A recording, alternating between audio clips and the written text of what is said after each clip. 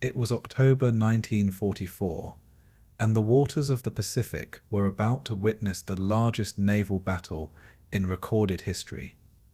The Battle of Leyte Gulf was more than just a clash of ships and planes. It was the moment when the Imperial Japanese Navy made its final desperate bid to stop the American advance, and when the United States unleashed its full naval might to secure the liberation of the Philippines. Stretching across four major engagements, Sibuyan Sea, Surigao Strait, Cape Engaño, and the waters off Samar, Leyte Gulf became a swirling chaos of carriers, battleships, cruisers, destroyers, and submarines locked in the deadliest struggle ever fought upon the sea. It was a battle of contrasts. Old battleships, once shattered at Pearl Harbor, steamed back into the fight for revenge. Kamikaze attacks appeared for the first time, a grim preview of Japan's growing desperation. Courageous destroyers and escort carriers stood against overwhelming odds, writing stories of sacrifice that would echo through history. The scale was staggering. Hundreds of warships maneuvered across vast distances. Thousands of aircraft roared overhead, turning the skies into firestorms. Beneath it all, sailors and pilots faced the terror of torpedoes, bombs, and gunfire, knowing that a single mistake could send them into the depths. For the Allies, victory at Leyte Gulf meant cutting Japan's supply lines, isolating its armies, and bringing the Pacific War closer to its end. For Japan, the defeat marked the death knell of its naval power, the moment when the once feared combined fleet ceased to exist as a meaningful force. It was not just a battle for territory, it was a struggle for survival, for honor, and for the future of empires. In this documentary, we will uncover the entire history of the Battle of Leyte Gulf, the strategies, the heroism, the disasters, and the legacies that shaped the outcome of World War II. But before we dive into the largest naval clash in history, I want to ask you, where are you listening from? And what time of day is it right now, as you tune in to this journey through the thunder and fire of Leyte Gulf, the battle that decided the fate of the Pacific? The Pacific in 1944 was a vast battlefield, stretching from the coral atolls of the Central Pacific to the steaming jungles of New Guinea. American forces, under the combined leadership of Admiral Chester Nimitz and General Douglas MacArthur, had been advancing along two great axes of attack. Nimitz's Central Pacific Drive had smashed through the Gilbert and Marshall Islands, capturing key airfields and sinking Japanese garrisons isolated behind the lines. MacArthur's Southwest Pacific Command had battled its way along the northern coast of New Guinea, leaping from base to base in a brutal campaign of attrition and maneuver. The strategy was simple in design, but devastating in execution: bypass heavily fortified Japanese strongholds, seize key airfields and harbors, and leave enemy garrisons to starve on cut-off islands. By the summer of 1944, this twin advance had brought American forces to the threshold of the Philippines, a prize that held both symbolic and strategic weight. The Japanese Empire, once dominant across Asia and the Pacific, now found itself trapped in a shrinking cage of territory and dwindling resources. The Imperial Japanese Navy, which had stunned the world with the attack on Pearl Harbor and early triumphs in Southeast Asia, was now a shadow of its former power. Carrier air groups had been shattered at Midway and the Philippine Sea, their experienced aviators gone, their replacements poorly trained and rushed into combat. The once vaunted Japanese submarine force had been outmatched by American radar and depth-charge tactics, while the merchant fleet was being sunk faster than it could be replaced. Oil, the lifeblood of any modern navy, was critically low, forcing the Japanese to ration their remaining reserves. Even the mighty battleships Yamato and Musashi, the largest ever built, sat idle for lack of fuel and the risk of being sunk by American air power. Japan's leaders knew that unless they could halt the American advance at the Philippines, the war would soon be lost. For the Americans, the return to the Philippines was more than just a strategic calculation. It was a matter of national honor and political promise. General Douglas MacArthur, driven from the islands in 1942, had vowed in his famous declaration, "I shall return." His personal ambition and sense of destiny were deeply tied to the liberation of the Philippine people, who had endured 2 years of brutal Japanese occupation. President Franklin Roosevelt, aware of the symbolic value, had endorsed MacArthur's plan to retake the Philippines, despite some naval voices arguing for bypassing them in favor of Formosa or Okinawa. Strategically, the Philippines offered air bases and anchorages that could sever Japan from its vital oil supply in the Dutch East Indies. With American submarines already sinking Japanese convoys at a staggering rate, control of the Philippines would tighten the noose. The decision was set. The Philippines would be the next great objective. By mid-1944, the American fleet that would support the landings was the most powerful naval force ever assembled in history. Task Force 38, under Admiral William Bull Halsey, boasted fast carriers like the Essex-class giants, each carrying nearly 100 aircraft. Battleships, both old veterans from Pearl Harbor and new fast Iowa-class vessels, steamed beside them, their guns ready for shore bombardment or fleet engagement. Hundreds of destroyers, cruisers, submarines, and auxiliaries created an armada that stretched from horizon to horizon.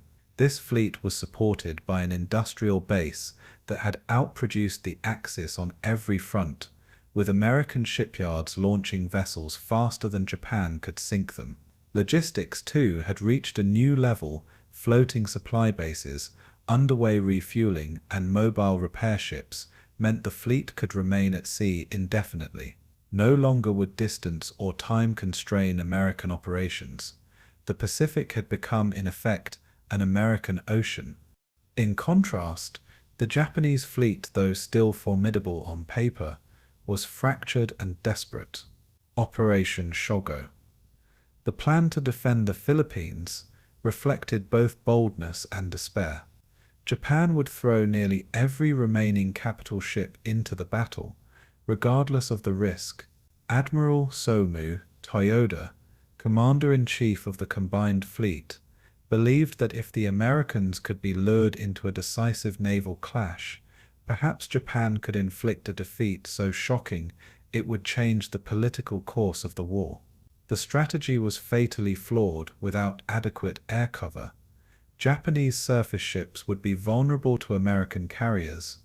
Yet desperation breeds audacity, and for Tokyo's war planners, the Philippines offered the last chance to reverse their fortunes. In the minds of Japan's high command, it was victory at Leyte or death for the empire. On the ground in the Philippines, the human dimension of war had already left deep scars. Millions of Filipinos lived under Japanese occupation, enduring forced labor, food shortages, and harsh reprisals against resistance. Guerrilla movements, supplied and encouraged by MacArthur's forces, operated in the jungles and mountains, striking at Japanese garrisons and gathering intelligence.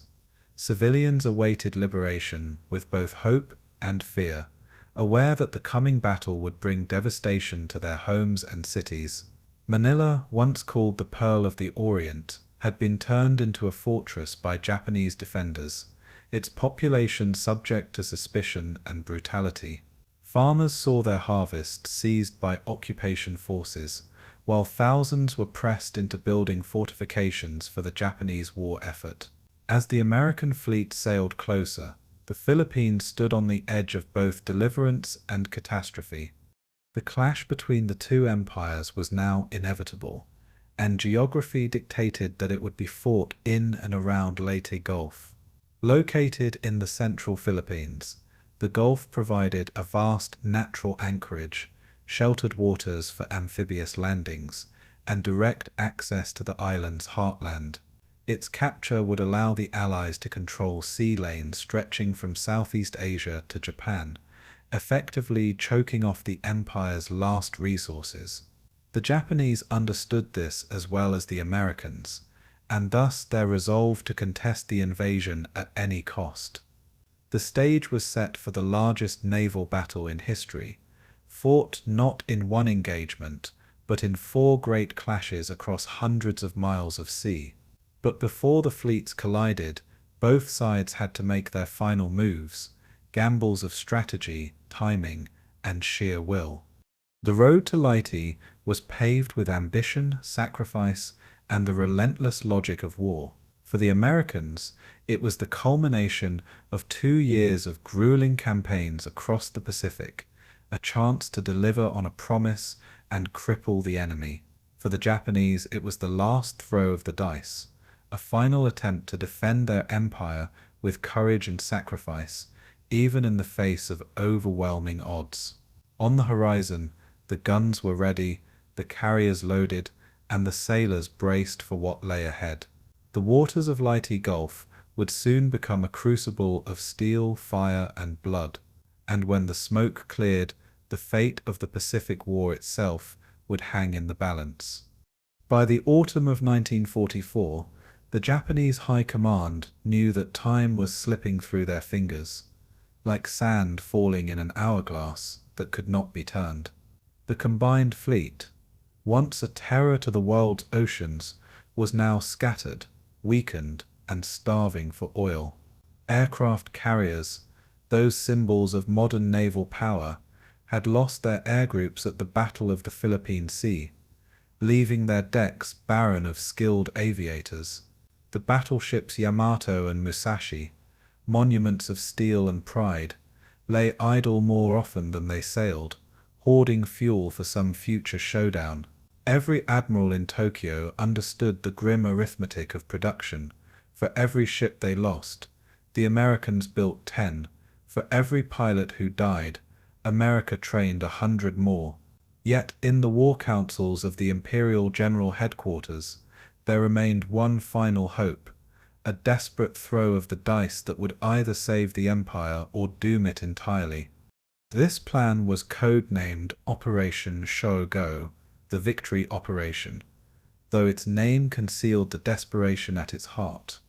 Conceived in August and finalized in October, it was the most ambitious and reckless gamble ever undertaken by the Japanese Navy. Its premise was simple, yet fantastical in its ambition: lure the American carriers north, distract their main strength, and then unleash the remnants of Japan's battleships and cruisers upon the vulnerable invasion fleet at Leyte. It was not a plan born from confidence, but from necessity, a strategy crafted by men cornered and with no path of retreat. The Americans' overwhelming air superiority would be sidestepped. They reasoned by misdirection and sacrifice. The carriers would sail out as bait, stripped of aircraft, yet still bristling with guns, their deck symbols more than weapons. In Tokyo, officers whispered that this was not strategy, but suicide cloaked in ritualized honor. The structure of Operation Shogo was divided into several thrusts, converging like the jaws of a trap upon Leyte Gulf.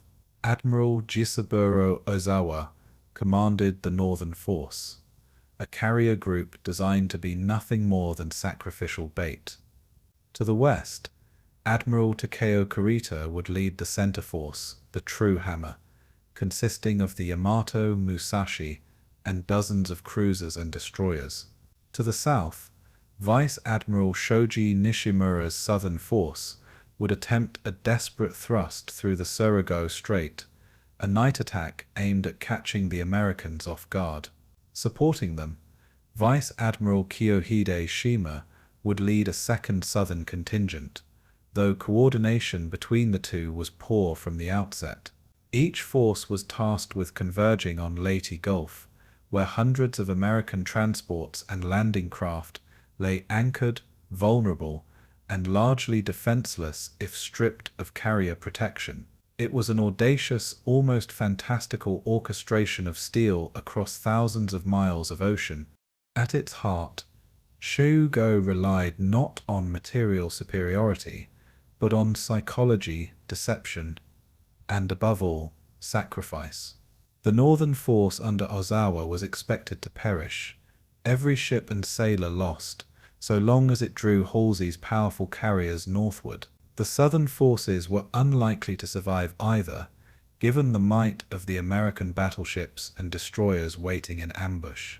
Even the center force, though the most powerful, sailed with little expectation of returning intact.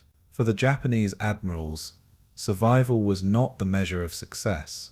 Destruction of American transports was, if they could slaughter the invasion fleet at anchor, drowning men and machines before they reached the beaches, perhaps America's will to press onward would falter. In their minds, even annihilation could be victory if it delayed the enemy's tide. It was a logic forged in desperation, where honor and sacrifice outweighed the cold arithmetic of probability. Yet this plan revealed as much about the culture of Japan's high command as it did about the military situation. For years, Japanese doctrine had exalted the decisive battle, the climactic clash of fleets that would determine the fate of the war. It was a vision drawn from Tsushima in 1905, when Admiral Togo had crushed the Russian Navy in a single dramatic encounter. Even in 1944, with oil dwindling and pilots in short supply, the dream of Tsushima haunted Japan's naval planners. They believed that by concentrating their remaining strength, they could achieve a blow so sudden and severe that the Americans would recoil. But the world of 1944 was not the world of 1905. Technology, production, and logistics had reshaped warfare into something larger, colder, and less forgiving. The decisive battle they longed for would come, but it would not be the one they envisioned. The human dimension of Operation Shogo was as tragic as the strategy itself. Sailors aboard the Yamato and Musashi knew that fuel was scarce, that their voyage south might be their last. Young men, many barely trained, were briefed not in tactics but in death, told that sacrifice was their duty. Families back home were fed the language of glory, of fighting to the end, of devotion to the emperor as the highest calling. But in the wardrooms and on the steel decks of the ships, men whispered of fear, of hopelessness, and of the overwhelming power of the enemy. The decision to commit nearly every remaining capital ship meant that the fate of tens of thousands of sailors would be sealed in the waters of the Philippines. As the fleets prepared to sail, Japan was sending not just ships into battle, but generations of men into the abyss. American intelligence, for all its successes, underestimated just how far Japan was willing to go. Reports indicated the gathering of Japanese fleets, but the notion that the enemy would commit their carriers with no planes seemed almost absurd. Admirals Halsey and Kincaid, each commanding different parts of the invasion and covering forces, prepared for heavy action but struggled to imagine the scale of the gamble. For the Americans, who saw war through the lens of industrial strength and calculated logistics, the suicidal logic of Shogo seemed alien.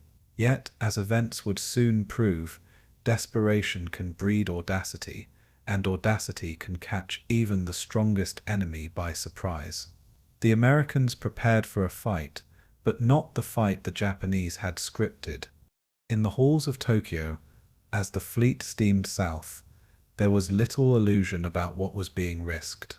Admiral Toyoda himself admitted privately that the operation was unlikely to succeed, but he also insisted that not attempting it would be worse, that Japan could not simply cede the Philippines without contest. If the empire was to die, it would die fighting in the largest clash of ships the world had ever seen. And so the dice were cast, the fleet set in motion, and the oceans of the Philippines braced for the storm. Operation Shogo was more than a military plan.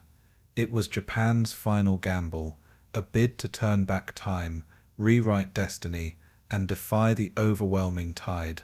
In the vast waters between Formosa and Leyte, history prepared to bear witness. By October 1944, the Pacific Ocean thundered with the sound of engines, as the United States gathered the mightiest fleet ever assembled in human history. At its head stood Admiral Chester W. Nimitz, the cool and methodical commander-in-chief of the Pacific Ocean areas, orchestrating the vast symphony of ships from his headquarters at Pearl Harbor. Beneath him, two titans of the American Navy bore the immediate responsibility for the coming storm. Admiral William Bull Halsey, fiery and aggressive, and Admiral Thomas Kinkaid, deliberate and precise. Halsey commanded the Third Fleet, a fast carrier striking force bristling with Essex-class carriers, battleships, and cruisers. Kinkaid led the Seventh Fleet, a mixed force of old battleships, escort carriers, and amphibious vessels tasked with shepherding the invasion convoys. Together they represented not just naval power, but the industrial fury of the United States, mobilized for total war. The scale of the Armada was staggering, a floating city that stretched across the horizon. Over 700 ships sailed in formation: carriers, battleships, cruisers, destroyers, submarines, oilers, and transports. More than 200,000 men were crammed aboard, ranging from seasoned carrier pilots to young farm boys thrust into amphibious assault craft. 24 fleet carriers and light carriers carried nearly 1,500 aircraft, their flight decks lined with Hellcats, Avengers, and Helldivers, painted with squadron insignia. Battleships, both modern fast types and older veterans salvaged from Pearl Harbor's wreckage, steamed in proud columns, their great guns polished and hungry for revenge. Escort carriers, jeep carriers as the sailors called them, ferried additional aircraft for close support of the landing beaches. Behind them trailed hundreds of troop ships, stacked with tanks, artillery, rations, and the men who would storm Leyte's shores. The ocean itself seemed to groan under the weight of America's advance. The personalities of the American command gave the fleet both strength and tension. Halsey was bold to the point of recklessness, his instinct always to strike, to chase the enemy, to seek glory through decisive battle. Kinkaid, though less flamboyant, was steady and meticulous, deeply conscious of the vulnerability of his amphibious convoys. Nimitz, balancing them from afar, trusted in their combined abilities but worried about coordination. Communications between the Third and Seventh Fleets were not always seamless, a fact that would have dramatic consequences in the battles ahead. Yet for the moment, unity of purpose bound them together, the liberation of the Philippines as their guiding star. Every man in the Armada knew that this was not just another operation. This was the moment America would strike at the heart of Japan's defensive ring. The preparations for the landings at Leyte had been laid with industrial precision. Supply ships poured fuel, ammunition, and food into the logistical chain that stretched from Pearl Harbor to Ulithi Atoll. Convoys were staged like clockwork, each vessel assigned a place, a time, and a task in the grand invasion schedule. Naval construction battalions, the famed Seabees, had built forward bases to support the advance, laying down airstrips on captured islands. The carriers drilled daily, their pilots rehearsing attack runs on mock targets that mimicked Japanese positions. Amphibious commanders studied the Leyte beaches in detail, poring over reconnaissance photographs, tidal charts, and prisoner interrogations. Even the smallest details were calculated: how many tons of cargo each landing craft could bear, how quickly a jeep could be unloaded, how long it would take to build a pier from pontoons. Nothing was left to chance, though all knew that once battle began, chaos would rewrite every plan. The mood among the men of the fleet was a mixture of anticipation and dread. Veterans of Guadalcanal, Tarawa, and Saipan recognized the scale of what was to come, the sheer immensity of the task. Green troops, many still barely familiar with the taste of salt spray, looked out over the endless Pacific with wide eyes. Letters home carried fragments of their emotions. Some spoke of pride, others of fear, and many of the quiet resignation of men who sensed they might not return. Chaplains moved among the decks, offering prayers, blessings, and words of comfort to those about to hurl themselves against Leyte's shores. Pilots strapped into cockpits wondered whether their luck would hold against the flak and Zero fighters still lurking in the skies. And across every mess deck, sailors whispered rumors of the Japanese fleet, battered, perhaps beaten, but still dangerous. As the invasion convoys plowed westward, the logistical complexity of keeping such a force supplied became a battle in its own right. Oilers refueled carriers at sea, a dangerous ballet of hoses and pumps carried out in swells that could rupture lines and set decks aflame. Ammunition ships delivered their deadly cargo under tight guard, their holds packed with shells and bombs that could incinerate an entire task force if struck. Hospital ships, painted white with red crosses, sailed close behind, preparing for the flood of wounded that all knew was inevitable. Destroyers patrolled the flanks, ever vigilant for the silent menace of submarines. Every sailor understood that behind the thunder of guns and planes lay the quiet, ceaseless toil of logistics, the hidden machinery of war without which no fleet could fight. The geography of Leyte made the operation even more daunting. Its beaches stretched long and shallow, offering room for landings but little cover from Japanese fire. Beyond the coast rose rice paddies, palm groves and low hills, terrain that could bog down tanks and infantry. The Gulf itself was broad and exposed, a perfect anchorage but also a target for enemy attack. To the north lay the San Bernardino Strait, a narrow waterway that could funnel Japanese warships directly into the American rear. To the south stretched the Surigao Strait, another gateway through which an enemy force might strike. The American planners knew these passages were dangerous, but they believed their strength would be enough to guard them. In the days ahead, those assumptions would be tested to the breaking point. Above it all loomed the broader stakes of the campaign. For Douglas MacArthur, who had promised "I shall return" when he fled the Philippines in 1942. Leyte was not just a battlefield, but a stage for redemption. For the American Navy, it was the chance to break Japan's back by cutting off its empire from the oil and resources of the East Indies. And for the Japanese, it was the line they could not afford to yield, the battle in which they would stake everything on the hope of turning back the tide. The American Armada sailing into the Philippine Sea was more than ships and men. It was the embodiment of industrial might, national will, and the unshakable momentum of total war. As dawn broke over the Pacific, the largest invasion fleet in history prepared to collide with destiny. The seas east of Leyte now belonged to America, at least for the moment. The decks of the carriers hummed with life. The battleships loaded their great guns, and the transports formed up in endless columns. Somewhere over the horizon, the Japanese fleet steamed toward them, silent and unseen, yet moving with equal determination. The Armada was ready, its commanders confident, its men braced for fire and steel.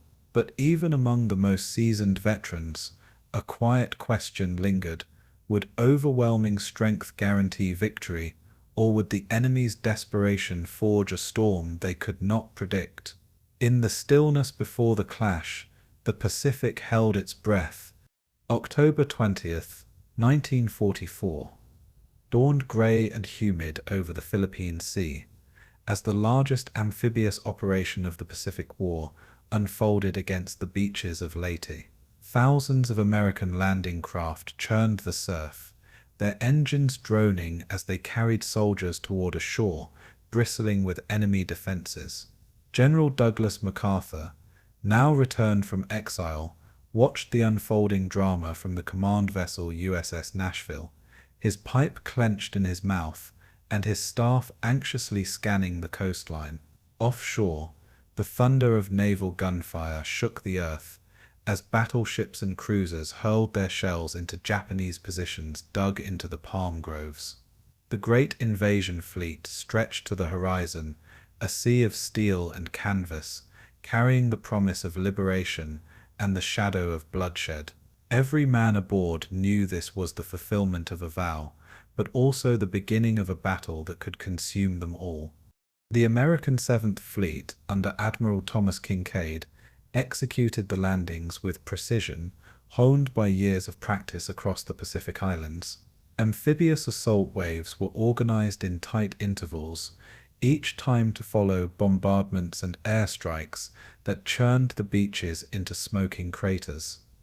The landing zones were divided among U.S. Army divisions: the 1st Cavalry, the 24th Infantry, the 96th Infantry, and the 7th Infantry Division, each assigned its own sector of the eastern shore. Naval bombardment had begun at first light, with 18 battleships and cruisers firing relentlessly to clear Japanese fortifications. Carrier planes screamed overhead, strafing trenches and dropping bombs in support of the assault. The plan was a symphony of fire and steel, but even the most careful preparation could not erase the terror of men storming a defended coast.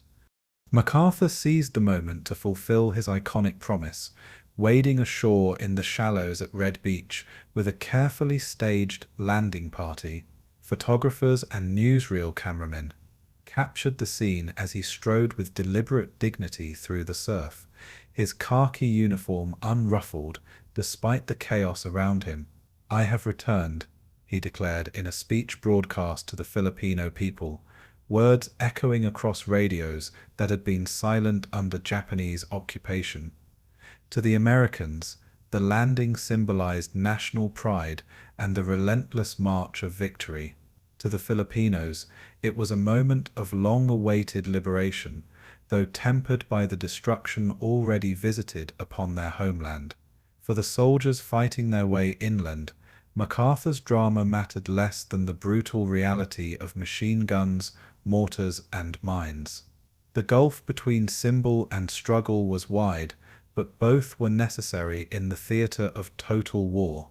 The Japanese defenders, though outnumbered, had prepared formidable positions across Leyte's coast. Pillboxes, trenches, and concealed artillery sites dotted the palm-lined beaches, manned by elements of the 16th Infantry Division. Mines were laid in the surf, and snipers waited in the tree line to harass the advancing Americans. Yet the weight of the American naval bombardment had shattered much of their initial resistance, reducing bunkers to rubble and igniting supply dumps. Still, isolated pockets of defenders fought with fanatical determination, forcing the Americans into brutal close-quarters combat. Marines and soldiers clawed their way through barbed wire and craters, using flamethrowers and grenades to silence the nests of resistance. Civilians, caught in the maelstrom, huddled in shattered huts, praying the Americans would bring not only liberation, but survival. The landings, though costly, succeeded in establishing secure beachheads by nightfall. Supporting the invasion, American warships waged a furious duel with Japanese coastal batteries and air attacks. Kamikazes, a new and terrifying weapon, appeared for the first time in organized waves, their pilots diving into carriers and transports with suicidal determination. On October 20th, one such attack struck the escort carrier USS St. Lo, igniting fires that foreshadowed the grim days ahead. Destroyers weaved frantically to shield the larger ships, their anti-aircraft guns blazing in desperate arcs of tracer fire. Naval aviators launched constant patrols to intercept Japanese planes, dogfights crackling in the skies above Leyte Gulf. The air was thick with smoke, the sea littered with wreckage, and the horizon a blur of flame and thunder. The USS fleet had achieved its landing, but the Japanese had made clear they would fight with every weapon left at their disposal. The terrain of Leyte quickly shaped the battle as American troops pushed inland from the beaches. Rice paddies and marshlands slowed the movement of tanks, forcing infantry to advance cautiously under constant fire. The island's central mountains loomed as a natural barrier behind which Japanese reinforcements sought to regroup.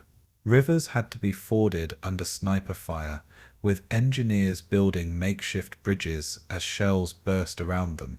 The tropical climate punished the invaders as much as the enemy, with sweltering humidity, torrential rains, and swarms of insects wearing down the men's strength. Yet American logistics proved decisive, with supplies unloaded onto beaches at a staggering pace, feeding the expanding beachhead. By the end of the first day, tens of thousands of men and tons of material had come ashore, anchoring the foothold in the Philippines. For the Filipinos, the sight of American troops on Leyte was both relief and tragedy.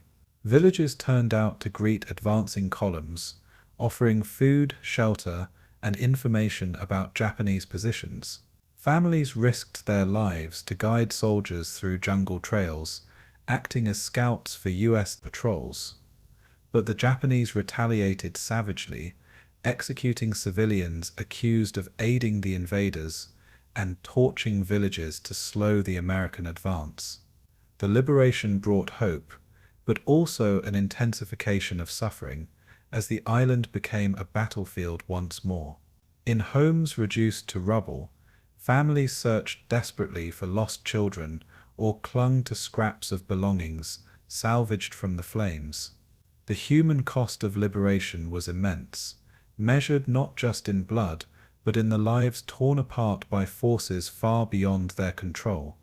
As night fell on October 20th, the beaches of Leyte burned with the glow of fires, tracer rounds, and flares arching across the sky. Engineers worked tirelessly under enemy shell fire to expand beachheads, unloading tanks, artillery, and jeeps to push deeper into the island. Offshore, battleships continued their bombardment, their guns lighting up the darkness with each thunderous salvo. Japanese counterattacks probed the American lines, seeking weak points in the fragile foothold. American soldiers dug foxholes in the sand, bracing for a long and bloody fight inland. MacArthur, now firmly back on Philippine soil, declared the landings a success, but all knew the battle had only begun. The invasion of Leyte had cracked open Japan's shield in the Philippines, and in the days ahead, the seas around the island would erupt into the largest naval clash in history.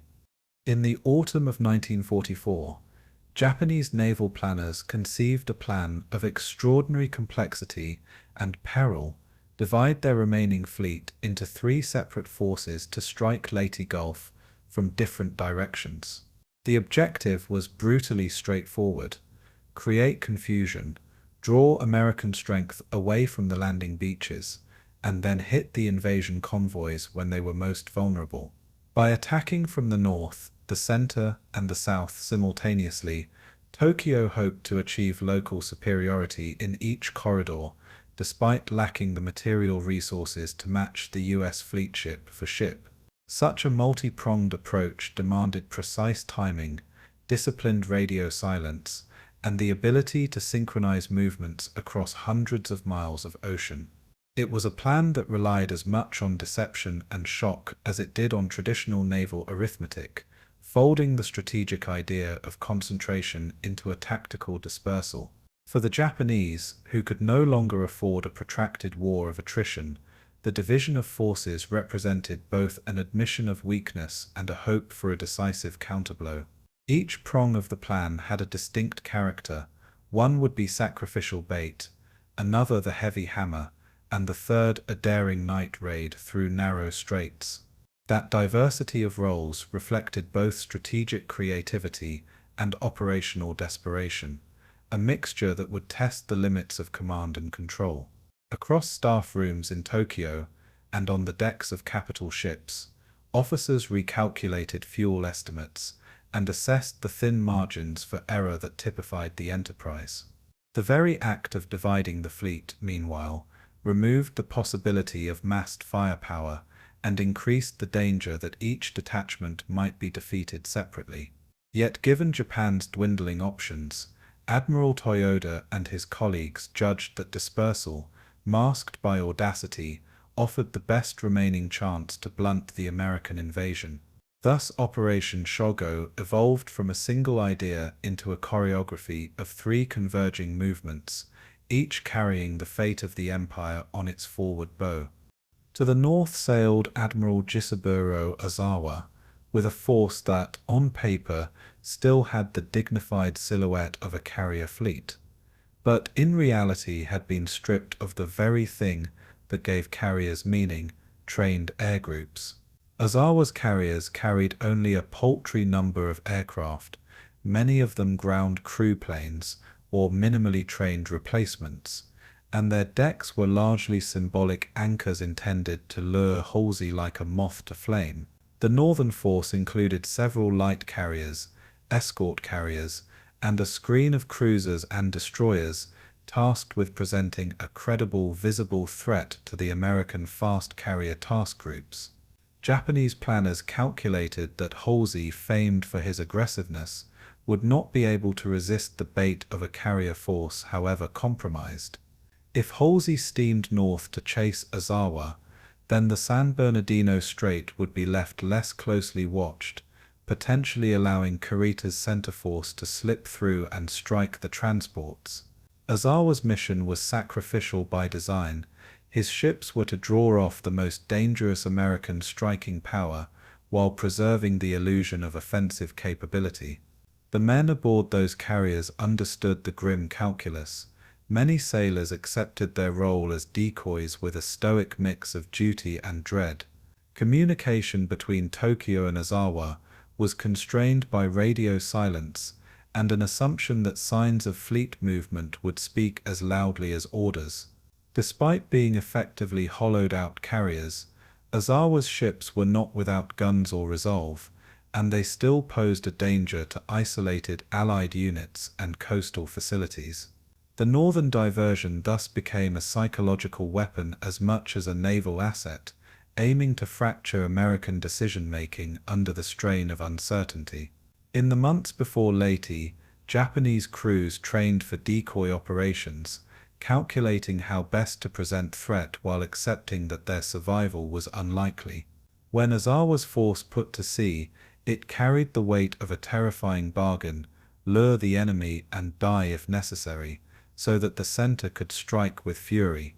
The center force, commanded by Vice Admiral Takeo Kurita, was the true heavyweight of Operation Shogo, containing Japan's last remaining battleships, heavy cruisers, and veteran destroyer squadrons.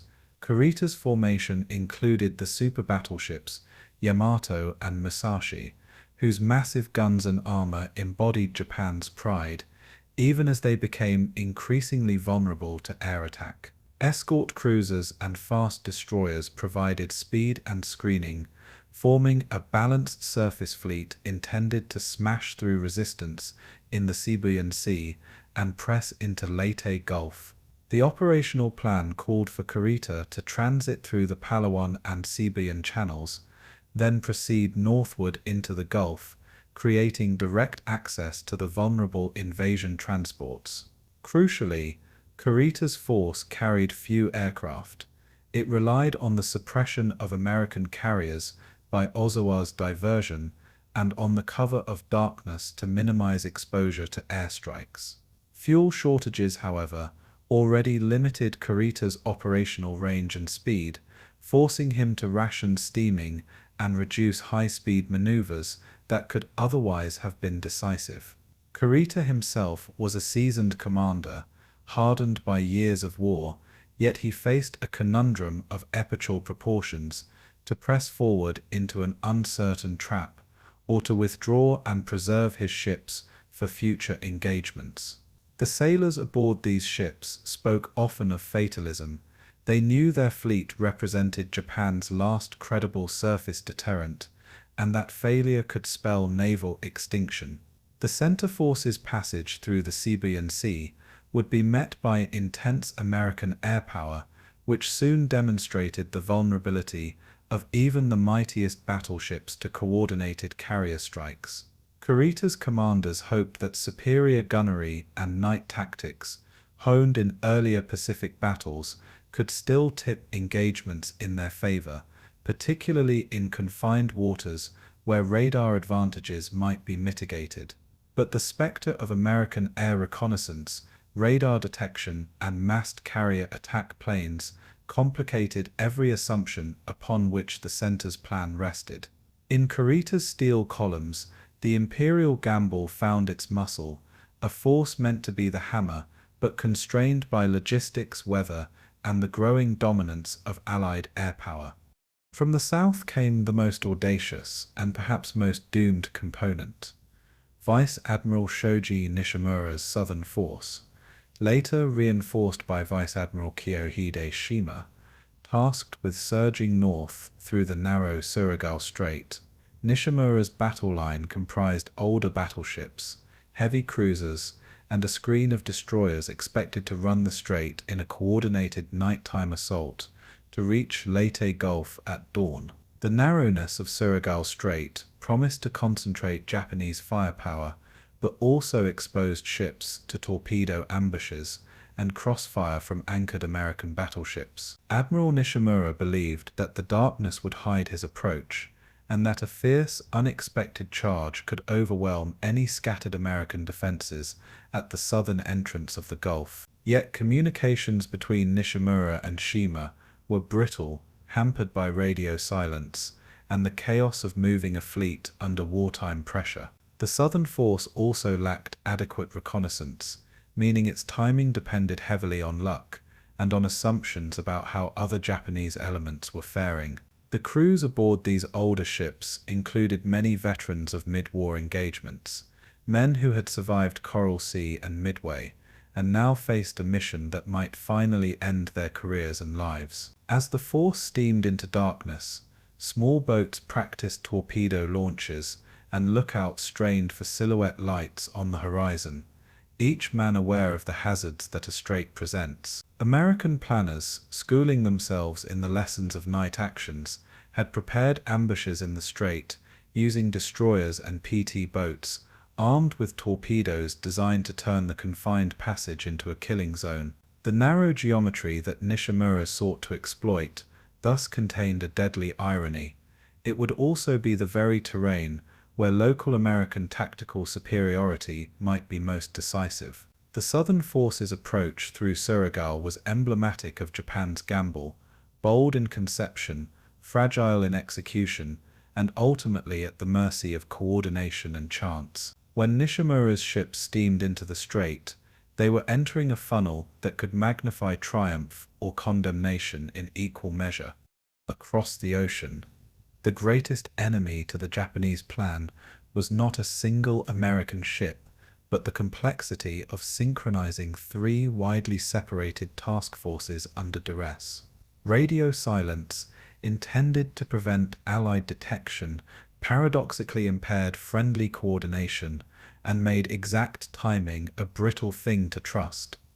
Each force had to judge its own speed and timing with minimal feedback, relying on preset schedules and vague expectations about the other's progress. Fuel constraints further complicated matters, as high-speed transits depleted the precious oil that might be needed in the decisive hours of engagement. Weather and visibility, notorious variables in the Philippine archipelago, could delay movements and disrupt the planned convergence of forces. Intelligence failures compounded these problems. Imperfect reconnaissance meant Kurita, Ozawa, and Nishimura operated with incomplete pictures of American dispositions. The Japanese also suffered from shortages of trained pilots and effective early warning radar, which limited their ability to interdict carrier aircraft and react to air attacks. Logistical fragility therefore turned planning into a precarious choreography, where a single delayed movement could unbalance the entire enterprise. In contrast, the American forces benefited from superior code-breaking and airborne reconnaissance, giving them a strategic edge in situational awareness. But even American prowess could not fully negate the risk that was baked into Japan's multi-pronged attack. A dispersed enemy is harder to destroy en masse than one concentrated in a single pocket. As the fleets closed, both sides understood that timing was not merely tactical but existential. The success of the operation depended on hours, sometimes minutes of precision. Coordination, more than firepower, would soon prove the decisive test between audacious design and shattering defeat. Japanese strategic culture, steeped in the memory of Tsushima and the doctrine of decisive battle, made Operation Shogo both plausible and tragically anachronistic. For decades, Imperial naval thought had prioritized striking a mortal blow against an enemy fleet, a doctrine ill-suited to the industrialized, carrier-dominated warfare of 1944. The ethos of sacrifice and honor, reinforced by the imperial code of Bushido, made the acceptance of massive casualties more conceivable among commanders and crews. Leaders argued that a dramatic, heroic stand could produce political effects disproportionate to the material losses it demanded. Yet the geopolitical reality, an opponent with vastly greater shipbuilding capacity and logistical depth, rendered such hope increasingly fanciful. Still, Tokyo's decision-makers preferred a bold gamble to a cautious ceding of territory that would signify national collapse. This preference was not merely ideological, but also practical. Japan's industrial base had been eroded to the point that only a decisive singular action seemed to offer any chance of changing the war's course. The moral and cultural dimensions of the fight therefore interlocked with cold strategic calculus, creating a doctrine that valued symbolic victory even at catastrophic cost. For Western analysts, this mixture of honor and desperation was often baffling.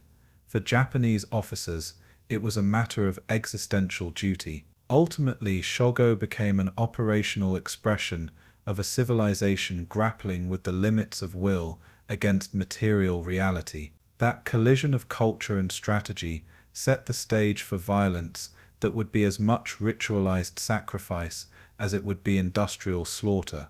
In the end, the Japanese gamble reflected a nation attempting to reconcile historical identity with the brutal demands of modern war. Across the American command, intelligence officers worked feverishly to interpret Japanese movements, drawing on code-breaking, reconnaissance, and reports from submarines. Signals intelligence in the Pacific was less centralized than in Europe, but Allied cryptanalysis and radio direction finding nonetheless provided crucial warnings about fleet concentrations. American reconnaissance flights over the Sibuyan Sea and Formosa picked up signs of activity, but the Japanese Maskirovka and dispersal masked intent in a fog of plausible deniability. Admiral Halsey, with his characteristic aggressiveness, expected to use his fast carriers to seek and destroy any carrier threat, a posture that made him vulnerable to feints. Admiral Kinkaid, responsible for the local defense of the landing forces, had to balance the need to guard the transports with the imperative to call for broader fleet support if threatened. From Washington to Manila, planners debated whether Halsey should leave the transports to local escort carriers while pursuing a northern threat, or remain close to the invasion fleet. This tension between offensive exploitation and defensive prudence would soon become a critical fault line in Allied decision-making. American commanders were acutely aware of the San Bernardino and Surigao Straits as possible avenues of attack, and thus kept ships watching those passages, though not always in overwhelming strength. The Allies, confident in their air power, sometimes underestimated the resolve that drove Japanese surface units to act despite overwhelming odds. Nonetheless, Allied intelligence did provide crucial warnings that allowed task forces to prepare for the multi-directional nature of the threat. In the days before the engagement, American carriers launched strikes against detected concentrations, softening some Japanese elements before the full clash unfolded. Despite superior information, the fog of war and the audacity of Japan's multi-pronged design meant that uncertainty remained a central feature of the coming battle. Beneath the grand strategies and fleet dispositions, the human reality grounded every calculation: sailors tending boilers, pilots pre-flighting aircraft, and officers marking coordinates by lamplight. Commanders such as Kurita, Ozawa, Nishimura, Halsey, and Kinkaid carried not only charts and orders, but the weight of lives under their command. Men on both sides spoke of exhaustion and resolve, their diaries alternating between mundane details and stark realizations of mortality. Crewmates formed tight bonds in the close quarters of ships, sharing cigarettes, jokes, and the unbearable knowledge that a single shell could end their fellowship. For many Japanese sailors, the mission had become a ritual of sacrifice for emperor and nation. For American sailors, it was a mission to end a brutal occupation and to protect troops ashore. Moral frames differed, but the fear was universal: the dread of fire amid fuel, the sound of anti-aircraft bursts, the sight of a ship listing and burning. Admirals made choices under immense pressure, and their character, Halsey's audacity, Kinkaid's caution, Kurita's measuredness, would shape outcomes as much as tonnage or armor. As the fleets closed, sailors penned last letters, chaplains offered solace, and cooks prepared meals that many suspected would be their last in peace. In the quiet hours before battle, men watched the moonlit horizon and wondered whether history would remember them as heroes or merely as another casualty of war. The sense of being participants in something vast and terrible infused every action on deck, giving ordinary tasks the look of sacrament. And as the three prongs of the Japanese plan moved into position, both sides braced for shocks that would test the limits of courage and command. When the waves of October turned to smoke, the world would see whether audacity could outmatch industrial might, or whether the Japanese gamble would end in ruin. In the chill of late October 1944, Admiral Jisubervo Ozawa took command of a fleet whose power existed more in perception than in reality. His carriers, Zuikaku, the last survivor of Pearl Harbor's strike force, alongside light carriers like Zuihio Chitose and Chiyoda, still cut imposing silhouettes against the horizon. But beneath their flight decks, the truth was stark. Their air groups had been gutted in months of attrition across the Philippine Sea and Formosa. The proud decks that once thundered with the launch of Zero fighters and Kate torpedo planes now hosted only a fraction of the aircraft needed for serious combat. Pilots were few, many of them barely trained replacements or reassigned from ground units with almost no carrier experience. The Decoy fleet was a ghost of Japan's once fearsome naval air arm, repurposed as bait in a desperate stratagem. Ozawa understood his role with grim clarity. His task was not to win, but to die convincingly enough to draw Halsey's attention northward. The Northern Force's sacrifices were written into the blueprint of Operation Shogo, turning its carriers into little more than lures on the grand stage of the Pacific. And yet, for the sailors aboard these ships, each departure felt no less real, the tension of the mission pressing into every heartbeat and whispered prayer. With flags unfurled and guns readied, the Decoy fleet steamed into history, a fleet of phantoms carrying the illusion of might. Ozawa himself embodied a curious blend of fatalism and professionalism. A career officer who had once commanded carriers at their height, by 1944, he was no stranger to Japan's naval decline, yet he carried out orders with the same discipline he had always demanded of his men. He knew his assignment bordered on a suicide mission, but in the culture of the Imperial Navy, such acceptance was framed as duty rather than despair. His staff officers, poring over maps and signals, tried to give the Decoy fleet the best chance of success by maximizing visibility to American reconnaissance. Orders emphasized making radio transmissions that mimicked combat readiness, as if squadrons of aircraft were still standing by on the decks. The ships maneuvered with practiced precision, broadcasting the image of a powerful fleet while hiding the hollow reality within.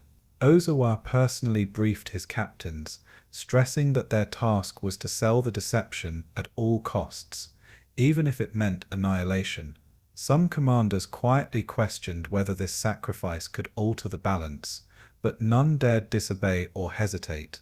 Among junior officers, the mood fluctuated between resignation and pride, knowing that their deaths might carry strategic weight far beyond their tonnage. Ozawa's calm presence reassured his men. Though his private diary betrayed the weight of the gamble, he did not delude himself. He understood his fleet's role was to bleed so that Kurita's hammer might fall unopposed. The carriers themselves, relics of earlier glories, became stage props in this desperate performance. Zuikaku, heavily scarred from past battles, was held up as the fleet's anchor, the last of the great Pearl Harbor raiders, still flying her ensign with honor. Zuikyu, Chitos, and Chiyoda, smaller and less formidable, were no less valuable in the deception. Their very presence meant to exaggerate Japanese strength. Their decks, largely empty, were kept active with dummy planes, rearranged to simulate operational squadrons ready for launch. Flight crews rehearsed takeoff drills for the benefit of lookouts who might report activity to American intelligence. Below decks, sailors tinkered with machinery, but the absence of roaring engines and ordnance loads left the silence unmistakable to anyone who listened closely. Escort cruisers and destroyers guarded the flanks, their captains keenly aware that their role was to shield illusions, not to deliver decisive firepower. Guns were primed, torpedoes armed, yet everyone knew they could not repel a determined American fast carrier strike. Maintenance crews, long accustomed to frantic tempo, now maintained ships whose greatest weapon was the shadow of what they once were. To the outside observer, the fleet still looked menacing, but to those within, it was a hollow monument to a vanished age of Japanese naval dominance. For the sailors, life aboard the Decoy force was haunted by memory and expectation. Veterans recalled Midway, Coral Sea, and Santa Cruz, when carriers had determined the fate of empires with their aircraft. Younger recruits, meanwhile, had never seen full squadrons launch into the sky, their training truncated by Japan's collapse in pilot reserves. The rhythm of life aboard a carrier, once dictated by flight operations, was instead filled with endless drills and tense anticipation. Sailors painted hulls, scrubbed decks, and rehearsed damage control, as if expecting fire to rain down at any moment. The emptiness of the hangars and the stillness of flight decks carried a somber weight, reminding all that the Empire's arsenal had withered. Chaplains offered prayers, and some men penned farewell letters with the quiet certainty that the sea would claim them. Cigarettes were smoked slowly, shared among messmates as though savoring the last comforts of fraternity. Conversations often circled back to families left behind in villages and cities already suffering under the strain of shortages and air raids. Each man measured his courage not in hopes of survival, but in his willingness to endure the mission's futility. In this crucible of waiting, the Decoy fleet's humanity stood starkly against its tactical irrelevance. The northern forces' route into the Philippine Sea was carefully chosen to maximize visibility to American search planes. Reconnaissance aircraft from Ozawa's carriers, few though they were, flew deliberately exposed, inviting interception. Wireless transmissions, though sparse, were designed to be detected by Allied signals intelligence, hinting at a fleet preparing for decisive action. The Japanese planners wanted Halsey to believe that he had stumbled upon the long-awaited chance to destroy the Imperial carrier fleet once and for all. Every maneuver, every reported bearing, was part of this elaborate dance of deception. The carriers sailed boldly in open waters, avoiding concealment, trusting that their presence alone would ignite American aggression. Escorts fanned out, maintaining the illusion of a defensive screen, bristling with confidence. The crews adjusted their formations to resemble pre-battle deployments, as if preparing to launch coordinated strikes. Even their fuel consumption patterns were altered to simulate readiness for extended operations. To the Americans, if all went to plan, Ozawa's fleet would appear both threatening and vulnerable, too enticing for Halsey to resist. Behind every signal flag and every visible silhouette lay a calculation, one that traded thousands of lives for the prospect of altering the balance at Leyte. Admiral William F. Halsey, commanding the U.S. Third Fleet, became the central figure in this unfolding drama. Known for his boldness and eagerness to engage, Halsey had cultivated a reputation for offensive zeal unmatched among American admirals.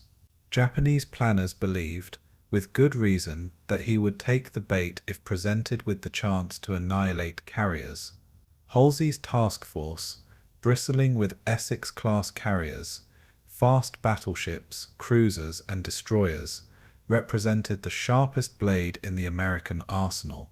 For weeks his men had longed for a decisive encounter, eager to finish the destruction of Japan's once proud carrier arm. The appearance of Ozawa's fleet seemed like the perfect opportunity, a chance to eliminate the ghost that had haunted Pearl Harbor 3 years earlier. Halsey's mindset, aggressive and confident, dovetailed perfectly with the Japanese deception.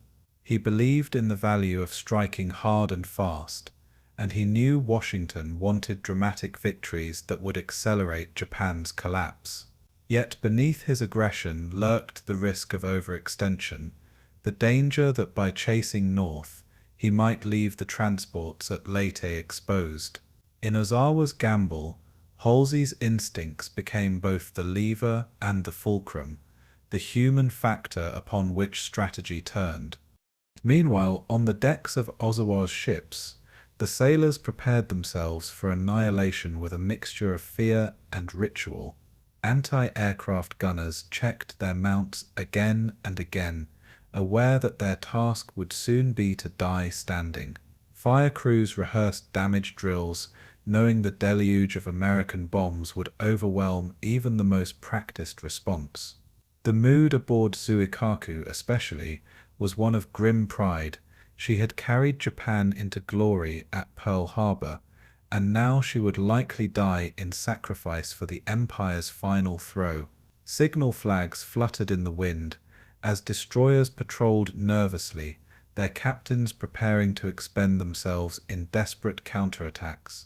Mess halls served rice and fish with extra care, as if small comforts could brace men for the inferno ahead. Some sailors carved mementos, keepsakes to send home if their bodies were ever recovered, though few expected survival.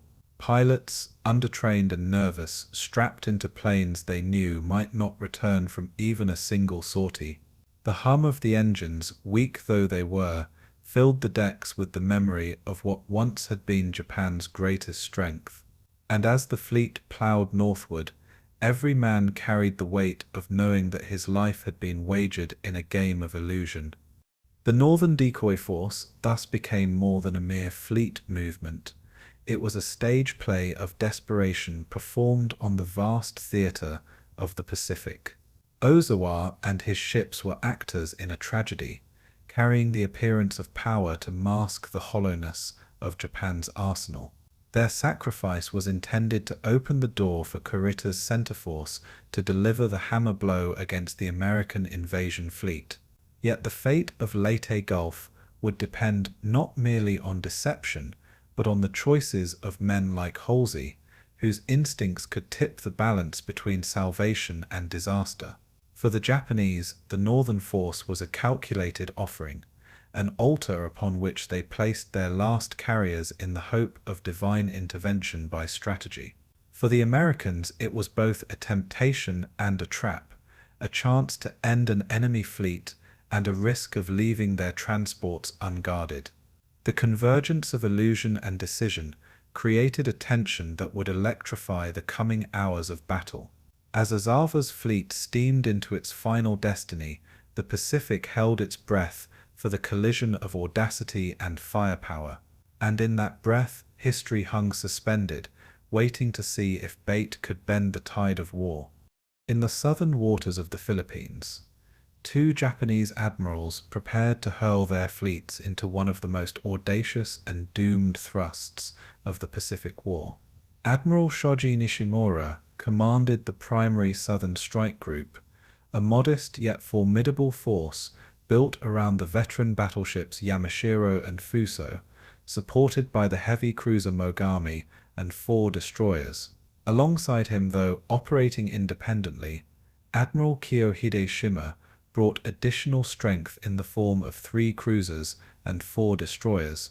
Their orders were stark and uncompromising: to force the narrow Surigao Strait and plunge into Leyte Gulf, where they would annihilate the American invasion fleet.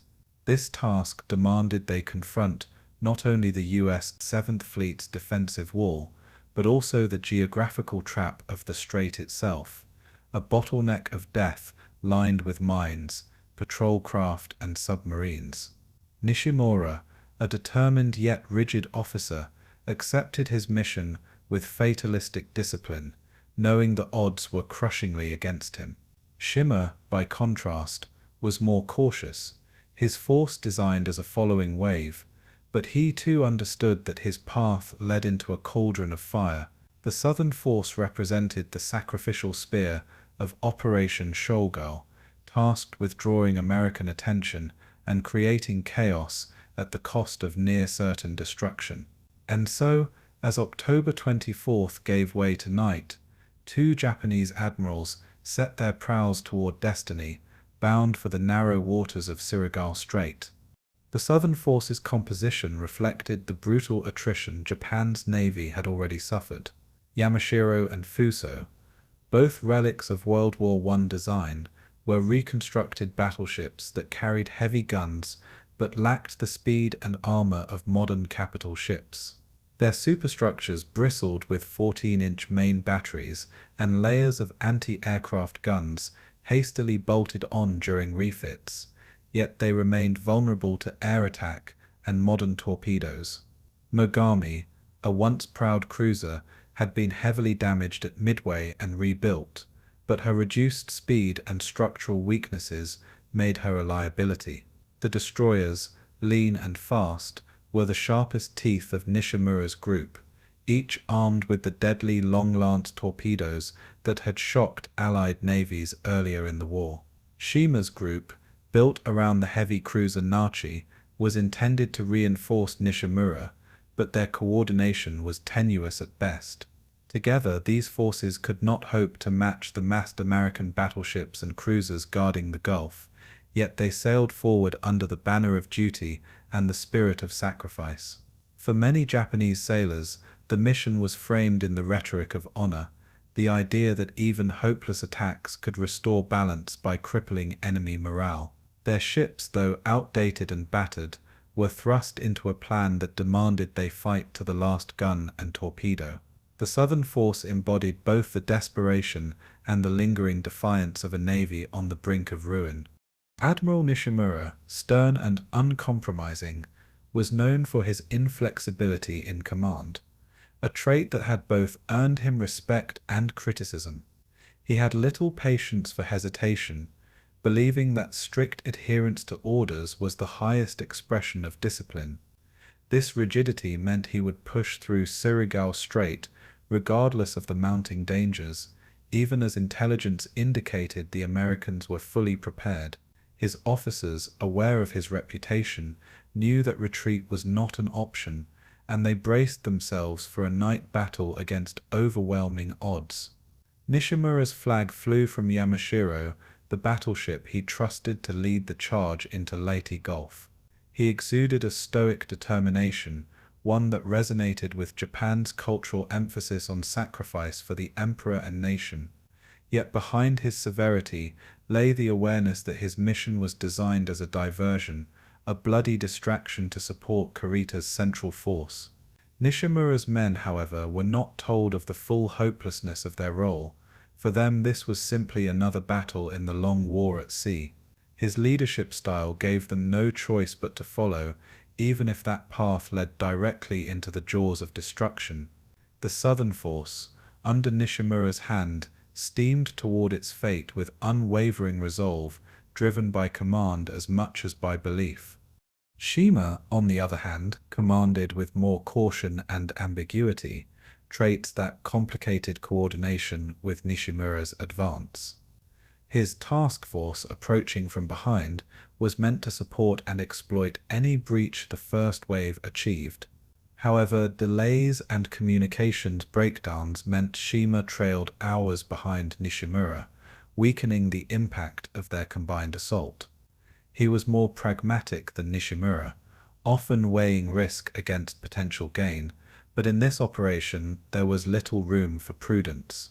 Shima's men recognized that they were entering a battle shaped more by inevitability than by tactics, and morale was strained by the lack of clarity in orders. Despite his caution, Shima was bound by duty to push forward, though his actions would ultimately bring confusion to an already desperate night fight. His cruisers, faster and more modern than Nishimura's battleships, could potentially harass the Americans but lacked the brute force to break their defenses. Shima's relationship with Nishimura was not one of close cooperation but rather reluctant alignment, a reflection of the fractured state of Japanese command in 1944. This disunity was emblematic of Operation Shogo as a whole, a gamble waged with fragmented fleets and imperfect timing. And so, as the southern force split into two elements, the cracks in Japan's strategy widened, setting the stage for disaster in the Surigao Strait. The geography of their chosen route was both their path and their doom. Surigao Strait, the southern gateway to Leyte Gulf, was a narrow channel hemmed in by islands and shallow waters. Its bottleneck forced large ships into single-file lines, robbing them of the ability to maneuver freely. American naval planners understood this perfectly, transforming the strait into a killing ground lined with PT boats, destroyers, cruisers, and battleships. Minefields and patrol craft further constricted the Japanese advance, ensuring that every mile forward would bleed them. Nishimura's decision to press ahead, even with full awareness of the ambush awaiting, revealed both his inflexibility and his willingness to embrace sacrifice. The Japanese sailors, huddled at their stations, understood the claustrophobic trap they were entering, as radar contacts and flares revealed lurking enemies. The sea itself became part of the battle, its narrow lanes funneling massive ships into predictable paths of destruction. This geography turned Surigao into a stage upon which the last battleship versus battleship clash in history would unfold. And for Nishimura's men, it meant entering a corridor of fire where courage alone could not compensate for tactical disadvantage.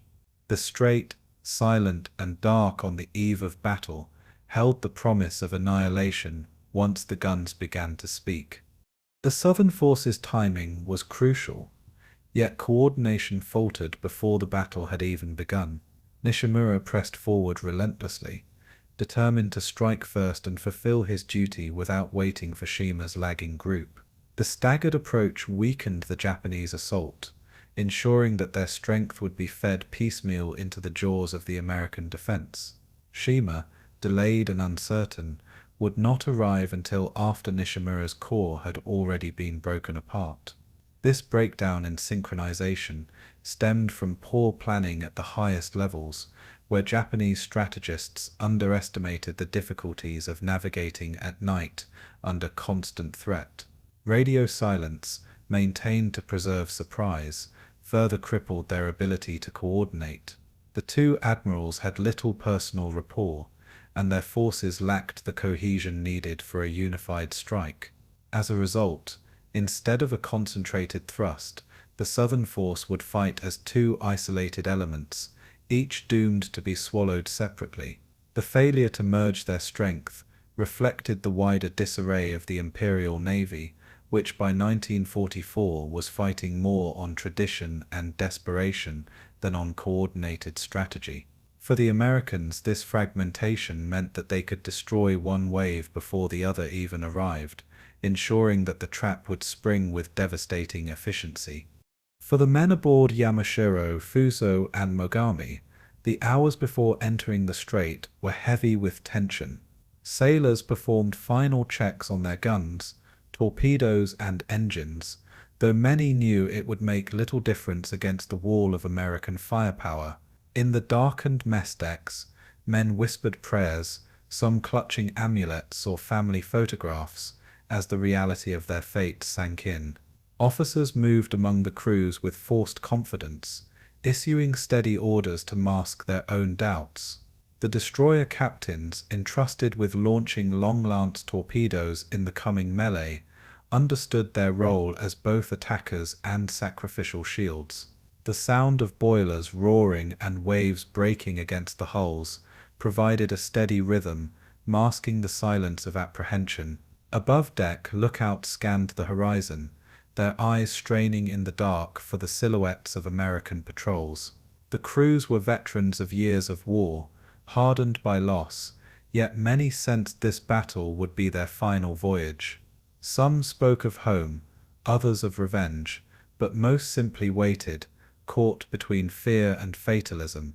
And as the night deepened, the Southern force pressed on, its sailors staring into a future written in gunfire.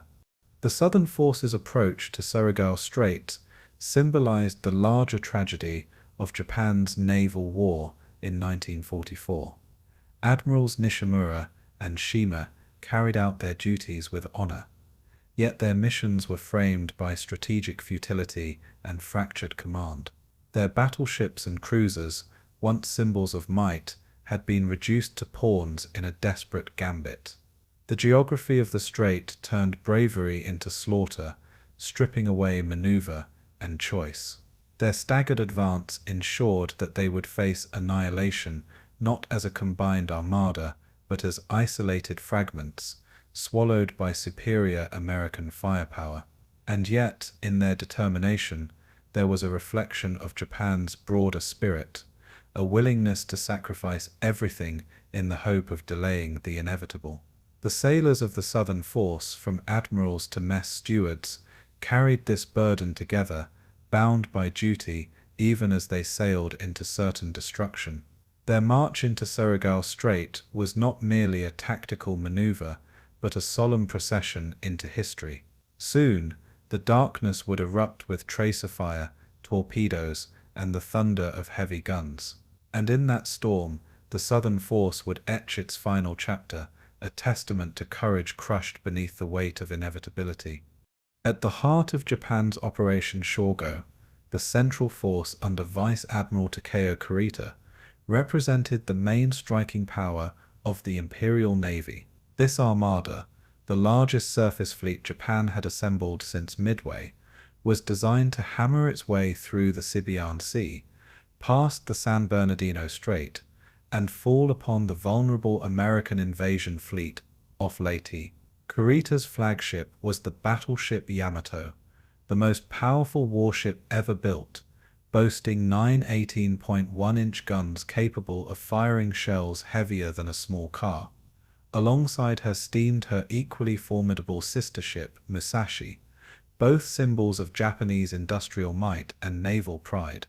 They were accompanied by Nagato, the veteran battleship that had once carried the flag of Admiral Yamamoto, and by Kongho and Haruna, battle cruisers of earlier vintage but still heavily armed. Supporting them was a host of cruisers and destroyers, bristling with torpedoes and anti-aircraft guns, forming a fleet that combined firepower with resilience. In total, Kurita commanded nearly 30 major warships, a force that dwarfed anything left in the Japanese arsenal. Yet behind this impressive facade lay exhaustion, shortages, and a sense of desperation that no weight of steel could mask. As the fleet surged through the Sibuyan Sea, it carried both the hope of a decisive reversal and the shadow of inevitable loss. Kurita himself was a cautious yet determined commander, shaped by years of service in Japan's surface navy. He understood both the power and the limitations of the ships under his command, and he approached the coming operation with grim realism. Unlike some of his more flamboyant peers, Kurita was not prone to reckless gestures but rather methodical, measured planning.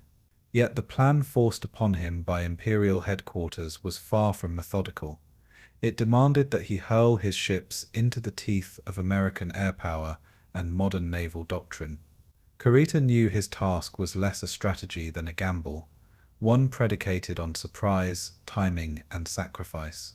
His officers looked to him for steady leadership, and he bore the burden of knowing that failure would mean annihilation for both fleet and empire.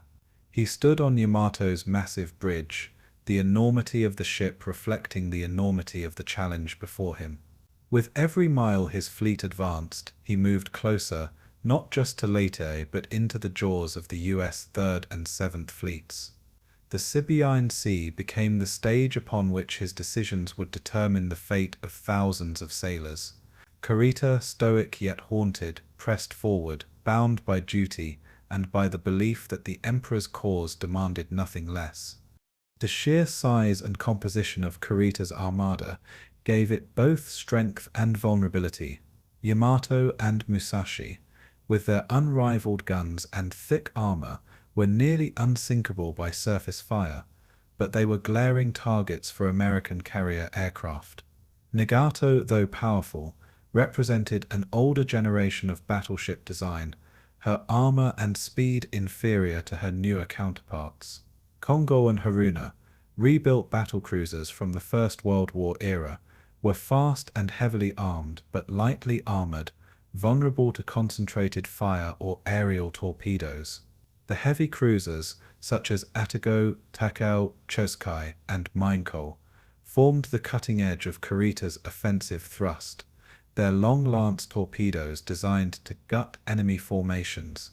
Destroyers swarmed around the fleet, like wolves, ready to launch surprise attacks or screen their heavy sisters from submarine threats. Yet the fleet's sheer mass also meant complexity in maneuver, with coordination required across dozens of ships in confined waters. Any loss of cohesion under fire could unravel the entire formation, leaving ships exposed and vulnerable. Kurita's task was not simply to move a fleet forward, but to shepherd a fragile ecosystem of steel and men through one of the deadliest seas of the war. Every vessel represented a piece of a puzzle that had to fit perfectly, or the entire picture would collapse. The Sibuyan Sea, through which Kurita's fleet advanced, was a crucible of geography and danger. Its wide expanses of open water offered no cover from the skies, making the fleet highly vulnerable to American carrier-based aircraft. To reach Leyte, Kurita had to pass through the San Bernardino Strait, a narrow choke point that offered only one way forward and one way back. This strait was flanked by islands that limited maneuverability, making it an ideal ambush zone for submarines or aircraft. Yet the Japanese plan demanded he press through regardless, hoping the Americans would be distracted by other prongs of the attack. Kurita's lookouts scanned the skies constantly, aware that any American reconnaissance plane overhead could signal incoming waves of attack aircraft. The sea itself was deceptively calm, a glassy expanse that seemed to mock the storm of violence it was about to host. Sailors aboard the great battleships marveled at the vastness, while also sensing its danger. The Sibuyan Sea would soon become their battlefield and perhaps their grave. Geography, as much as gunnery, dictated the rhythm of the coming clash. The fleet, immense yet exposed, surged forward into waters that would test both its armor and its nerve. The men aboard Yamato and Musashi lived and worked under conditions that reflected both pride and dread. On Yamato's massive decks, sailors cleaned the vast barrels of her 18-inch guns, each one longer than a railway car.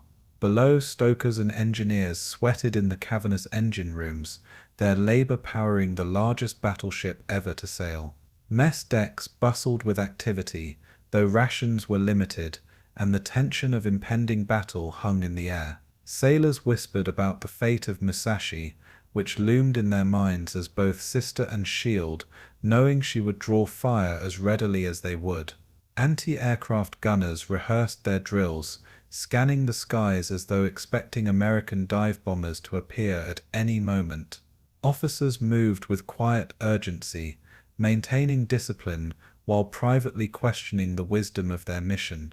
Many of the younger sailors had never seen a fleet action, and they clung to the mystique of Yamato's invincibility for reassurance. Yet beneath this confidence was the realization that American planes, not American battleships, posed the real threat. The daily rhythm of shipboard life became a ritual of preparation, a fragile barrier against the dread of the coming clash. For the men of Kurita's fleet, every routine act carried the weight of an uncertain tomorrow. American intelligence had already detected Kurita's movements, and U.S. carrier planes stood ready to challenge his advance. From dawn to dusk, American reconnaissance patrols shadowed his fleet, sending back detailed reports of ship types and positions. On October 24th, the Sibuyan Sea would erupt into one of the greatest aerial assaults of the war, with waves of Hellcats, Helldivers, and Avengers striking relentlessly. Kurita knew this risk but pressed onward, for delay meant the collapse of the entire Japanese plan. Every mile his fleet traveled brought him deeper into range of the American carriers stationed to the east. The Japanese sailors, watching contrails high in the sky, braced themselves for attacks that could come at any moment. Kurita's staff officers debated course changes, evasive maneuvers, and the best use of smokescreens to blunt the aerial threat. Yet the sheer size of the fleet made concealment nearly impossible. Wherever it went, it left a wake visible for miles. The coming air attacks would test the armor of the largest battleships and the nerves of the men who crewed them. The Americans sought not only to sink Kurita's ships, but to shatter his momentum before he ever reached Leyte, and in the skies above the Sibuyan, the balance of power between battleship and aeroplane would once again be decided. The psychological burden on Kurita's sailors grew heavier with each hour at sea.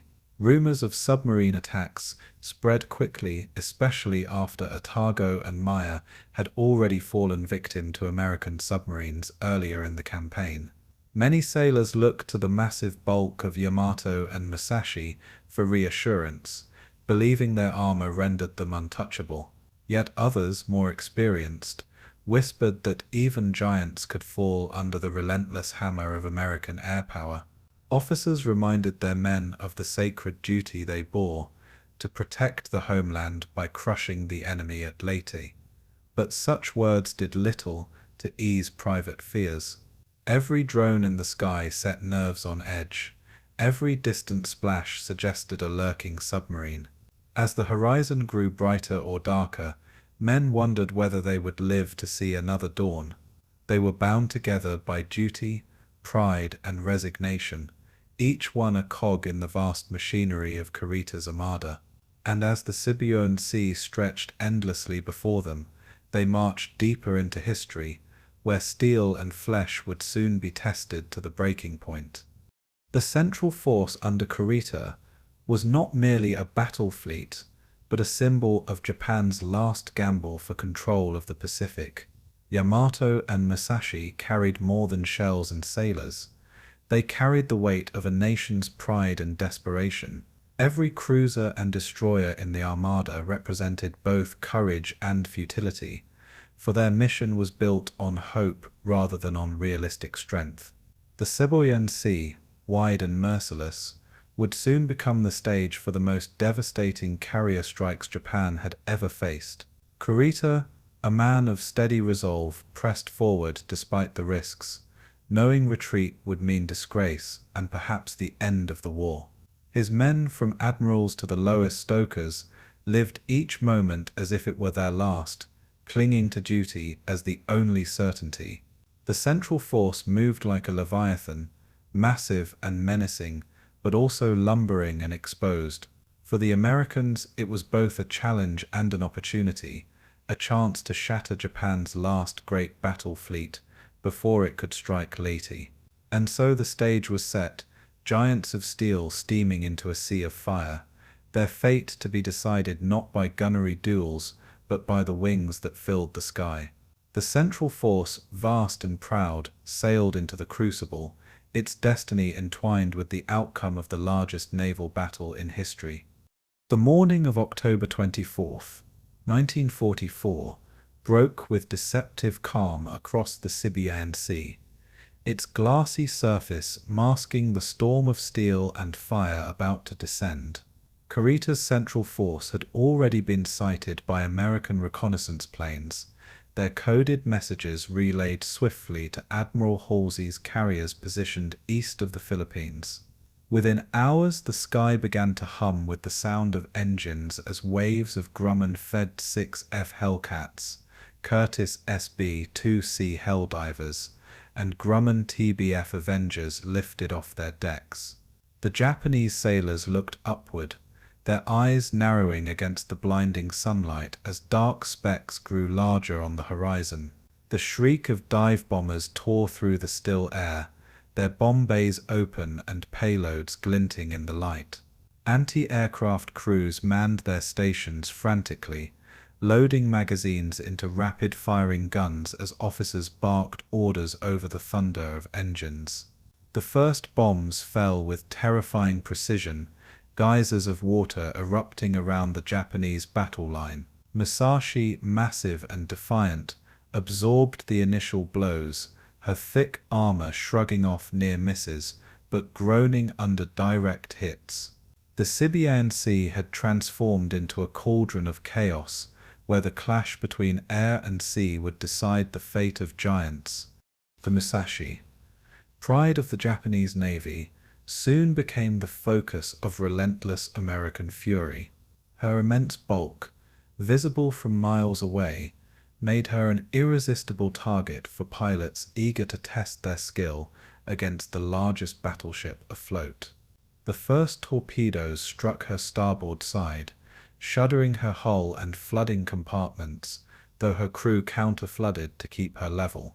Bombs rained down, smashing through her decks, tearing apart gun mounts, and sending shrapnel whistling through her passageways. Hundreds of sailors were killed outright, their screams drowned by the roar of collapsing bulkheads and erupting fires. Yet the crew fought with remarkable discipline, sealing off flooded sections, dragging hoses to combat flames, and carrying wounded comrades through smoke-filled corridors. The gunners on Musashi's decks spat streams of tracer fire skyward, bringing down some attackers, but failing to blunt the American tide. Every time the ship steadied herself, another wave of Avengers bore in low, their torpedoes sliding into the water with deadly intent. One after another, explosions racked her hull until her list became impossible to correct. The sea that had once carried her so proudly now seeped into her veins, dragging her toward doom. By afternoon, Musashi was mortally wounded, her fate sealed despite the valor of her men. While Musashi endured her punishment, the rest of Kurita's fleet was far from untouched. Yamato, steaming nearby, reeled under repeated bomb hits that scorched her decks and disabled some anti-aircraft mounts. Heavy cruisers like Muncho and Chikuma staggered under strikes, their superstructures aflame, their speed curtailed by wrecked machinery. Destroyers zigzagged frantically, laying smoke screens that billowed across the water in desperate attempts to shield the fleet. Yet the Americans, guided by reconnaissance reports, cut through the haze, returning again and again with relentless precision. Pilots dove steeply, releasing bombs at the last second before pulling up hard, their aircraft trembling under the strain. Torpedo planes came in low, their propellers almost skimming the waves, to launch spreads that crisscrossed into the path of Japanese giants. Explosions shook the sea, throwing columns of water high into the sky as the fleet shuddered beneath the assault. Kurita watched grimly from Yamato's bridge, every strike hammering home the reality that air power ruled the Pacific. Still, he pressed forward, determined to fulfill his mission despite the mounting toll. The central force, battered but not broken, lumbered on through the inferno of the Sibuyan. For the American pilots, the battle was both exhilarating and harrowing, a test of courage against an enemy of legendary size and strength. Helldiver crews dove through curtains of flak, so dense it seemed impossible to survive, the black puffs of bursting shells painting the sky. Torpedo pilots lined up their runs against walls of tracers, skimming the surface as fountains of water erupted around them.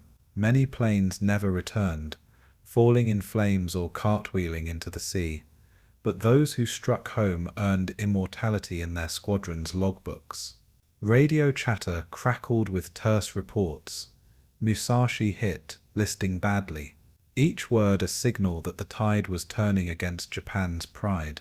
Some pilots circled to watch the massive ship laboring under the weight of her wounds, astonished she still floated after so many hits. Others noted the discipline of Japanese anti-aircraft fire, which never slackened even as ships burned and men died. To them the Sibuyan Sea was a killing ground, where bravery was measured in seconds of survival during a dive or a torpedo run. Their determination was fueled by the knowledge that crippling Kurita's fleet could save the invasion forces on Leyte's beaches. The sky belonged to them, and through their persistence the sea below would soon claim its greatest prize. As the day wore on, Musashi's plight grew hopeless despite the heroic efforts of her crew. She had absorbed an unprecedented number of torpedoes and bombs, far more than any battleship in history, yet she still clung stubbornly to the surface. Damage control parties, drenched in sweat and oil, fought desperately to contain the flooding, but compartments filled faster than they could pump them out. Fires raged unchecked, fueled by ruptured fuel tanks and burning ammunition stores, choking the air with thick black smoke. The great ship began to list heavily to port, her massive guns falling silent as power failed and ammunition hoists jammed. Men clung to handrails, praying their ship would hold, even as she slowly rolled under their feet. By late afternoon the order to abandon ship was given, a command few could bear to hear after years of believing in Yamato-class invincibility. Sailors leapt into the oily sea, clinging to debris or scrambling for life rafts, their faces lit by the orange glow of their dying vessel. At 7:30 p.m., Musashi finally capsized and slipped beneath the Siberian, taking over 1,000 men with her. The largest battleship ever built had perished, not in a duel of guns, but under the merciless reign of American air power. Her sinking was both a tragedy and a symbol, marking the twilight of the battleship era. The loss of Musashi reverberated across the entire fleet, striking at both morale and operational capacity. For Kurita, the blow was devastating, Yet he remained determined to continue his advance towards San Bernardino Strait. He knew the American carriers had spent vast numbers of planes and munitions in the Sibuyan, and he calculated that pressing forward might yet bring success. The rest of the fleet, though battered, still retained formidable firepower, including Yamato's colossal guns and the torpedo batteries of his cruisers and destroyers. Yet the price had been staggering. Musashi gone, heavy cruisers crippled, and hundreds of sailors dead or wounded across the formation. Japanese officers looked out over the burning wreckage of their once proud formation and wondered if their sacrifices were in vain. Still, orders were clear. Leyte had to be reached, no matter the cost. The fleet limped forward, a wounded giant, its pride diminished but its will unbroken. For the men who survived Musashi's ordeal, the Sibuyan Sea would forever remain a graveyard of steel and courage, and for the Americans, it was proof that persistence and air power could topple even the mightiest Leviathan. The balance of naval warfare had shifted irrevocably, and both sides knew it. American commanders marveled at Musashi's resilience. Even as they celebrated her destruction, reports filed after the battle estimated she had taken at least 17 bomb hits and 19 torpedo strikes before succumbing. This endurance shocked many, demonstrating both the formidable design of the Yamato class and the desperate determination of her crew.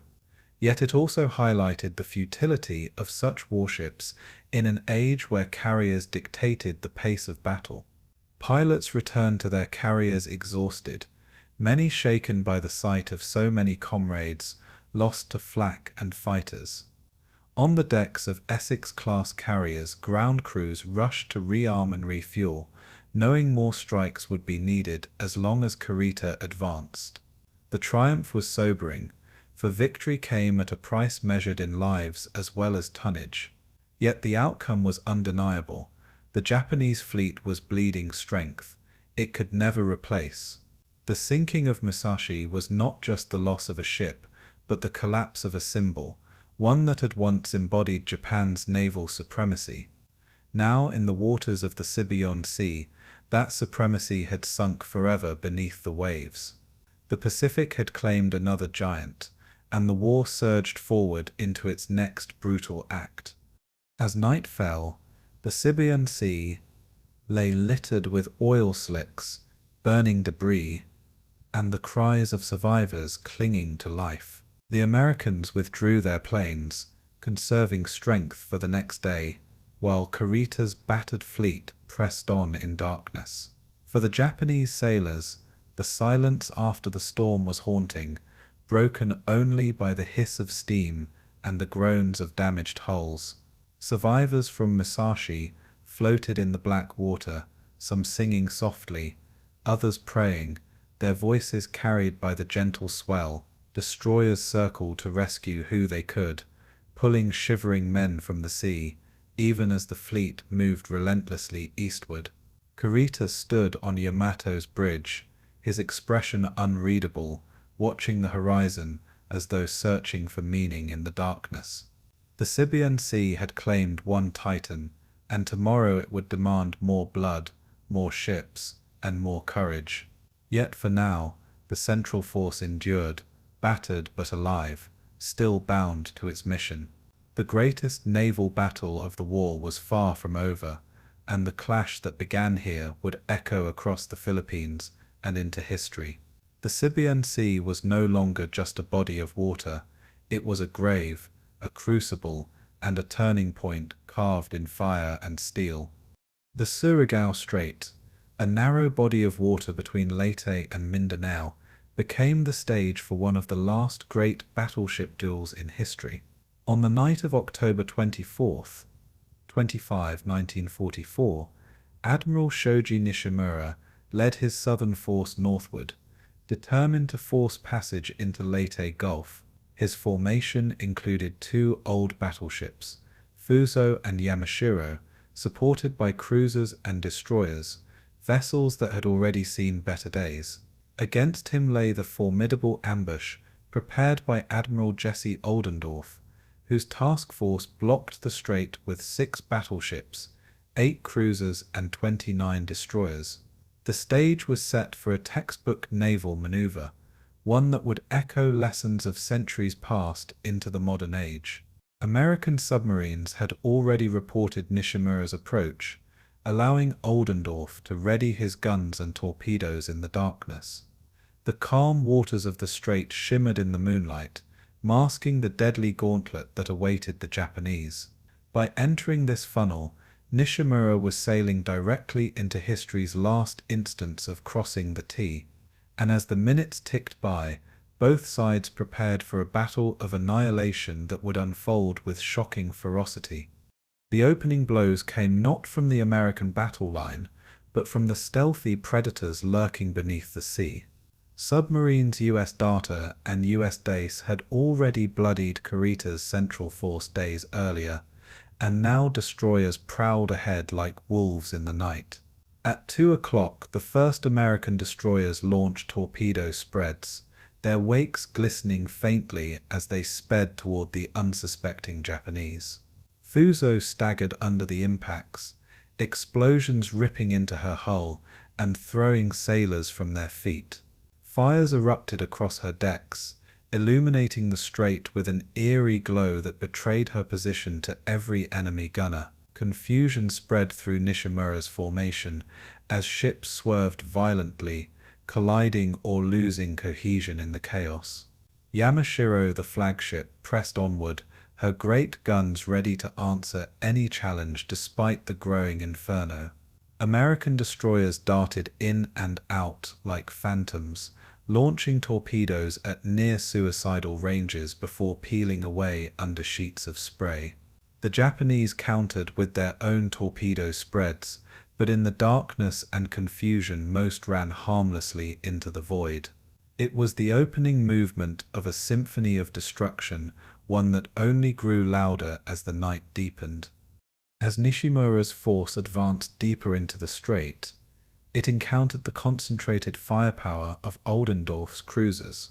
At ranges of fewer than 10 miles, American heavy and light cruisers unleashed torrents of shells, their salvos flashing like lightning across the black horizon.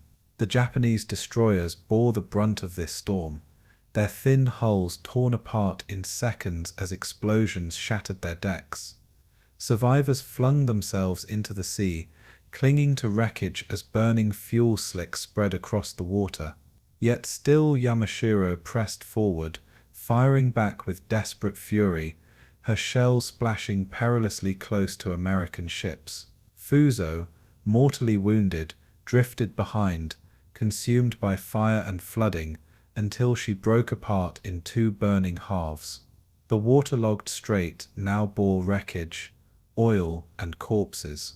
Even as Nishimura's surviving ships tried to fight their way through, the Japanese admiral, cut off from supporting forces under Shima, fought with grim determination, aware that retreat was no longer possible. For Oldendorf's cruisers, the task was simple: delay the enemy long enough for the battleships to find their range. And as the minutes passed, the American line prepared to deliver the killing blow. At 3 o'clock, the classic maneuver of crossing the T unfolded with devastating clarity. Oldendorf's 6 battleships, including veterans of Pearl Harbor, like West Virginia, Tennessee, and California, waited across the northern mouth of the strait. With radar-directed fire, they held every advantage in the moonlit darkness, their guns already trained on the advancing enemy. When the order to fire came, the night erupted as 16-inch shells arced through the sky, descending with apocalyptic force. Yamashiro staggered under the rain of heavy shells, her decks torn apart, turrets silenced, and men thrown into the sea. Japanese sailors described the onslaught as relentless, the night turning to day with every muzzle flash, the sound shaking their bones. Cruisers and destroyers joined in, their shells adding to the cacophony that reduced Yamashiro to a floating inferno. For the Americans, it was not just revenge for Pearl Harbor, but also a test of modern naval firepower, with radar making their gunnery precise and merciless. The strait itself seemed to tremble under the bombardment, every salvo a hammer blow against Japanese resolve. Within minutes, the once proud flagship was crippled beyond salvation. The Yamashiro fought on stubbornly, her crew refusing to surrender as flames consumed the ship. Turrets fired sporadically, defiantly hurling shells at enemies invisible in the night haze, even as secondary explosions ripped through her decks. The battleship, already battered by torpedoes, now reeled under concentrated salvos that smashed her superstructure into twisted wreckage. Survivors recalled the ship groaning like a wounded beast, listing ever more heavily as compartments flooded. Some men attempted to abandon ship, leaping into oil-slicked waters lit by burning debris, while others clung to their posts, determined to fight until the end. At 4 o'clock, Yamashiro finally succumbed, rolling onto her side before slipping beneath the waves. Admiral Nishimura went down with her, choosing to share the fate of his doomed vessel rather than abandon his men. For the Americans, it was the symbolic end of the Japanese Southern Force, annihilated in a single night of brutal combat. Yet even as wreckage floated across the strait, danger still lingered in the form of Admiral Shima's approaching contingent.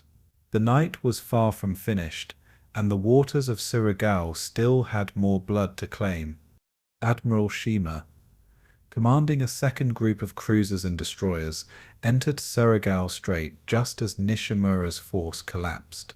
Unaware of the full disaster ahead, Shima pressed forward until his ship stumbled upon burning wreckage and survivors clinging to the waves. Shocked by the destruction, Shima attempted to disengage, but in the confusion, his flagship Nachi collided with another cruiser, Mogami. The impact crippled Mogami, forcing her to withdraw under fire, while American gunners quickly targeted the retreating ships. Shells splashed around the retreating force, further scattering the already disorganized Japanese formation. Shima realized the futility of pressing into the inferno and ordered a retreat back to the south. His arrival had been too late, and instead of reinforcing Nishimura, he added to the chaos of defeat. The southern force, envisioned as a hammer striking Leyte from below, had instead shattered against Oldendorf's wall of fire. What remained of Shima's command limped away, leaving behind only wreckage and ghosts. The Surigao Strait belonged to the Americans, secured through precision, coordination, and overwhelming firepower. For Admiral Oldendorf, the victory was decisive and complete, a demonstration of tactical mastery rarely seen in the war. His destroyers had executed daring torpedo attacks, his cruisers had shredded enemy screens, and his battleships had closed the chapter on surface warfare with radar-guided broadsides. Losses were minimal compared to the devastation inflicted on the Japanese, a testament to the planning and discipline of the U.S. Navy. Sailors aboard American ships watched the burning horizon with grim satisfaction, aware they had witnessed something historic. Many recognized it as the last time battleships would ever fight such a duel, the age of carrier dominance already established elsewhere in the Pacific. Yet in this narrow strait, old lessons had been resurrected and perfected, proving that tactical doctrine could still deliver overwhelming results.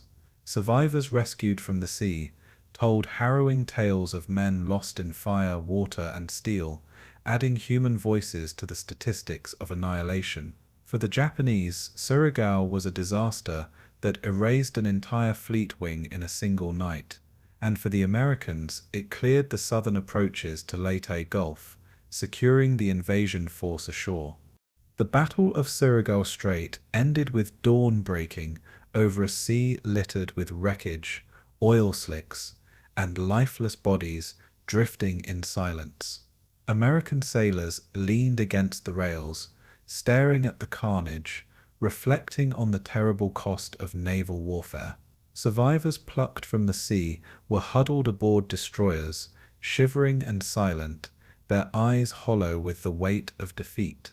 The waters were thick with the smell of oil and burning steel, a stench that would linger in memory long after the sea had cleared. Oldendorf's ships steamed north, leaving behind the graveyard they had created, their guns now quiet after the night's fury. In Tokyo, the loss of Nishimura's force was a bitter blow, further exposing the desperation of Japan's gamble at Leyte Gulf. For naval historians, Surigao Strait became a symbol of the end of an era, when battleships clashed one last time in a battle that seemed both ancient and modern. The annihilation of the Southern force ensured that Japan's complex plan unraveled piece by piece, and for those who survived, it was a haunting reminder of courage and futility under the relentless weight of modern firepower. The night battle of Surigao Strait would echo forever as a final requiem for battleship warfare. Dawn on October 25, 1944, revealed Admiral Jisaburo Ozawa's northern force steaming off Cape Engaño, the northeastern tip of Luzon. His fleet, consisting of 4 aircraft carriers, 2 battleships converted from carriers, 3 light cruisers, and 9 destroyers, was a ghost of Japan's once mighty naval air arm. The carriers Zuikaku, Zui, Chitos, and Chiyoda had only a fraction of their original air groups left, most of their decks nearly barren. Ozawa's mission was not to win, but to die gloriously, drawing Admiral William Ball, Halsey's powerful Third Fleet, away from Leyte. By using his carriers as bait, he hoped to lure Halsey north and clear the way for Kurita's central force to strike the invasion beaches. Unknown to him, Kurita had already retreated after the desperate clash off Samar, leaving Ozawa to face annihilation alone. Halsey, convinced the carriers still represented Japan's main striking power, took the bait with characteristic aggression. He surged northward with fast carriers and battleships, eager to destroy what he believed to be the enemy's heart. The trap had sprung, but in the wrong direction, leaving Ozawa's decoy fleet doomed. By mid-morning, American reconnaissance aircraft from Halsey's carriers located Ozawa's formation scattered across the open sea.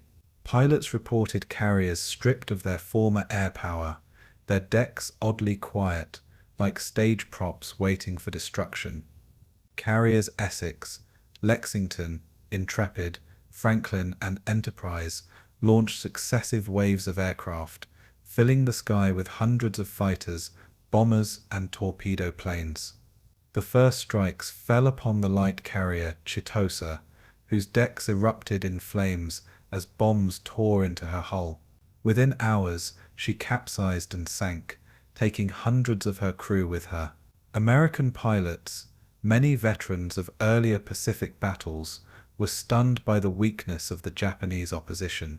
Few defending fighters rose to meet them, and those that did were cut down mercilessly by Hellcats. The once lethal Japanese carrier force now resembled a helpless target range, where precision attacks sealed the fate of ships that had once dominated oceans. The disparity was stark, a vivid portrait of how completely the balance of power had shifted in just 2 years. For Ozawa, every lost ship was a confirmation that Japan's carrier age had ended in bitter futility. The great carrier Zuikaku, last survivor of the 6 that had attacked Pearl Harbor, became the centerpiece of American strikes. She had fought across the Pacific, from the Indian Ocean to the Coral Sea, and now sailed into her final battle with dignity, but no hope. Waves of American dive bombers screamed down from the sun, their bombs smashing into her flight deck and igniting aviation fuel. Flames engulfed the carrier as her crew scrambled to fight the inferno, hoses spraying seawater into roaring fires. Torpedo bombers followed, striking her hull with thunderous explosions that rocked the ship from keel to mast. Zuikaku listed heavily, her great red and white rising sun flag still flying defiantly from her stern. Survivors recalled singing the national anthem as the order to abandon ship was given, voices rising against the crackle of fire. At 14:14, she slipped beneath the waves, joining her sisters Akagi, Kaga and Suri in the graveyard of the Pacific. Her death marked not just the end of a ship, but the symbolic close of Japan's era of naval supremacy. For the Americans, it was a moment of triumph that carried the weight of vengeance and inevitability. Elsewhere in the battle, the light carrier Surigao was struck repeatedly by bombs that tore apart her fragile flight deck. She burned fiercely, listing as explosions consumed her hangars and trapped crewmen below. Torpedoes from Avenger bombers sealed her fate, and by late afternoon she rolled onto her side and disappeared beneath the sea. Chiyoda, another light carrier, fought stubbornly, her gunners firing until American cruisers closed in and finished her off with shells. The converted carrier battleships Ias and Hyoda, stripped of most of their aircraft, tried to shield the carriers but proved ineffective. American pilots described attacking them as hitting empty hulks, with bombs punching into their decks but achieving little decisive effect.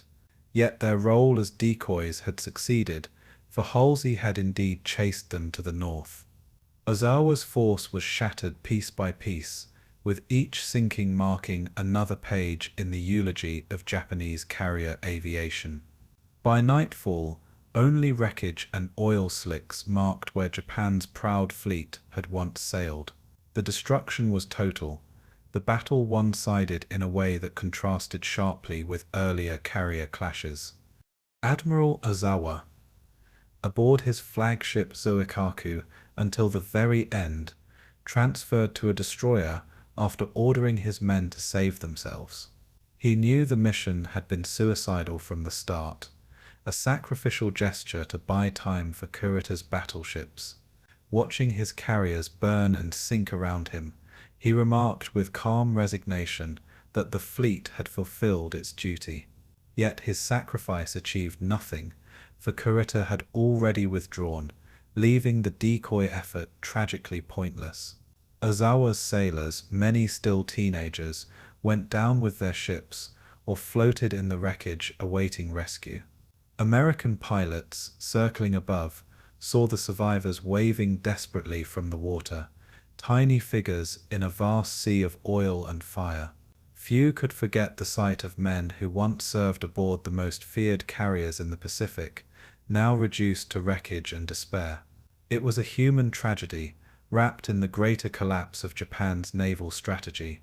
The gamble of Operation Shogo had failed, leaving only ghosts in its wake. For the U.S. Navy, it was a clean victory, but also a sobering reminder of the relentless destruction war demanded. Admiral Halsey, meanwhile, reveled in the destruction, convinced he had struck the decisive blow of the campaign.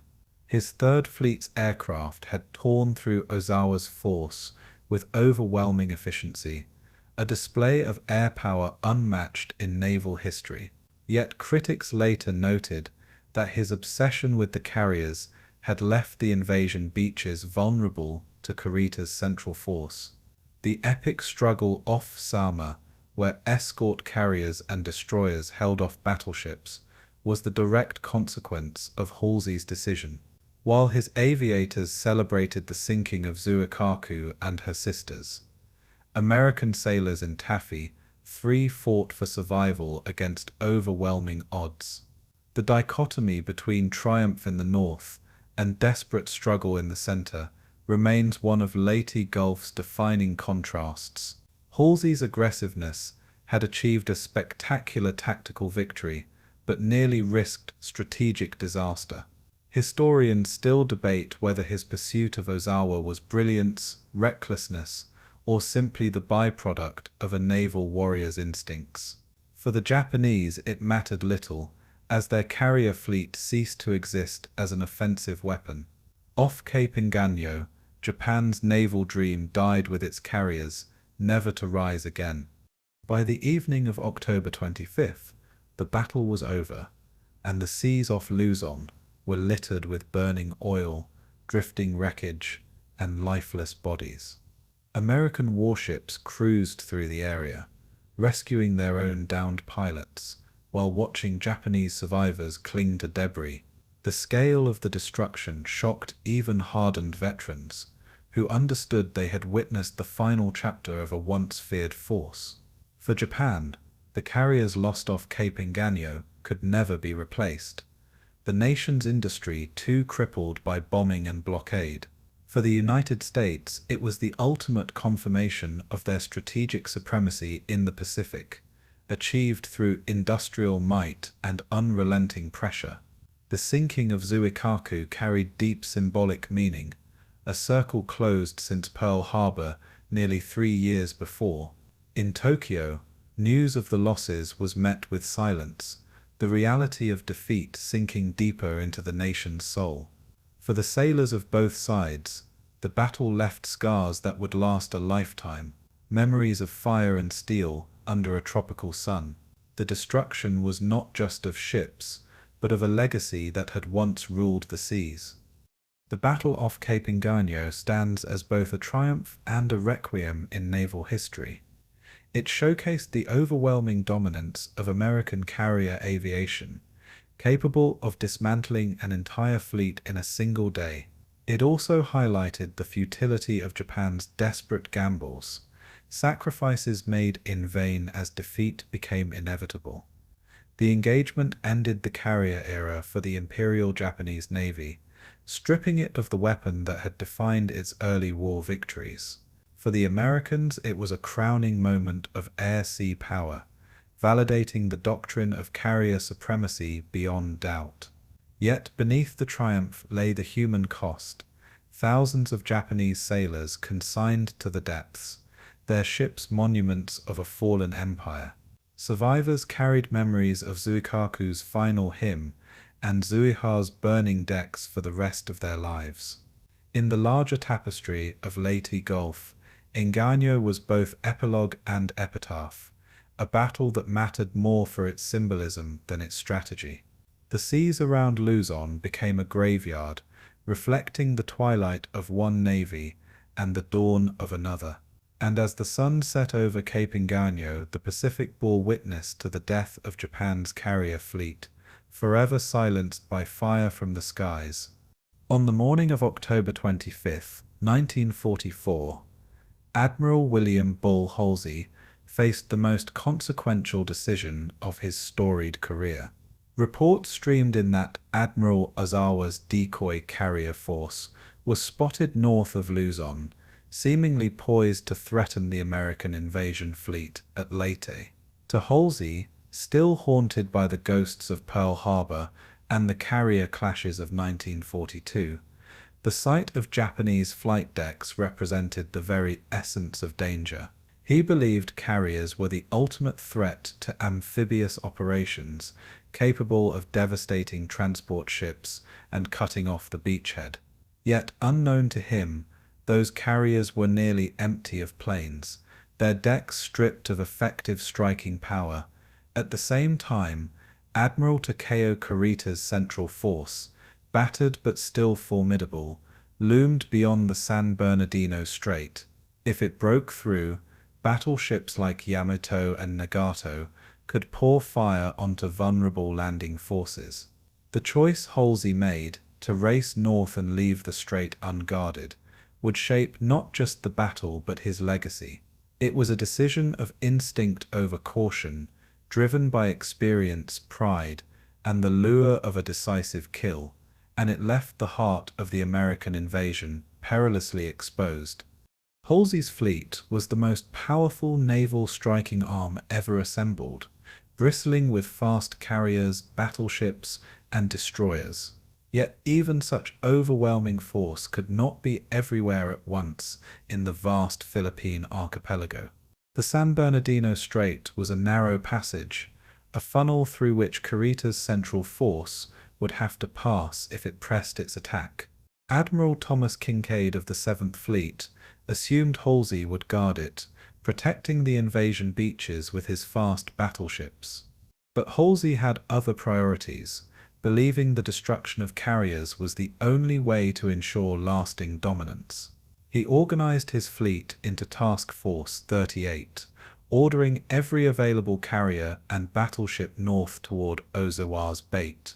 In doing so, he stripped the strait bare of heavy protection, leaving only distant radar screens and scattered patrols to watch the approach. Halsey's communications, vague and overconfident, gave Kinkaid no clear warning that the strait was uncovered. The Americans now operated on diverging assumptions. Their lines of command stretched across hundreds of miles of sea.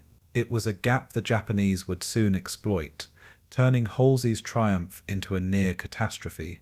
Critics later argued that Halsey's decision was born of temperament as much as strategy. Known as aggressive, almost reckless, Halsey had built his reputation on seizing the initiative, never yielding the offensive. To him, the idea of leaving carriers afloat was intolerable, even if they were hollow shells. He remembered too well how Japanese decks had unleashed disaster at Pearl Harbor, Coral Sea, and Santa Cruz. He sought not just victory but extermination, the chance to wipe carriers from the Pacific entirely.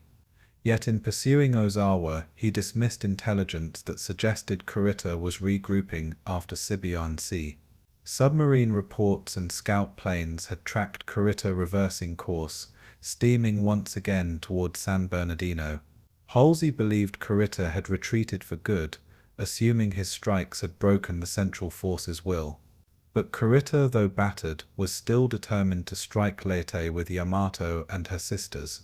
Halsey's gamble was thus built on a miscalculation, one that underestimated both the resolve of the Japanese and the risks of exposure. In war, even overwhelming power could not compensate for a blind spot at the wrong moment. Meanwhile, Kinkaid's 7th Fleet bore the brunt of this dangerous assumption. His escort carriers, destroyers, and support ships formed a lighter force designed to cover amphibious landings, not to repel battleship squadrons. Kinkaid believed Halsey's 3rd Fleet battleships guarded the San Bernardino Strait, a misunderstanding born of vague dispatches. When Kurita's central force surged through the strait at dawn on October 25th, Kinkaid was blindsided. His small escort carrier groups, Taffy 1, 2, and 3, suddenly faced Yamato, Nagato, and Kongo, along with cruisers and destroyers. The clash that followed, later known as the Battle of Samar, would become one of the most desperate fights in naval history. While Halsey's pilots pounded decoy carriers to the north, Kinkaid's lightly armed escort ships fought against overwhelming odds. The contrast was stark: triumph in one theater, chaos in another, all born of a single decision. For the men of Taffy 3, the absence of Halsey's battleships was not theory, but a matter of survival, and their courage would forever highlight the cost of his choice. Halsey's critics, then and later, pointed to the failure of communication as a fatal flaw. His dispatches lacked clarity, full of confidence but short on explicit instructions. Kinkaid, believing the strait covered, requested reinforcements only after disaster had begun to unfold. Admiral Chester Nimitz, reading intercepted reports of the battle, sent an infamous query asking, "Where is Task Force 34? The battleship group Halsey had promised. The message, poorly phrased, added embarrassment without providing guidance, becoming one of the most quoted signals of the Pacific War. Halsey, focused entirely on destroying Ozawa, felt his judgment questioned and his honor wounded. Yet the truth was plain. His battleships, commanded by Admiral Willis Lee, were far from San Bernardino when they were needed most. The great fast carriers had annihilated Japan's decoys, but at the price of exposing the invasion fleet to annihilation. In hindsight, the danger loomed like a shadow over Halsey's otherwise glittering command record. His decision had not lost the battle, but it had nearly lost the campaign. For the Japanese, Halsey's move was the one stroke of luck they had prayed for. Ozawa's sacrifice, though tragic, succeeded in drawing the Third Fleet far away from the real fight. Kurita's battleships burst through the strait unopposed, steaming toward Leyte Gulf with the chance to crush American transports. Had he pressed the attack with determination, the US landings might have been thrown into chaos. Thousands of troops ashore could have been cut off from supply, their beachhead annihilated under heavy guns. Yet Kurita himself hesitated, shaken by earlier losses and unsure of American strength. He eventually turned back, sparing Halsey from disaster and America from a catastrophic reversal. Thus the Japanese squandered their opportunity, even as Halsey squandered his vigilance. The irony was cruel. Both sides' mistakes cancelled each other out, leaving history balanced on the knife's edge. For Halsey, fortune had been kind, though at the expense of his reputation. For Kurita, the failure to press on sealed Japan's fate. The decision at San Bernardino was therefore not one man's alone, but two admirals' failures intertwined. In the aftermath, debates raged among American commanders about whether Halsey had been reckless or merely unlucky. His supporters argued that neutralizing the last Japanese carriers was an essential goal, ensuring they could never rise again. They pointed to the annihilation at Cape Engaño as a crowning achievement of carrier warfare, a victory unmatched in scale. Critics countered that carriers without aircraft were meaningless, while battleships with guns could devastate a landing fleet. They argued that Halsey had let personal instincts cloud strategic logic, chasing glory rather than guarding necessity. The controversy haunted post-war analyses, splitting historians between admiration for his aggressiveness and criticism for his blind spot. Even in memoirs, Halsey bristled at the suggestion that he had erred, defending his choices with vigor. Yet the shadow of Samar lingered, a reminder that his absence had forced escort sailors to fight giants. His decision was thus never fully absolved, forever bound to both triumph and near tragedy. In the balance of history, his gamble remains one of the Pacific War's great debates. Ultimately, Halsey's decision at Leyte Gulf epitomized the paradox of command in total war. It revealed how even overwhelming power could be undone by misjudgment, how instinct could clash with responsibility. His northward dash destroyed the last vestiges of Japan's carrier fleet, but nearly allowed Kurita to rewrite the war in the Philippines. The controversy became legend, shaping how generations remembered the battle's drama. For the sailors of Taffy 3, Halsey's choice meant terror and sacrifice. For Ozawa, it meant his mission achieved in death. For historians, it remains a study in leadership, ambition, and the fog of war. The Pacific Ocean, vast and unforgiving, left little room for error, yet magnified every decision made upon it. And as the echoes of Leyte faded, one truth endured: Halsey's decision was not simply a choice of course, but a moment where history bent on instinct. The man who chased carriers north carried the weight of that instinct for the rest of his days. In the legend of Leyte, it remains the decision that almost unmade victory. The morning of October 25th broke with a sense of quiet that belied the violence about to unfold as Vice Admiral Takeo Kurita's battered battle line bore down towards Samar. On the receiving end was Task Unit 77.4. 3. Taffy 3, a ragged formation of 6 escort carriers, a handful of destroyers, and destroyer escorts whose primary mission was air support for the Leyte invasion rather than fleet action. Rear Admiral Clifton Sprague, a calm and weathered leader, commanded the unit from an escort carrier and faced an enemy whose battleships and cruisers dwarfed his tiny force in both tonnage and firepower. The escort carriers rode low in the water, their flight decks cluttered with fighters and torpedo planes intended for close air support, not the broadside duels of the high seas. The destroyers exemplified in aggressive officers like Captain Ernest Evans of USS Johnston, and desperate destroyer escorts such as USS Samuel B. Roberts were the only heavy metal words Taffy 3 could speak against Kurita's Leviathans. Radar operators on the small carriers first picked up the looming silhouettes, and soon the horizon filled with the dark shapes of battleships, their turrets turning, an overwhelming tableau that would have frozen less resolute commanders.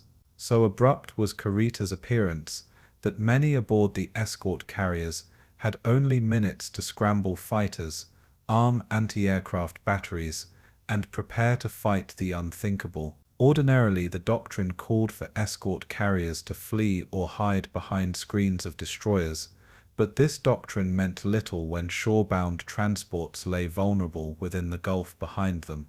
The men of Taffy 3 understood that retreat would mean abandoning the invasion forces, and that standing and fighting might cost them everything.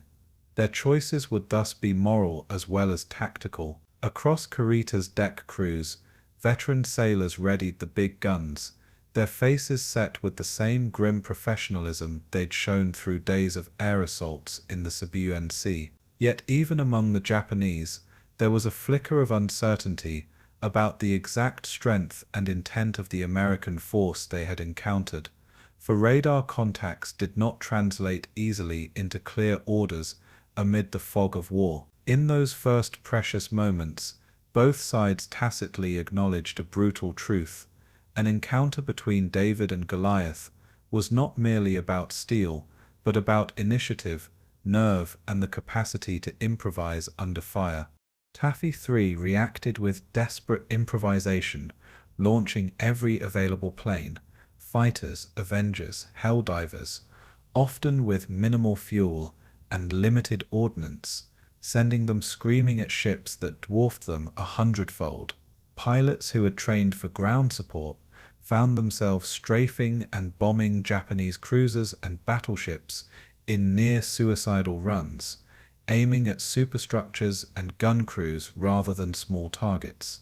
The escort carriers' anti-aircraft batteries, though light compared to heavy cruisers, belched tracer into the twilight as sailors leaned into their mounts and fired relentlessly at the incoming shells and splashes.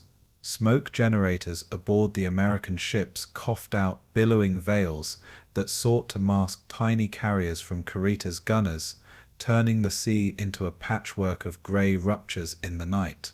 Destroyers and destroyer escorts, including the fiercely valiant Johnston, Hoel, and Samuel B. Roberts, steamed directly at the Japanese line, launching torpedoes and closing to point-blank ranges to split the enemy's formation. The commanders of those small ships accepted tactical suicide by intent, their doctrine transformed by urgency into bold ramming of the gap attacks, meant to confuse and buy time. Captain Ernest Evans of USS Johnston ordered full speed ahead and executed radical turns that delivered torpedoes close to Kurita's heavy ships, actions that would earn him the Medal of Honor posthumously. The destroyer Hoel thundered into the melee as well, her young crew exposing themselves to concentrated salvos to protect the carriers, while Samuel B. Roberts poured gunfire into enemy cruisers, despite being a modestly armed escort. These surface attacks, at times within 3,000 yards of Yamato and her sisters, produced an astonishing psychological effect, convincing some Japanese captains that a larger American force might be present. Above the maelstrom, the carrier planes, many launching in the heat of battle with no chance to refuel, struck at cruisers' topside crews and at the vulnerable sterns of larger ships, setting fires and jamming turrets. Commanders on both sides watched this bewildering exchange with a mixture of alarm and grudging respect, as improvisation replaced doctrine and bravery replaced calculation. In a battle defined by audacity, those small American ships and aircraft became the principal instruments of a defense that seemed disproportionate to their size, but perfectly adapted to the moment's crisis. Kurita's Great Line did not sail unscathed into the fray. Japanese cruisers and battleships took damage from well-aimed torpedoes and the sudden aerial onslaught that followed from Taffy's hardened pilots. In the chaos, the escort carrier USS Gambia Bay became the focal point of Kurita's ire as Japanese cruisers and battleships poured their main batteries into her small hull with crushing effect. The thin-skinned Gambia Bay, lacking the armor of fleet carriers, listed under repeated 8-inch and larger shell fire, her superstructure torn and her decks littered with wounded sailors and shattered aircraft. Below decks, damage control parties fought to keep fuel from igniting, manning pumps and shoring bulkheads as the ship staggered under hits that would overwhelm a lesser crew's efforts. Despite desperate attempts to fight back with whatever weapons remained, Gambia Bay's fate was sealed. She sank after being pummeled by superior caliber fire that no escort carrier could survive. The loss of Gambia Bay was a shock to Taffy 3, but also a galvanizing moment, its men's sacrifice strengthening the resolve of the remaining carriers and escort vessels. Kurita ordered his heavy guns to find and finish other carriers, expecting them to flee in confusion, but the Americans instead pressed attacks as if offense were their only defense. Shell splashes and the flash of muzzle blasts illuminated the dark sea, each impact a reminder that the old era of battleship gun duels had returned to the Philippine waters. However, Kurita's captains began to experience hesitation, reports of torpedo wakes, smoke screens, and suicide charges confounding their tactical picture and slowing their advance. From Yamato's bridge, the sheer magnitude of smaller aggressive American actions must have looked like a field of ghosts swarming at the heels of a leviathan, a sight that unsettled even seasoned officers. Casualties were mounting on both sides, and the smell of cordite, burning oil, and the cries of wounded sailors wove a grim tapestry that both fleets could not ignore. The sinking of an American escort carrier by surface gunfire was historically significant, a testament both to Kurita's lethality and to the desperate courage of the men who would not abandon their charges. One of the most incandescent acts of the day came from Captain Ernest E. Evans and his destroyer USS Johnston, who rammed headlong into the Japanese formation with a ferocity that would become legend.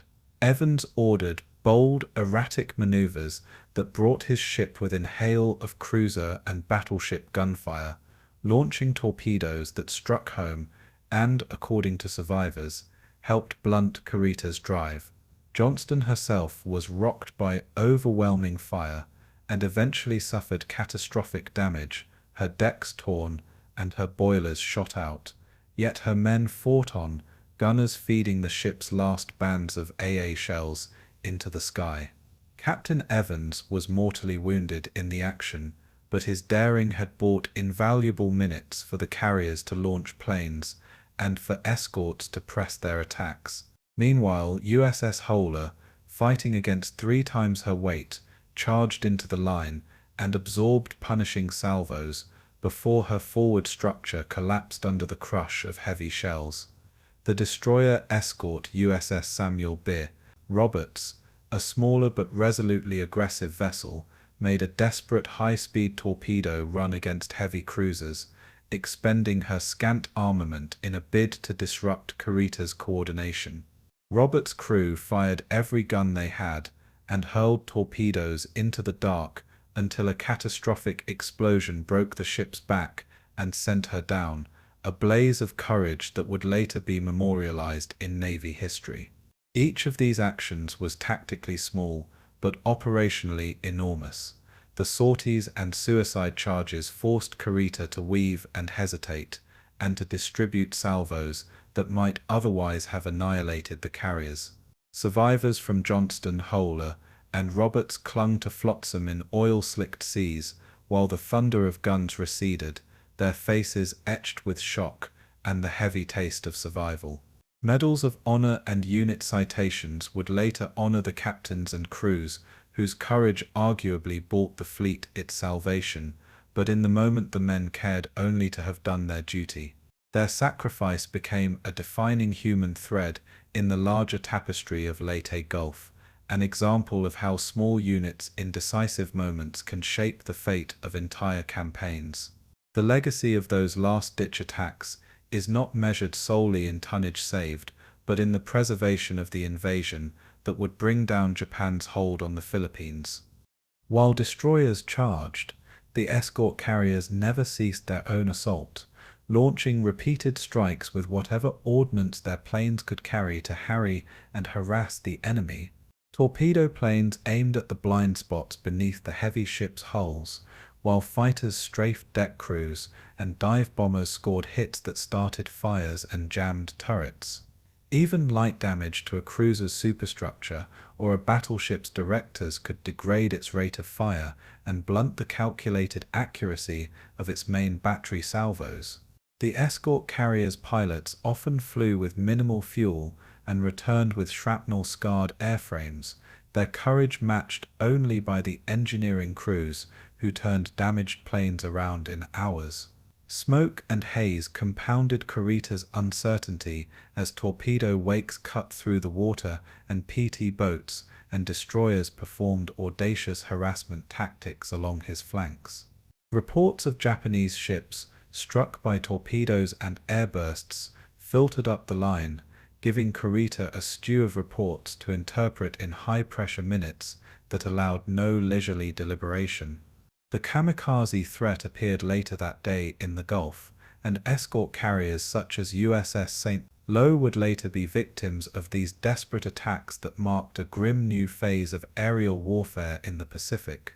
Moreover, the steady rhythm of American air attacks, coordinated by radio and signal, maintained pressure and imposed an attritional cost that the Japanese could ill afford. Kurita's ships, for all their heavy armor, were vulnerable to repeated hits on exposed equipment and to the cumulative effects of persistent air assault. Fires spread, engines stuttered, and damage control parties toiled under withering conditions. The psychological strain of being harried by low, fast aircraft while under the threat of torpedo wakes created confusion in the Japanese bridge teams, prompting conservative choices from commanders uncertain of the fleet's true condition. As afternoon faded, Kurita's momentum had stalled. His forward units had inflicted terrible damage, yet absorbed enough punishment to cause him to reconsider whether pressing the attack would achieve victory or merely wreck his fleet.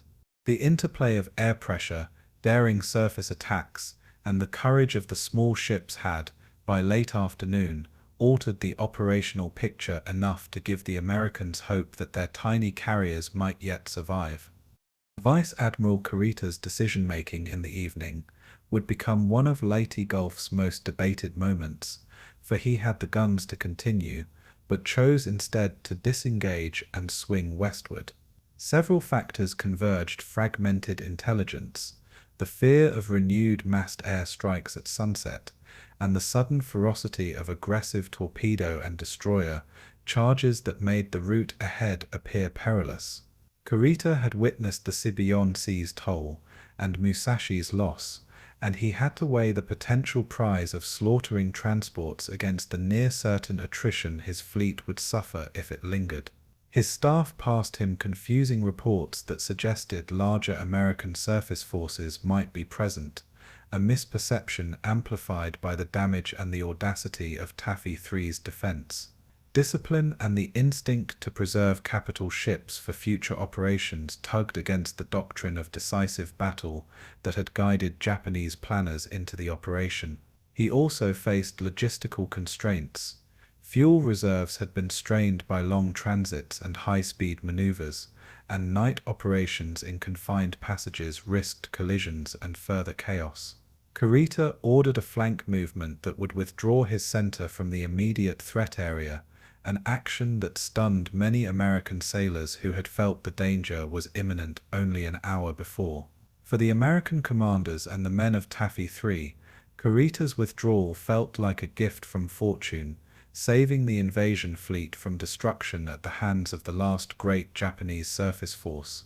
Historians have since argued that Kurita's retreat was not simply cowardice, but a rational choice under uncertainty, preserving what remained of Japan's fleet for the defense of the homeland. Yet others suggest that Kurita might have achieved a strategic coup if he had pressed on into the exposed transports, tipping the balance in the Philippines and prolonging the war. The truth, like much of war, is braided between ambivalence and contingency, a command decision made with partial information that produced outsized effects on the campaign's outcome. Whatever the motive, Kurita's choice to retire that afternoon ensured that the little carriers survived to fly again, and the invasion of Leyte remained intact. When the guns finally stilled and the smoke began to thin, the tally of losses revealed both the ferocity of the engagement and the narrowness of the American salvation. The escort carrier Gambier Bay had gone down to Japanese gunfire, and the destroyers Johnston and Hoel and the destroyer escort Samuel Beer Roberts had been lost after burning and sinking, while having inflicted disproportionate damage. USS St. Louis, though surviving the surface duel, would later be struck down by kamikaze attack off Samar, marking a new horror in naval war, and the first major ship lost to suicide planes. Scores of smaller craft were damaged, and hundreds of sailors on both sides perished or floated wounded in the oily sea, their survival contingent on the courage of rescue teams who risked returning to pick them up. On the Japanese side, Kurita's force bore wounds in smashed superstructures and jammed turrets and in wounded morale, from a fight that had cost much but yielded little. Yet the invasion convoys, the true prize Kurita sought, remained largely intact behind newly laid protective measures, their cargoes and soldiers poised to press the war deeper into the Philippines. For the Americans, the human cost was painfully apparent in the decks stacked with stretchers, the silent rows of cots in makeshift hospital bays, and the private grief of men who had lost shipmates to a maelstrom of steel. Medals and citations would later recognize extraordinary heroism, but the immediate aftermath was chiefly the practical task of salvaging what could be saved and burying what could not. Photographs taken in the days afterward captured ruined superstructures, jammed gun mounts, and men with faces thin from shock, images that would feed public memory and the subsequent historiography of Leyte Gulf. Commanders debriefed rapidly, seeking to understand the clash's tactical lessons and to explain why a small, underarmed group had withstood a greater force long enough to preserve a strategic victory. The story of Samar spread through naval circles as an example of courage under impossible odds and as a cautionary tale about the interplay between strategic decisions and their operational consequences. Above all, the Battle of Samar etched itself as the single most dramatic instance of how audacity and improvisation could offset the brute force of heavier metal. Strategically, Samar preserved the Leyte beachhead, and thereby sustained MacArthur's return to the Philippines, a pivot point in the Pacific campaign that fueled the unraveling of Japan's defensive perimeter. The battle illustrated the limits of traditional battleship supremacy when faced with persistent air power and an enemy willing to embrace improvisation and sacrificial assaults. Tactically, it taught navies about the importance of decentralized command, rapid decision-making, and the moral power of initiative, where one destroyer's daring could buy hours for hundreds of transports. The action also hardened lessons about the dangers of overextension, as Halsey's northward pursuit had left a gaping vulnerability that only courage and quick thinking filled. The men of Taffy 3 returned to their routines changed, quieter, more solemn, carrying memories of comrades lost, and of the night they stared down doom and held fast. Naval doctrine evolved in the months and years afterward, with greater emphasis placed on air superiority, carrier protection, and the integration of small unit valor into fleet-level planning. For the Japanese, Samar was another chapter in a story of dwindling options and squandered opportunities, their remaining surface fleet increasingly impotent in the face of American industrial superiority. Yet the Battle off Samar also became the stuff of legend, recounted in mess halls, classrooms, and memorials as proof that the human factor, courage, ingenuity, and cohesion still matters when metal alone cannot determine fate. Memorials on both sides later bore witness to those who fought, and historians pored over logs, signals, and personal diaries to reconstruct the foggy decisions that shaped the day. The amphibious landings continued, supplies flowed ashore, and the Philippine campaign accelerated, but the nightmare of Samar left a residue of humility among commanders who had seen how perilously close catastrophe had come. In the larger sweep of the Pacific War, the Battle off Samar stands as a concentrated drama where valor met vulnerability and a handful of ships changed the trajectory of a theater. Its legacy endures less as a simple tale of triumph than as a complex lesson that in war small acts of sacrifice can redirect history, and that the courage of ordinary sailors can sometimes outweigh the weight of empires. The destroyers and destroyer escorts of Taffy III were derisively called tin cans by their crews, a reference to their thin armor, fragile frames, and reputation as expendable workhorses in a fleet dominated by carriers and battleships. On October 25, 1944, those same ships, USS Johnston, USS Hull, and USS Samuel B. Roberts, would rewrite the meaning of that nickname in blood and steel. They faced the central striking force of Vice Admiral Kurita, battleships with 18-inch guns, cruisers with armor thicker than the destroyers' hulls, and escorts that vastly outnumbered and outgunned them. Captain Ernest Evans of the Johnston embodied the reckless courage that the moment demanded, ordering flank speed toward the enemy line without hesitation. "All ahead flank, commence firing," he declared, his voice carrying a grim finality as his men readied their 5-inch guns and torpedoes for a run that bordered on suicide.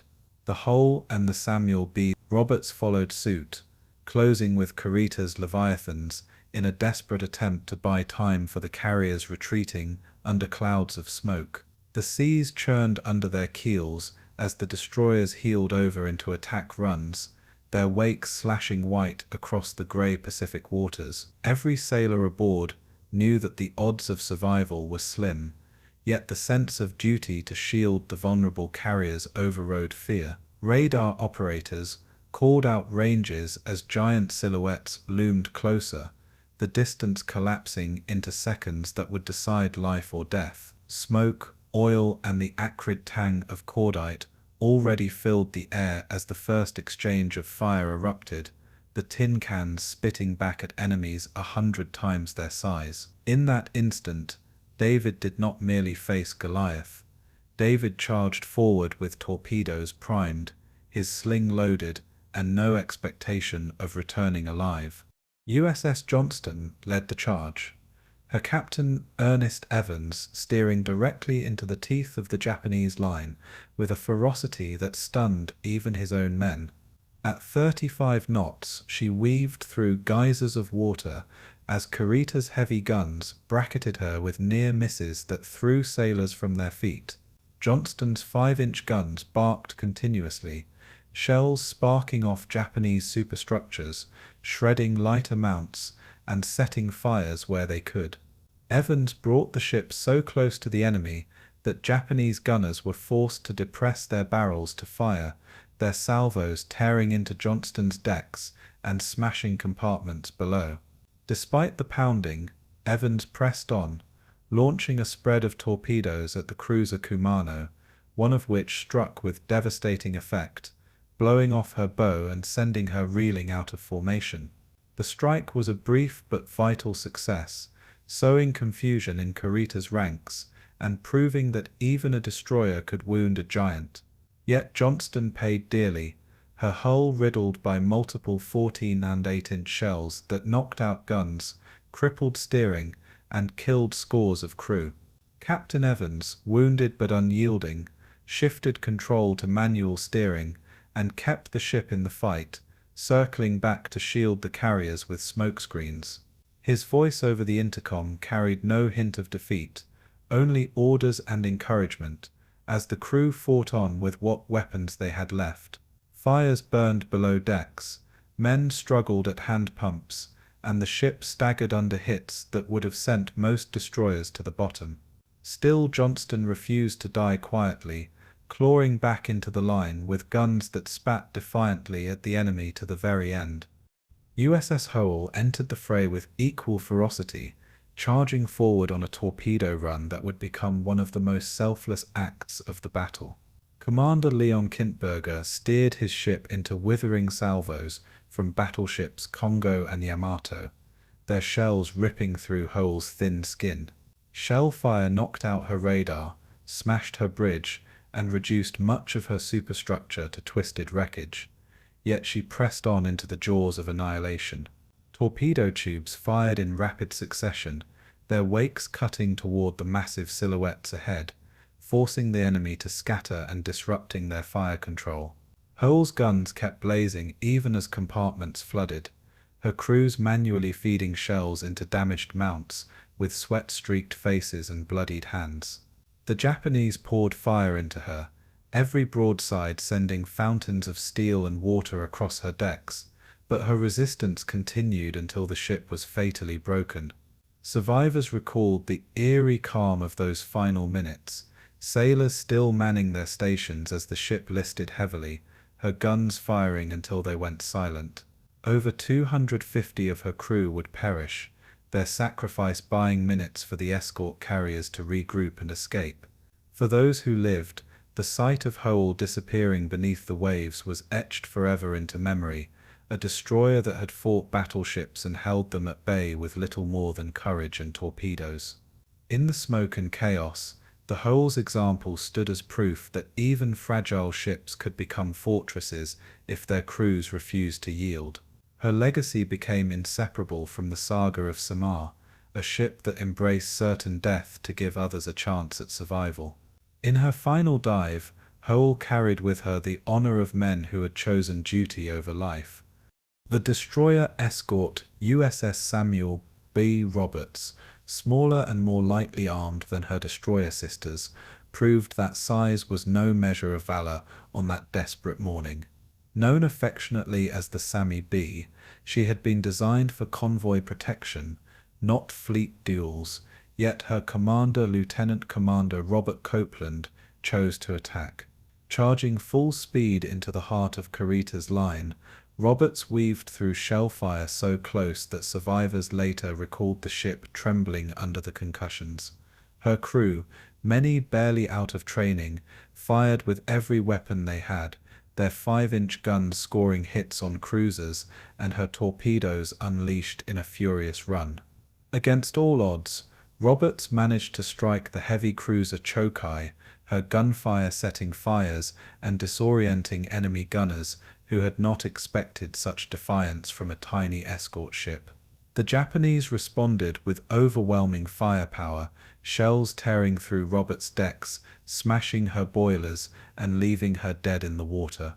Even as the ship broke apart, her crew fought on, manning anti-aircraft guns to the last and refusing to abandon their posts until the order came. Copeland addressed his men with calm resolve, telling them they had done their duty with honor and that history would remember them.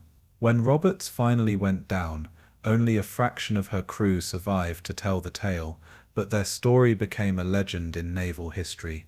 Nicknamed the destroyer escort that fought like a battleship, the Samuel B. Roberts embodied the very essence of naval heroism. Her sacrifice, like that of Johnston and Howell, turned the tide of confusion against Kurita and left him hesitant to press further. In death, Roberts achieved immortality as the smallest ship to have fought one of the largest battles of the Pacific War with unmatched gallantry. Her men became icons of courage, their deeds etched in memorials and textbooks long after the smoke cleared. The combined fury of these three tin cans created an illusion far greater than their tonnage, convincing Kurita that he faced a stronger American force than reality allowed. Their torpedoes, gunfire, and sheer audacity shattered the cohesion of Kurita's formation, scattering cruisers and forcing battleships into evasive maneuvers. Smoke screens added to the confusion, while aircraft from the escort carriers pounded the Japanese from above, amplifying the impression of a larger fleet. Kurita's flagship Yamato, though largely unscathed, was repeatedly forced to maneuver to avoid torpedoes, a humiliation for the world's largest battleship at the hands of destroyers. Reports filtered up the chain of Japanese command, suggesting heavy resistance and multiple fleet carriers in the area, a misperception that further muddled Kurita's decisions. On the American side, the sacrifice of Johnston, Hall, and Roberts inspired the surviving crews to fight with renewed ferocity, their courage contagious even in despair. Men aboard the carriers wept openly as they watched the little ships disappear into smoke, praying that their sacrifice would not be in vain. The airwaves crackled with frantic reports, battle orders, and last messages from doomed captains declaring their intent to fight until destroyed. The Japanese gunners, too, felt the shock of facing enemies who fought with suicidal intensity, many later admitting that such courage had unnerved them.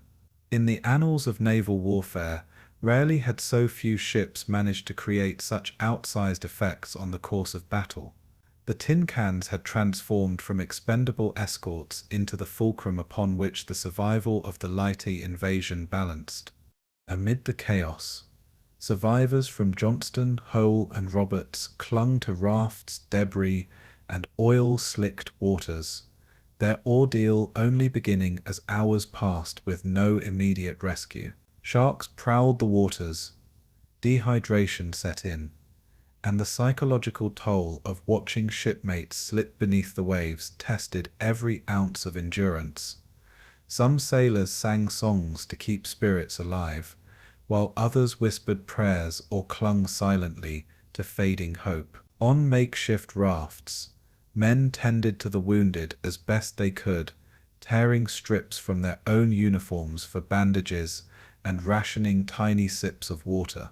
The wreckage-strewn sea became a graveyard and a lifeline all at once, a place where courage persisted even in survival. Those who eventually lived to tell their stories carried the memory of their fallen comrades as a burden and a sacred duty. For the families back home, the news of ships lost and men missing spread slowly, shrouded in the bureaucratic silence of war. Yet when survivors returned, their testimony elevated the legend of the tin cans into national consciousness. Medal of Honor citations, Navy crosses, and countless commendations were awarded, but none could fully capture the raw humanity of men who chose to charge death head-on. In every telling, the central truth endured: these small ships had done what seemed impossible, facing a fleet that by rights should have annihilated them in minutes. Instead, their defiance had carved a permanent place in history, where the story of courage outlived the ships themselves. Historians later dissected the Battle of Samar to parse tactics, logistics, and command decisions. But the legacy of the tin cans resisted reduction to mere analysis. Strategists pointed to the value of aggressive action under uncertainty, the psychological shock of audacity, and the ability of small units to delay and disorient larger forces. Naval architects noted the irony that destroyers designed for escort work had proven decisive in one of the largest surface engagements of the war. Yet beyond the lessons of doctrine and steel lay the intangible power of human spirit, a factor no chart or manual could quantify. The names Johnston, Halil and Samuel Bay. Roberts became synonymous with valor, their stories passed from one generation of sailors to the next as moral exemplars. At the U.S. Naval Academy, their exploits were studied not just as history, but as a creed of duty and sacrifice. Survivors carried those memories into civilian life, often quietly, the weight of loss shared in reunions and memorials that honored the ships and their men. In Japan, too, some veterans acknowledged the incredible bravery of their foes, recognizing the universal bond of sailors who had stared into the abyss. The tin cans were not forgotten after the war, but enshrined in the collective memory of the Pacific Campaign, standing as proof that courage can rewrite the arithmetic of war. As decades passed, the legacy of their charge continued to inspire, a reminder that when the chips are down, the smallest can sometimes strike the hardest. Their story endures not because of tonnage lost or gained, but because of the sheer audacity of men who chose to fight against all odds. As the destroyers of Taffy, 3 charged into Kurita's massive force with torpedoes and gunfire, another dimension of defiance unfolded high above the waters off Samar. The tiny escort carriers, nicknamed jeep carriers, launched every plane they had in a desperate effort to harass the enemy, regardless of whether the aircraft carried weapons or not. Pilots scrambled into Wildcats and Avengers, some with full bomb loads, others with only machine guns, and still others entirely unarmed, carrying only empty racks. Orders were simple yet staggering in their audacity: attack, confuse, and keep the Japanese gunners distracted long enough to protect the retreating carriers. The sky soon filled with the buzzing of engines, as waves of aircraft streaked toward battleships and cruisers, many times their size. Diving through walls of flak, pilots pressed home mock attacks, pulling up at the last moment as if releasing bombs. Japanese lookouts reported constant assaults, believing themselves under air attack from a far larger carrier force than actually present. The illusion was powerful, magnified by the smoke screens laid below by destroyers and escort ships, which masked the real strength of Taffy 3. This marriage of improvisation in the air and deception on the sea became a weapon as potent as any torpedo or shell. The Avengers of Composite Squadron VC-10, VC-65, and others made run after run against Kurita's heavy ships, often with only depth charges or a pair of small bombs intended for submarines. Lieutenant Harold Swede Larsen's Avenger, for example, carried no torpedoes, yet still dove fearlessly at the battleship Yamato, forcing her gunners to fire frantically in defense. Some planes released smoke bombs instead of explosives, clouding Japanese optics and creating phantom targets within the haze. In one extraordinary case, pilots dropped their very fuel tanks on enemy decks, the jettisoned metal containers clanging and exploding in bursts of flame that mimicked real ordnance. Each maneuver bought minutes, disorienting the Japanese and forcing them to constantly maneuver their ships, disrupting their formations and firing solutions. The pilots themselves were acutely aware of their limitations, but duty overcame fear as they persisted in what one historian later described as suicide without the death wish. These repeated feints created the impression of an air umbrella much larger than reality, convincing Kurita that he faced carrier groups with deep reserves. Smoke and air interwove seamlessly, a symphony of confusion that turned weakness into strength. The courage of these underarmed squadrons added a vital layer to the defense of Leyte, one measured not in bombs dropped but in chaos sown. On the water, the destroyers and destroyer escorts intensified their use of smokescreens, blanketing the horizon with thick clouds that obscured the retreating carriers. Sailors worked the smoke generators with grim determination, the acrid haze stinging eyes and throats as it spread across the sea. Billowing curtains of grey and black rolled with the wind, breaking the Japanese line of sight and forcing gunners to fire blindly. Inside those shifting veils, carriers steered evasive courses, zigzagging wildly as their crews braced for hits that often never came. Japanese optics, already strained by glare and distance, were rendered almost useless, their officers frustrated as targets vanished into sudden walls of fog. At times the smoke and aerial feints combined so perfectly that Japanese spotters were convinced they saw entire phantom fleets. Kurita's officers reported attacks from all directions, an impression created by small American forces multiplying themselves with deception. The seas became a stage, and the actors were ships and planes that cloaked themselves in illusion to survive.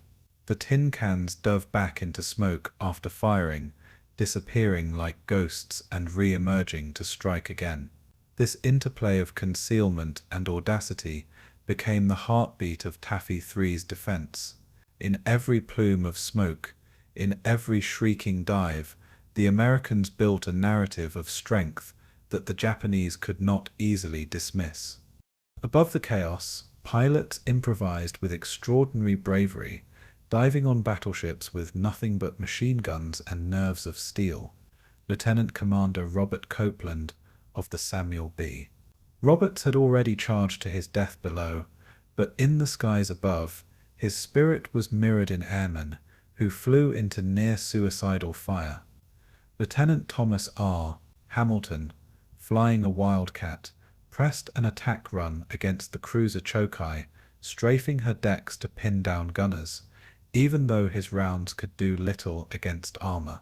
Pilots coordinated dummy torpedo runs, skimming the sea at low altitude, as if preparing to launch, forcing enemy captains to wheel their great ships in evasive maneuvers. Each turn threw off firing solutions and disrupted Kurita's timetable, denying him the ability to press his advantage with cohesion.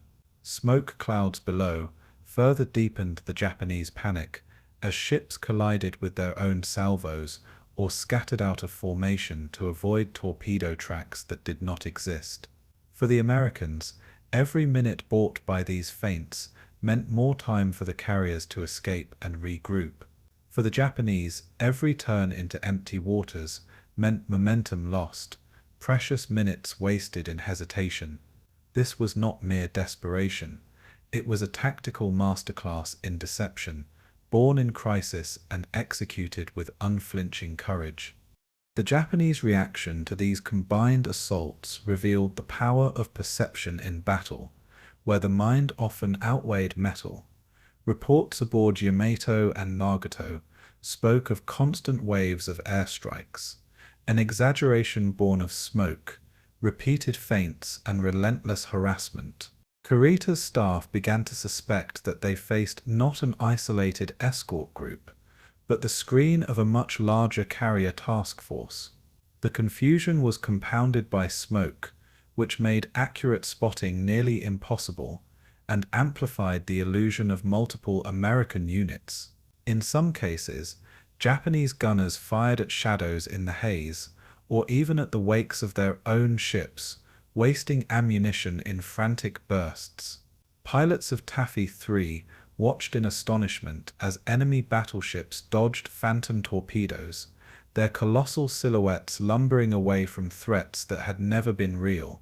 The psychological toll grew heavier by the hour, with Japanese captains torn between advancing and retreating under what seemed to be unrelenting pressure. Every false alarm magnified the impression of being surrounded. Every smoke screen suggested a hidden ambush. The Americans, far weaker in numbers and tonnage, had mastered the art of magnifying presence until it became a weapon in itself. The battlefield had become a chessboard of ghosts, where shadows dictated the moves of giants. In this theater of illusion, survival hinged not on what was real, but on what the enemy believed to be real. For the sailors and pilots of Taffy 3, improvisation became the thread that held survival together. Without the armor or firepower to withstand Kurita's guns, they leaned on speed, smoke, and sheer audacity. Pilots radioed each other with clipped messages, coordinating feints and dives to sustain the impression of constant pressure. On the decks of carriers like USS Gambia Bay and USS Kitcoon Bay, ground crews scrambled to rearm and refuel aircraft as quickly as possible, sometimes sending planes back aloft with only half loads. Below deck, sailors sweated in the heat of hangars, pushing damaged aircraft aside to make room for fresh launches. Smoke tenders on destroyers and escorts refilled generators and rigged hoses, keeping the haze thick and unbroken. Every man understood that their actions were not simply routine duties, but lifelines, each task a thread in the fabric of survival. The synergy between sea and sky grew stronger with each passing hour, binding ships and planes into one unified defense. Improvisation gave birth to brilliance, and brilliance turned the tide of uncertainty. What began as desperation evolved into a calculated performance of resilience and deception, one that left even hardened Japanese officers second-guessing their every move. The results of these tactics were as strategic as they were immediate, transforming a hopeless mismatch into a contest Kurita ultimately failed to win. Every torpedo dodge, every smokescreen, and every false bombing run chipped away at his confidence, buying time for Admiral Kinkaid to reinforce and for the carriers to escape annihilation. By the time Kurita realized the true nature of the force he faced, the window for decisive victory had closed.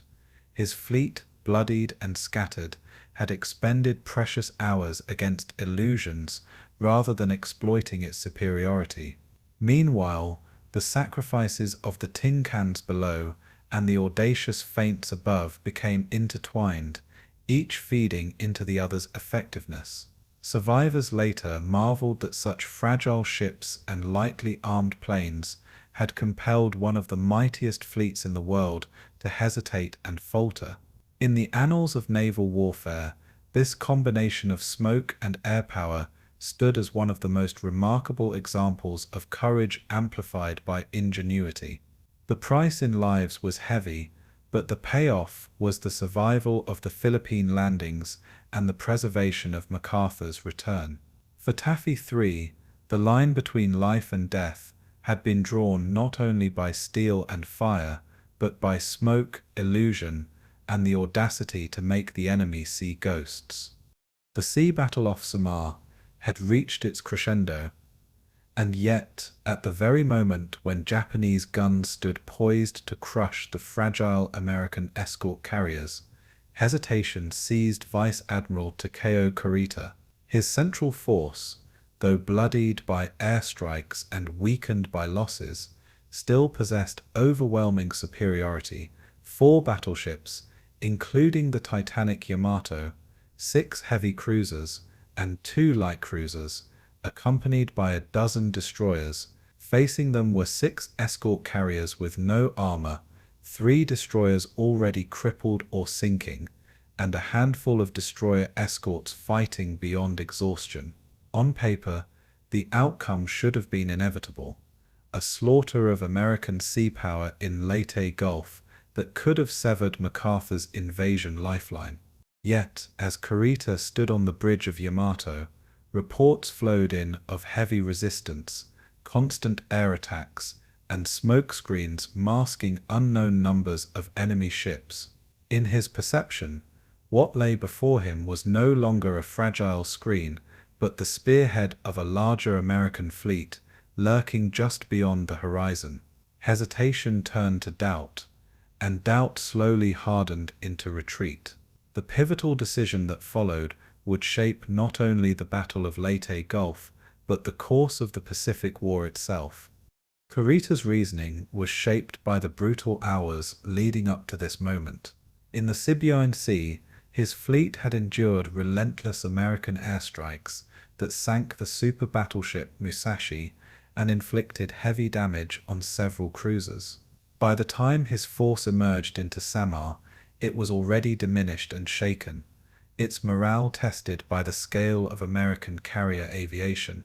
During the engagement with Taffy III, he lost additional heavy cruisers, Chokai, Chikuma, and Suzuya, to torpedoes and air attack, while others limped away in flames. Reports from destroyer captains warned of ammunition running low and fuel reserves dwindling after days of combat. Even Yamato, symbol of Japanese naval might, had been forced to maneuver wildly to evade torpedoes, disrupting formations and wasting precious time. To Kurita, these accumulating blows suggested a force too weakened to endure yet another drawn-out struggle against what he believed to be the main American fleet. His perception was not entirely wrong. His ships were damaged and weary, but his estimation of the enemy's strength was catastrophically inflated. The fog of war, amplified by American improvisation, convinced him that annihilation lay ahead if he pressed further. The psychological weight on Kurita cannot be overstated. He carried the responsibility of nearly the entire surface fleet of the Imperial Japanese Navy, entrusted with executing Operation Shogo, the desperate gamble to turn the tide of the Pacific. His orders had been clear: break into Leyte Gulf and destroy the invasion fleet at anchor, crippling American supply and reinforcement. Yet, as he looked through the haze of smoke and the chaos of battle, the cost of achieving that goal appeared almost unbearable. The unexpected ferocity of the American defense rattled even seasoned Japanese officers, who had anticipated a swift and decisive victory over weak escort carriers.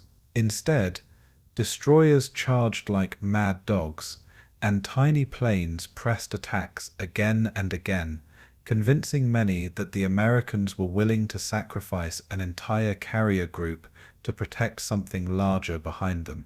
The ghost of Midway haunted Kurita, the memory of an overextended Japanese fleet annihilated by hidden American forces.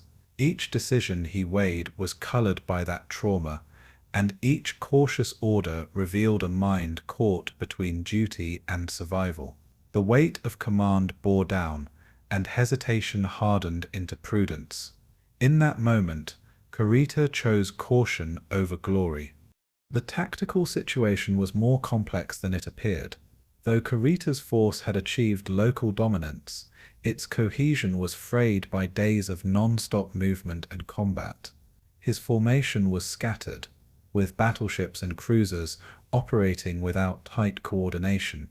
Communication between flagships faltered under the strain of damage and constant maneuvering, leaving some captains unclear on his exact intentions. Meanwhile, the relentless harassment from American planes, both armed and unarmed, created the impression of an endless stream of reinforcements. Reports of torpedo bombers circling above suggested that every approach to Leyte Gulf would be shadowed and contested. Kurita's navigators warned of minefields near the Gulf's entrances, hazards that could ensnare crippled ships and leave them vulnerable. Intelligence officers, relying on fragmented radio intercepts, cautioned that Admiral Halsey's powerful fast carriers might descend at any moment, striking from the north with overwhelming strength. These tactical concerns converged with the psychological pressure of the battlefield to reinforce Kurita's growing conviction. Continuing forward was tantamount to suicide for his entire fleet. The once unstoppable Armada, now shadowed by smoke and ghosts, turned away from its ultimate target. The retreat itself unfolded almost anticlimactically compared to the ferocity of the battle. At approximately 9 a.m. on October 25, 1944, Kurita issued the order to disengage, signaling his fleet to withdraw through the San Bernardino Strait. Yamato and the surviving battleships began to wheel northward, their great hulls leaving wakes that carried not triumph but resignation. For the men of Taffy 3, battered and bloodied, it was as if a miracle had descended from the sky. The Americans watched in disbelief as the largest battleships in the world turned away, their towering silhouettes fading into the distance. Survivors of sinking ships like U.S. Johnston and USS Gambier Bay, clinging to rafts in the water, later recalled the surreal sight of the Japanese retreating from victory.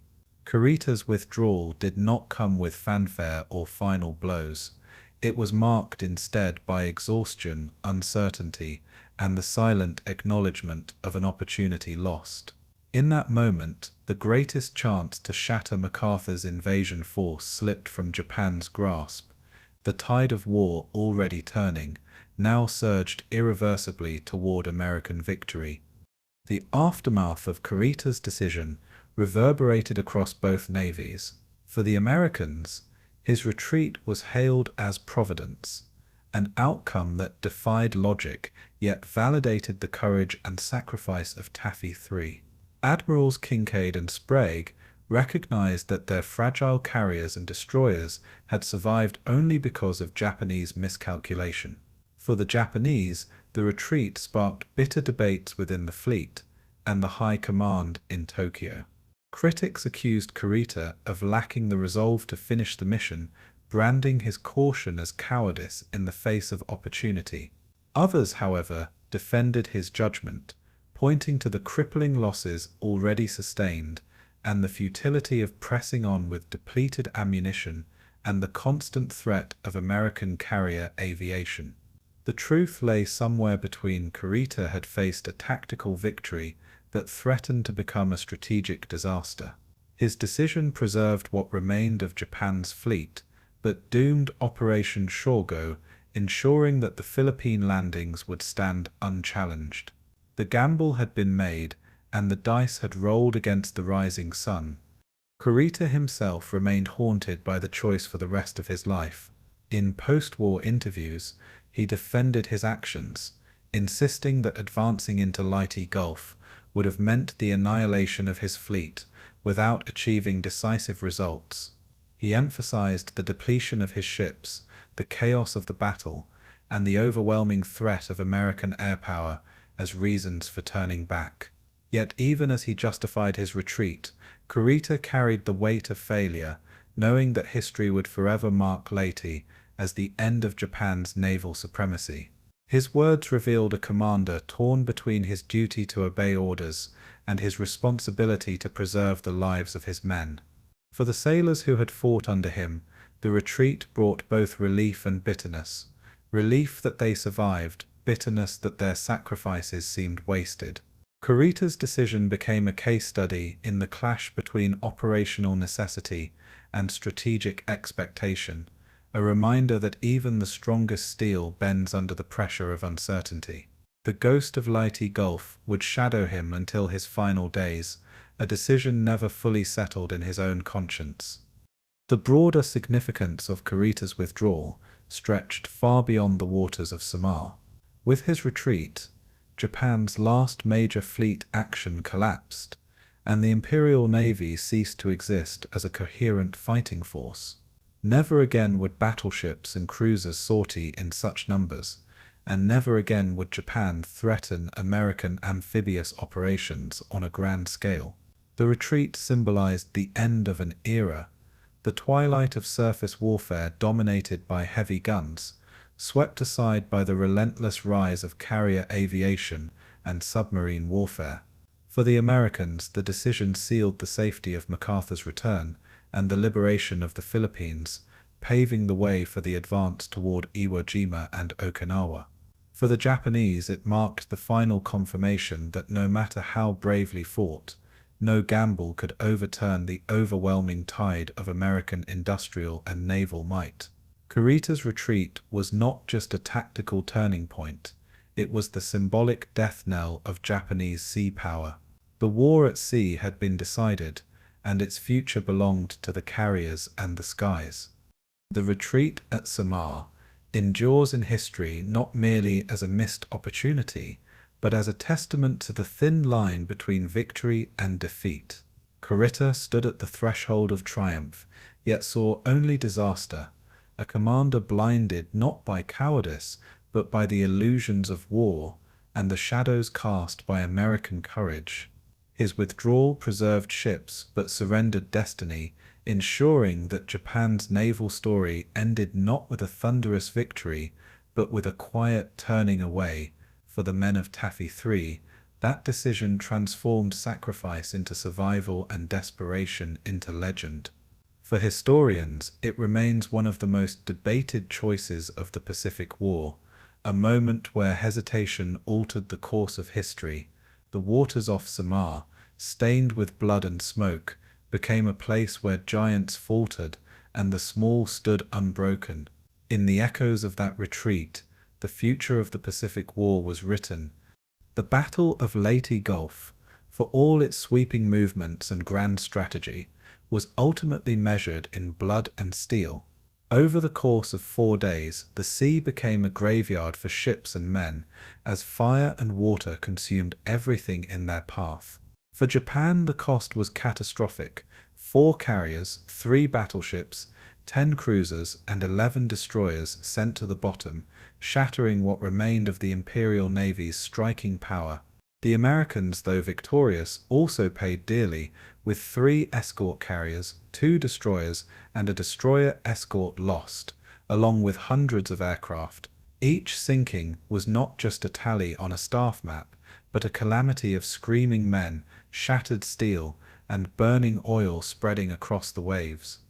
Survivors floated for hours, sometimes days, watching their comrades slip beneath the surface or succumb to wounds, thirst, and sharks.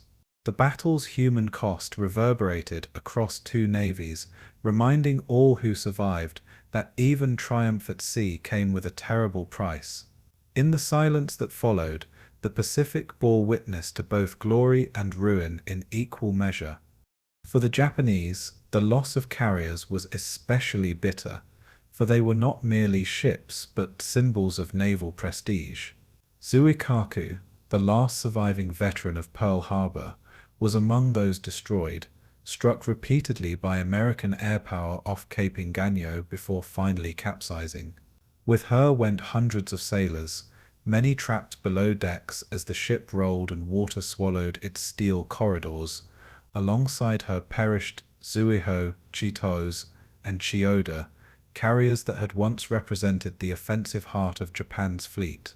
More grievous still was the loss of Musashi, pride of the battleship line, her immense bulk overwhelmed by a rain of torpedoes and bombs in the Sibuyan Sea. Cruisers like Chikuma and Suzuya, annihilated off Samar, took entire crews down with them as explosions tore through magazines and fuel bunkers. Every Japanese ship lost was not just a hull, but a microcosm of lives, families, and hopes extinguished in fire and salt water. By the end, over 12,500 Japanese sailors were dead, a figure that hollowed out the once proud navy. The Imperial Navy had gambled everything, and left most of it at the bottom of the sea. The Americans, though far stronger, did not emerge unscathed. The escort carriers of Taffy 3 bore the brunt of Kurita's fury, their thin armor no match for battleship shells and cruiser broadsides. USS Gambier Bay was pounded into submission and sank under relentless fire, the only American carrier ever sunk by naval gunfire in history.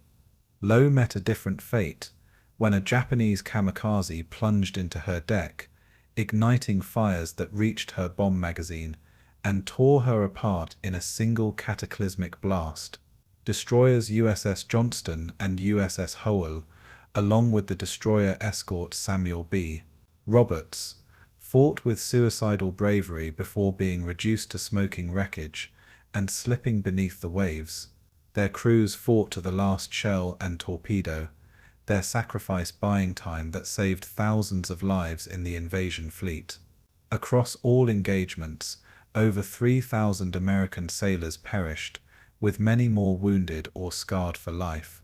Even in victory, the cost was sobering, a reminder that courage alone could not shield men from the realities of steel and fire. For the survivors, the ocean became both a tomb and a sanctuary, its waters carrying the weight of loss and deliverance. The human experience of survivors paints a vivid picture of this cost. Sailors from the Johnston record leaping into oil-slicked seas, choking on fumes while debris rained down around them. Men from Gambier Bay clung to life rafts for days, exposed to sun and sharks, watching comrades vanish one by one into the vast Pacific. On the Japanese side, survivors of Musashi described the horror of abandoning ship as her decks rolled under, the screams of trapped crew echoing from within her steel carcass. Sailors rescued from sinking cruisers spoke of flames engulfing gun decks, ammunition detonating, and officers urging them to save themselves before the sea claimed them. In both navies, the experience of survival was etched in trauma that would haunt men for decades. Many survivors spoke little after the war, their silence a shield against memories too painful to relive. Others found themselves compelled to bear witness, determined that the world would know of the courage and suffering endured on those October days. Through them, the battle's cost was given a voice beyond mere numbers. Their stories form the most enduring testament to what was sacrificed at Leyte. Material losses also reshaped the balance of the Pacific War. For Japan, the destruction of so many capital ships and carriers meant that never again could the Imperial Navy mount a large-scale fleet action. What remained of its surface fleet was a skeleton force, too weak to challenge American dominance at sea. The Americans, by contrast, could replace ships quickly, drawing from an industrial base that seemed limitless. Every escort carrier lost could be substituted by another. Every destroyer sunk matched by two more emerging from shipyards. Yet the losses still weighed heavily on the US Navy, particularly for the crews of Taffy 3, whose gallant stand left entire ships and communities grieving. The battle underscored a truth both sides understood: steel could be replaced, but lives could not. It also highlighted the shifting nature of naval warfare, where aircraft and submarines now decided battles more than battleship broadsides. Leyte Gulf was the last great clash of surface fleets, and its losses signaled the twilight of an era. From then on, the Pacific would be ruled by the skies. The psychological cost was equally immense. Japanese sailors who survived returned to a homeland that could no longer sustain hope of victory, their morale broken by the realization that their fleet was finished. Many officers struggled with shame, having failed to deliver the decisive blow their nation had demanded. In America, survivors of Samar and Leyte were hailed as heroes, but they carried the scars of comrades lost in desperate combat. For families back home, telegrams announcing deaths or missing loved ones transformed triumph into mourning. War letters recovered from the wreckage revealed sailors writing of their hopes to return, unaware they were penning their final words. Priests and chaplains aboard surviving ships held memorial services at sea, committing bodies to the waves with solemn ritual. For those who watched the burials, the ocean became consecrated ground, vast and unending yet forever marked by human sacrifice. The battle left behind a legacy of grief and resilience, emotions that would echo across nations long after the guns fell silent. The economic and industrial dimension of this cost further deepens its meaning. Japan, already strained by shortages, could not replace the massive tonnage of warships lost, nor the trained crews that perished with them. Every battleship sunk, every cruiser destroyed, stripped Japan not only of material, but of the years of training invested in men who could never be replaced. The United States, in contrast, continued to flood the Pacific with ships and aircraft, its factories humming with unmatched productivity. Yet even American industry could not erase the agony of lives extinguished in battle, nor the haunting sight of proud ships vanishing beneath the waves. For all its industrial strength, America too knew that every sinking carried a human weight that outlasted the war. This disparity in capacity underscored the inevitability of Japan's defeat. Leyte Gulf accelerated that outcome by delivering blows from which the Imperial Navy would never recover. The ocean floor became the grave of a navy once feared, its wrecks silent markers of a lost empire's ambition. In the end, the cost of Leyte Gulf was measured not only in ships and numbers, but in the human spirit it consumed. The battle had demanded courage beyond reason, sacrifice beyond expectation, and endurance beyond human limits. Both sides shed blood in torrents, their sailors fighting with valor in a clash that epitomized the ferocity of the Pacific War. Yet in its aftermath, one truth emerged with clarity: Japan could no longer contest the seas, while America, though bloodied, sailed on toward ultimate victory. The cost in blood and steel was immense, but it had reshaped the future of the Pacific. The survivors bore its scars, the dead bore its silence, and the ocean bore its memory. As the smoke cleared and the sea calmed, the weight of what had been lost hung heavy on all who lived through it. Leyte Gulf was not just a battle, it was a reckoning. Its price was written in lives, its legacy in the silence of the deep. In late October 1944, as the Battle of Leyte Gulf raged across the seas, the Japanese introduced a weapon born of desperation and fanatic resolve: the Kamikaze. These were not merely pilots on attack runs, but men assigned to die, turning their aircraft into guided bombs aimed at the heart of the American fleet. The plan was born in the chaos of defeat, when Japan's naval leadership concluded that conventional tactics could no longer blunt American power. Admiral Takejiro Nishi, commanding the 1st Air Fleet, sanctioned the creation of special attack units, framing them as a sacred duty to save the nation. Volunteers and sometimes coerced recruits were told they would become human thunderbolts, striking fear into the invaders. On October 25th, during the height of the battle, the first organized kamikaze unit launched from Luzon toward the crowded waters off Leyte. Their targets were not battleships or carriers of the line, but the vulnerable escort carriers that screened the invasion fleet. That morning, the Pacific witnessed the terrifying debut of a new form of warfare, one that fused human sacrifice with steel and fire. For sailors watching from their decks, the sky itself had become a weapon. The first major success of the kamikazes came against the small carriers of Taffy 3, already bloodied from their desperate stand off Samar. USS St. Louis, a Casablanca-class escort carrier, was struck by a Zero that slammed into her flight deck just after noon. The impact ignited fully fueled and armed aircraft parked on the deck, touching off secondary explosions that roared through the hangars below. Within minutes, the carrier became an inferno, flames racing along fuel lines and detonating ordnance that shattered bulkheads. The crew fought to save her, but the fires reached her bomb magazine, triggering a catastrophic blast that split the ship apart. At 11:30 a.m., she rolled under, taking more than 100 sailors with her into the sea. For the Americans, the sight was chilling. A single aircraft, piloted by a man who never intended to return, had destroyed a warship in less than 30 minutes. For the Japanese, it was proof that sacrifice could achieve results even their mighty battleships had failed to deliver. The ocean floor claimed the St. Louis, but the idea of the kamikaze would claim far more lives in the months to come. The impact on morale was immediate and profound.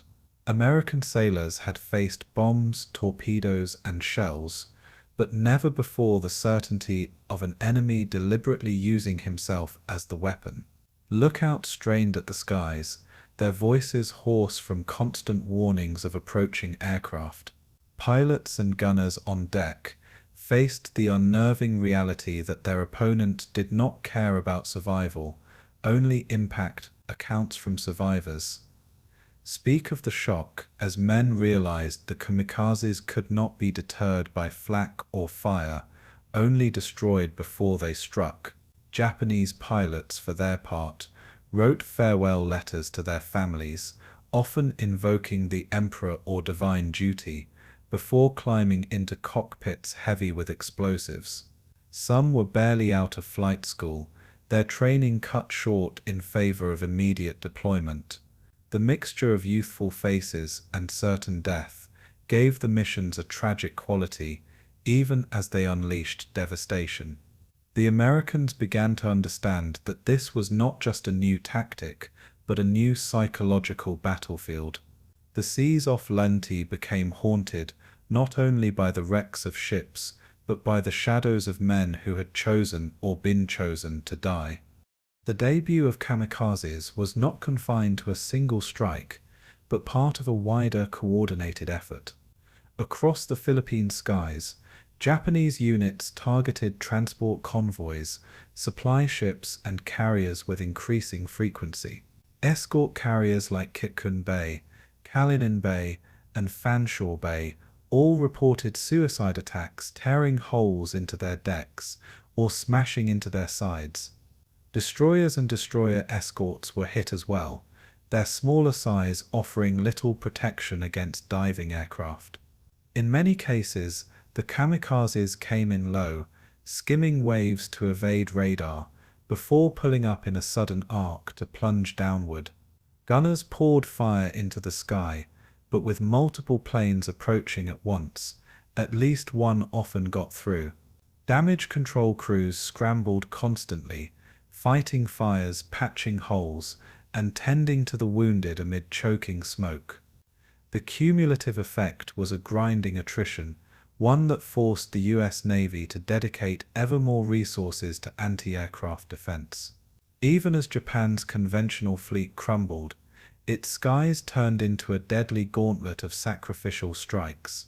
What began at Leyte would grow into a campaign that defined Japan's final year of war. Behind the tactic lay a cultural and ideological dimension that gave it its peculiar ferocity. Japan's military elite framed the kamikaze not as suicide, but as selfless service to the nation, wrapped in the rhetoric of Bushido and emperor worship. Pilots were told they would become eternal guardians of the homeland, their deaths securing the empire's survival. For many, the choice was illusory. Refusal brought shame, coercion, or transfer to other suicidal missions. Yet there were volunteers who stepped forward willingly, convinced that death in battle was preferable to defeat and occupation. In their farewell ceremonies, young men drank sake, tied white headbands across their foreheads, and accepted a final word from their commanders.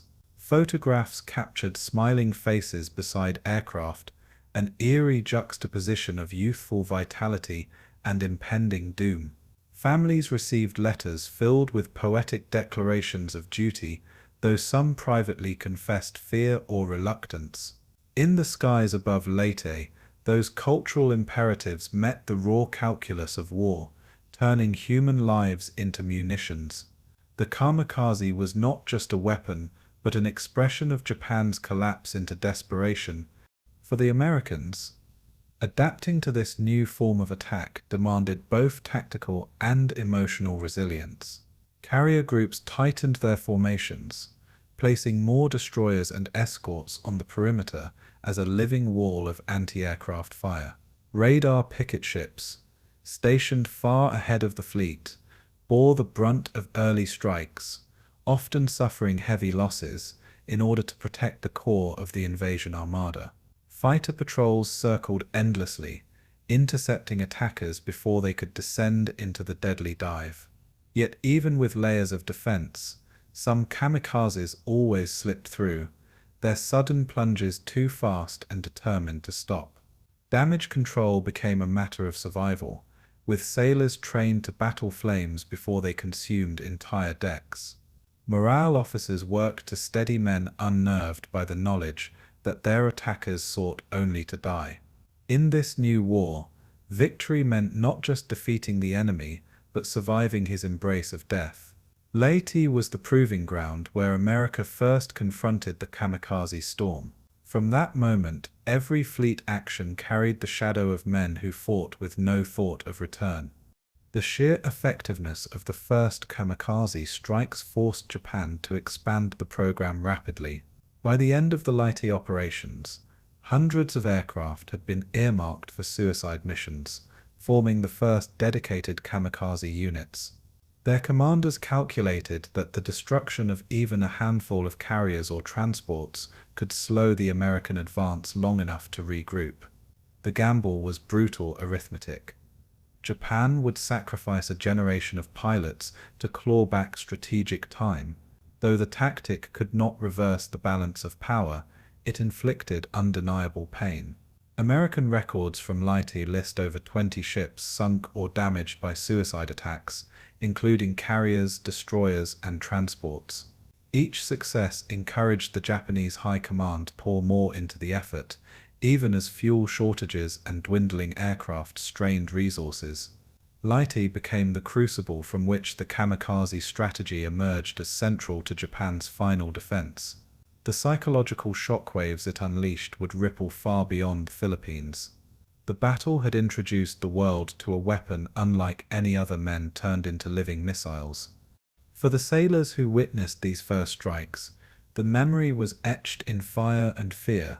Survivors recalled the image of planes diving almost vertically, their engines screaming as they closed in. Some described the split-second recognition of a pilot's face in the cockpit before impact. Others remembered the eerie silence in the moments after, broken only by the crackle of flames and the cries of the wounded. The psychological toll was immense, as men realized that each new contact could be their last. For the Japanese families who later learned of their sons' deaths, the news was wrapped in honorifics, but carried the weight of finality. For the Americans, it was the opening of a nightmare that would intensify at Okinawa and beyond.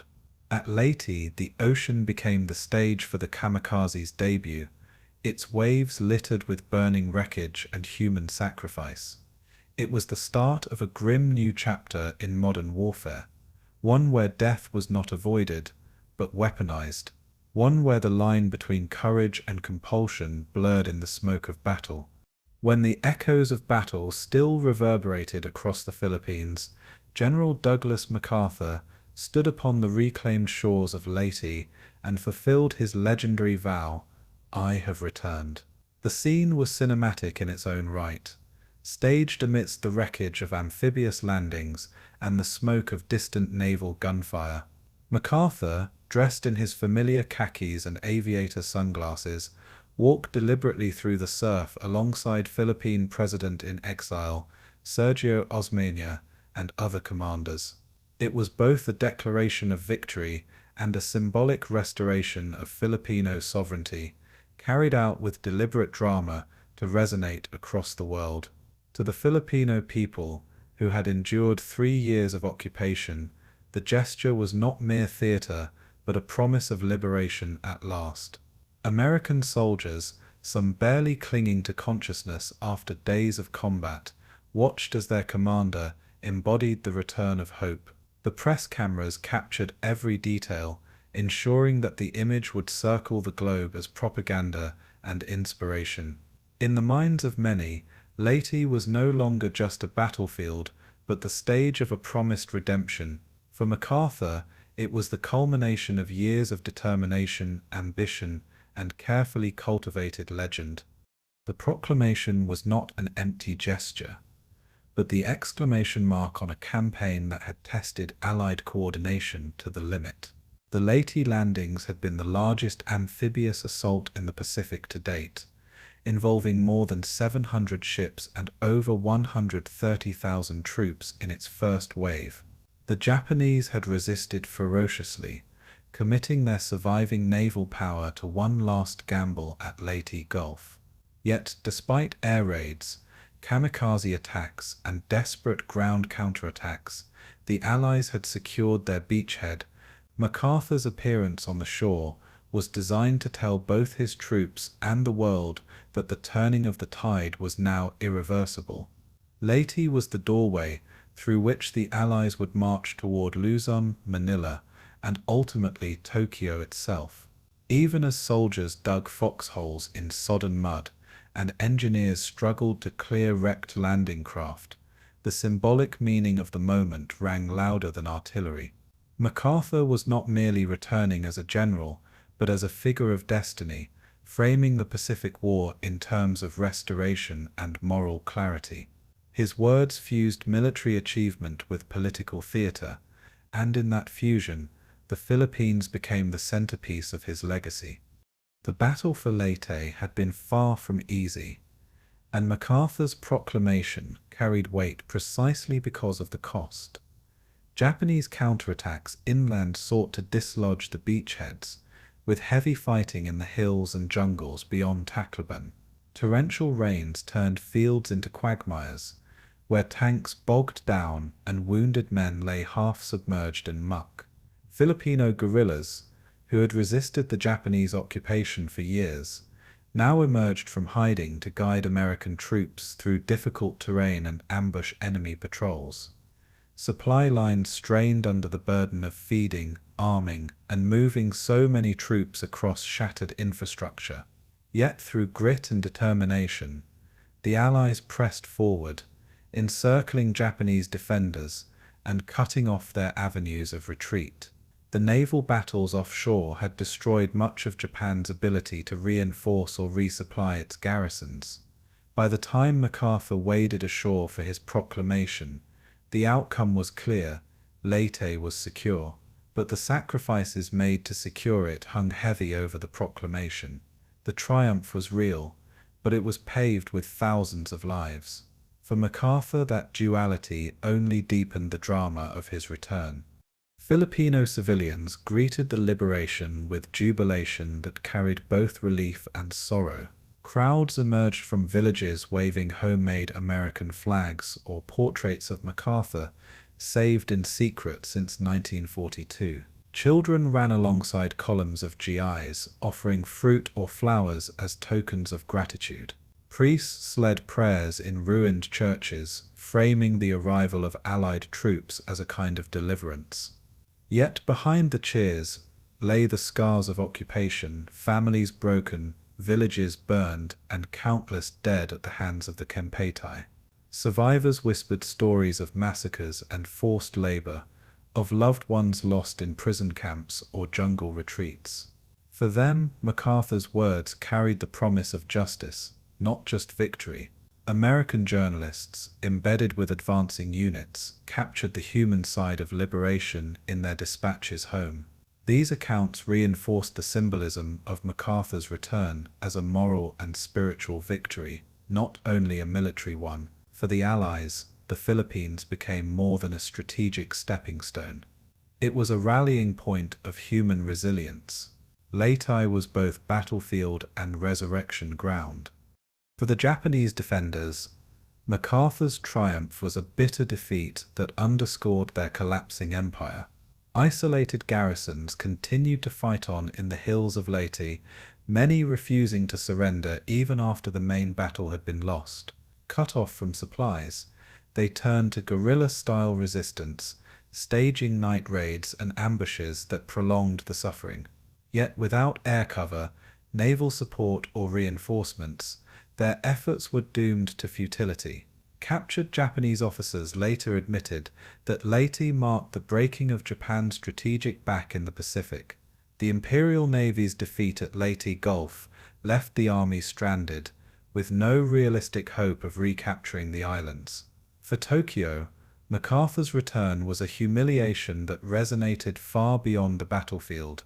The man they had driven from the Philippines in 1942 now stood triumphant on its beaches, declaring their failure to the world. To many Japanese soldiers, the announcement symbolized not only the loss of Leyte, but the beginning of Japan's inevitable collapse. Their resistance continued, but their empire's fate had been sealed. The tide of history had turned against them. MacArthur's dramatic gesture also served to strengthen Allied unity, particularly with the Filipinos. By bringing President Osmeña ashore with him, he signaled the restoration of Filipino leadership in liberated territory. This was not just a symbolic gesture, but a calculated political act. reinforcing that America's war in the Pacific was not solely for conquest, but for liberation. Filipino guerrillas were formally integrated into American operations, their local knowledge proving invaluable in rooting out remaining Japanese units. At the same time, MacArthur's return cemented his own place in Filipino memory, intertwining his personal legend with the national narrative of independence. For Washington, the symbolism served broader purposes. It justified the enormous cost of retaking the Philippines and strengthened the moral case for America's continued advance. For the troops slogging through mud and jungle, the gesture gave them something to cling to, a sense that they were fighting not just for territory, but for people. MacArthur's triumph was therefore layered, a military victory, a political statement, and a personal vindication, all fused into one unforgettable moment. The proclamation of return also carried a global dimension, resonating far beyond the Pacific. In London, newspapers hailed it as proof of Allied momentum in both hemispheres of war. In occupied Europe, underground presses circulated the story, drawing inspiration from the sight of a general returning to lands once lost. For neutral nations, the images broadcast America's growing power and determination to see the war through to unconditional victory. In Tokyo, propaganda attempted to downplay the event, but the reality was undeniable. The Japanese public, already weary from years of war, could not ignore the loss of the Philippines, their empire's most prized colony. MacArthur's return thus echoed not only in Manila and Washington, but across the globe, shaping perceptions of the Pacific War's direction.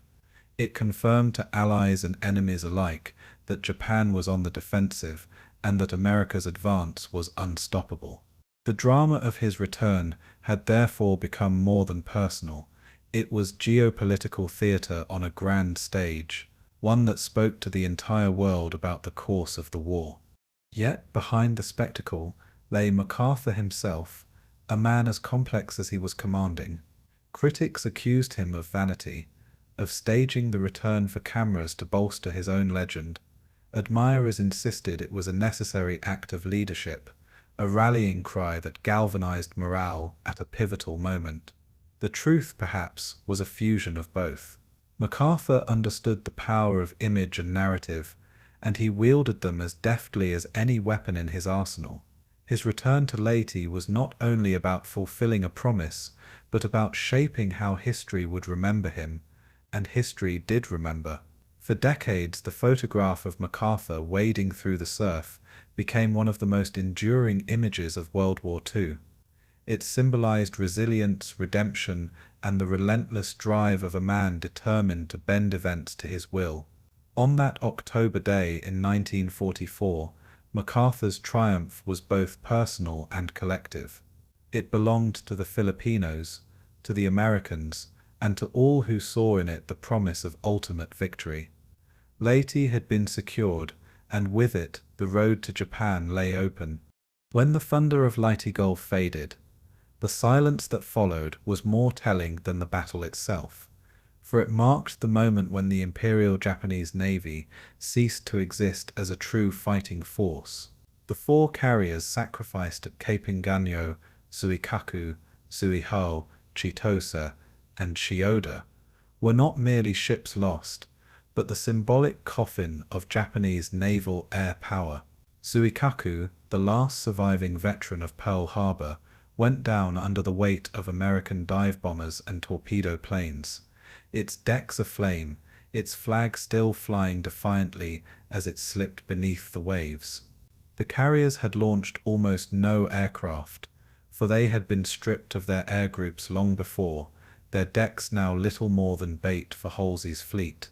When they sank, they carried with them the remnants of Japan's once proud Kido Butai, the carrier strike force that had dominated the Pacific in 1941 and 1942. To the Japanese sailors who watched the rising sun flag vanish beneath the sea, it was like witnessing the funeral of an empire's dream. And to the Americans who destroyed them, It was confirmation that Japan's carrier threat was finished forever. Yet the loss of carriers was only part of the catastrophe, for Leyte Gulf consumed battleships and cruisers as well. Nishimura's southern force had been annihilated in Surigao Strait, where American battleships avenged Pearl Harbor by blasting Fuso and Yamashiro into burning hulks. Cruisers and destroyers that tried to follow them were torn apart by torpedoes and gunnery, their wreckage littering the narrow channel. Kurita's central force had lost Musashi in the Sibuyan Sea, one of the heaviest and most heavily armored warships ever built, drowned by relentless waves of American carrier aircraft. The Yamato survived, but her presence had become a ghost of former glory, a symbol of size without strategic impact. Cruiser losses further thinned Japan's ability to project surface power, leaving only fragments of once mighty squadrons. In a single campaign, Japan's surface fleet had been gutted in every theater of the battle, its proudest warships now reduced to smoking wrecks or watery graves. The balance of power had shifted irrevocably, and the Imperial Navy knew it. Perhaps more devastating than the ships were the men lost with them. The pilots, sailors, and seasoned crews who could not be replaced. Japan's naval air arm had been bled dry long before Leyte, but at Leyte it was bled out completely. Hundreds of aviators who had survived the Coral Sea, Midway, and the Solomons were now gone, either killed in desperate sorties or consumed in kamikaze attacks. The cadre of highly trained pre-war aviators, once the elite of naval aviation, was gone forever. In their place, Japan had rushed young, barely trained recruits into cockpits, many of whom perished in their very first combat missions. The sinking of the carriers meant that even if planes could be built, there were no platforms from which to launch them, no instructors to train new pilots, no veterans to guide them. American aviators described Japanese pilots at Leyte as brave but often clumsy, flying outdated tactics against superior Hellcats and Avengers. It was not simply a loss of hardware, but of experience, the irreplaceable soul of an air force. When the sea claimed Japan's last great carriers, it also claimed the last of its naval aviators who could have fought effectively. The financial and industrial consequences were equally crippling, sealing the Navy's fate long before surrender. Japan lacked the oil to fuel its surviving ships, a crisis exacerbated by the loss of the Philippines, which severed access to vital Southeast Asian resources. The battleships and cruisers that limped home after Leyte were more museum pieces than weapons, too costly to operate, and too vulnerable to risk in battle. Shipyards that might have repaired them were under constant bombardment from American B-29, while steel and labor were diverted desperately toward building defensive aircraft and kamikaze planes. Unlike the United States, which launched new Essex-class carriers by the dozen, Japan had no industrial base left to replace its fallen fleet. The numbers told the story with brutal clarity. By the end of 1944, Japan's navy was hollow, and its ability to wage modern naval war had ended. The once mighty fleet that had sailed proudly into the Pacific 3 years earlier was now reduced to little more than hulks, shadows, and suicide boats. The psychological impact was profound, both within Japan and among its enemies. For the Japanese Navy, which had prided itself on centuries of tradition and the samurai ethos of the sea, the defeat at Leyte was a spiritual death blow. Sailors and officers spoke of shame and despair, of serving aboard ships that could never again match their enemies' might. For the Japanese people, who had once cheered the victories at Pearl Harbor and Singapore, the loss of their fleet was barely comprehensible, a silent admission that the empire could no longer protect them. In contrast, American morale soared, for the destruction of Japan's navy meant that the path to the home islands was now open. When sailors aboard American carriers looked out upon burning Japanese wrecks, they knew they were witnessing the end of an era. No longer did the Pacific hold uncertainty. From that moment, the sea belonged entirely to the Allies. And in Tokyo, senior leaders understood the truth. Their navy existed now only in name. Strategically, Leyte shattered the last Japanese hope of stopping the American advance through decisive battle. Operation Shogo had been conceived as a gamble, a final throw of the dice to destroy the American fleet and sever supply lines to MacArthur's invasion force. Instead, it had squandered the last of Japan's naval capital, leaving only submarines and kamikazes as tools of resistance.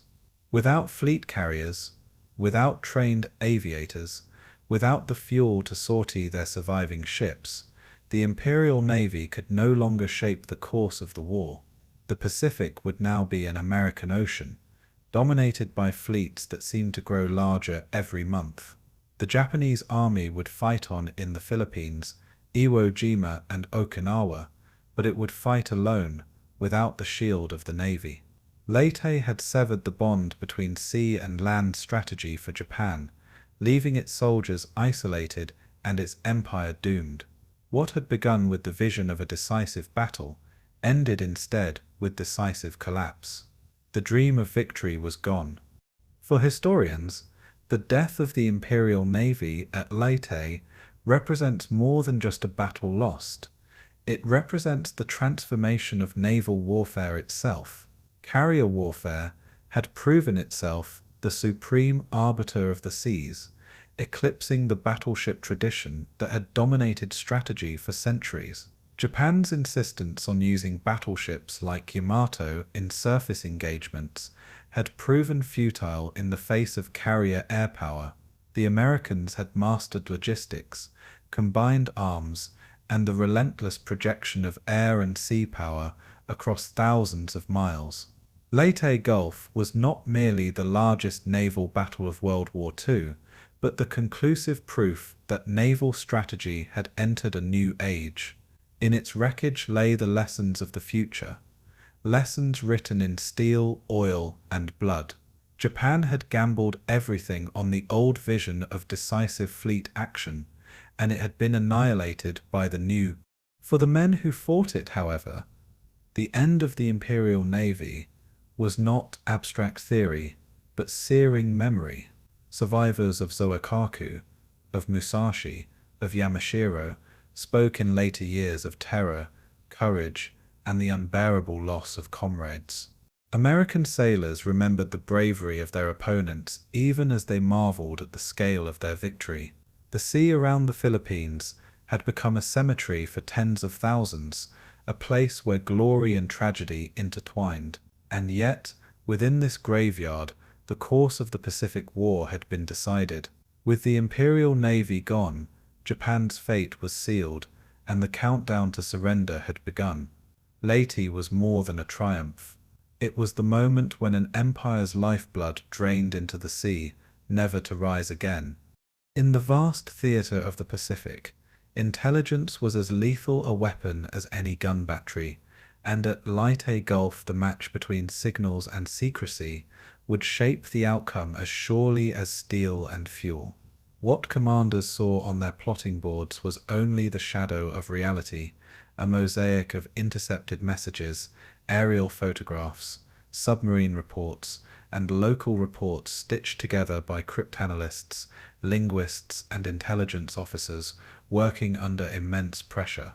Those shadows required interpretation, and interpretation required people who could read not just codes but intent, tone, and operational culture. Their judgments would determine whether a force steamed into triumph or disaster. At Leyte, the interplay between code-breaking and reconnaissance created a nervous electricity. Fragments of Japanese traffic suggested movements and objectives, while scouting planes and submarines tried to confirm them with sight and sound. This was not an era of perfect information. It was an era of hungry guesswork, where a single decrypted phrase or a blurred aerial image could tilt a commander's decision from caution to action. Allied intelligence networks, built through years of effort across the Pacific, yielded intermittent victories in deciphering Japanese naval traffic, and those victories gave admirals both confidence and dangerous illusions of knowledge. Conversely, Japanese signals and countermeasures also sought to conceal the truth, and their own use of radio discipline and deception hardened the fog into a weapon of war. The men and women crunching code, flying reconnaissance sorties, and keeping wireless ears tuned to the enemy were the unsung protagonists of Leyte's drama, their toil invisible until its consequences erupted in battle. Their work had human rhythms, long nights over cipher pads, the hush of an analyst who realized a pattern, the triumph of an interpreter who saw meaning where others saw static. In that way, Leyte was less a clash of steel than a contest of information, where the side that best transformed noise into knowledge often controlled the tempo of combat. Yet knowledge alone was not victory. How commanders used or misused intelligence would determine whether those hard-won insights translated into strategic advantage. And so the stage was set. Leyte would be decided as much by crackling radio waves and reconnaissance photographs as by gunnery, and each of the actors would be judged by how well they read the new signs of modern war. Signals intelligence. The art of turning intercepted radio traffic into actionable insight had matured into a central pillar of Allied strategy by 1944.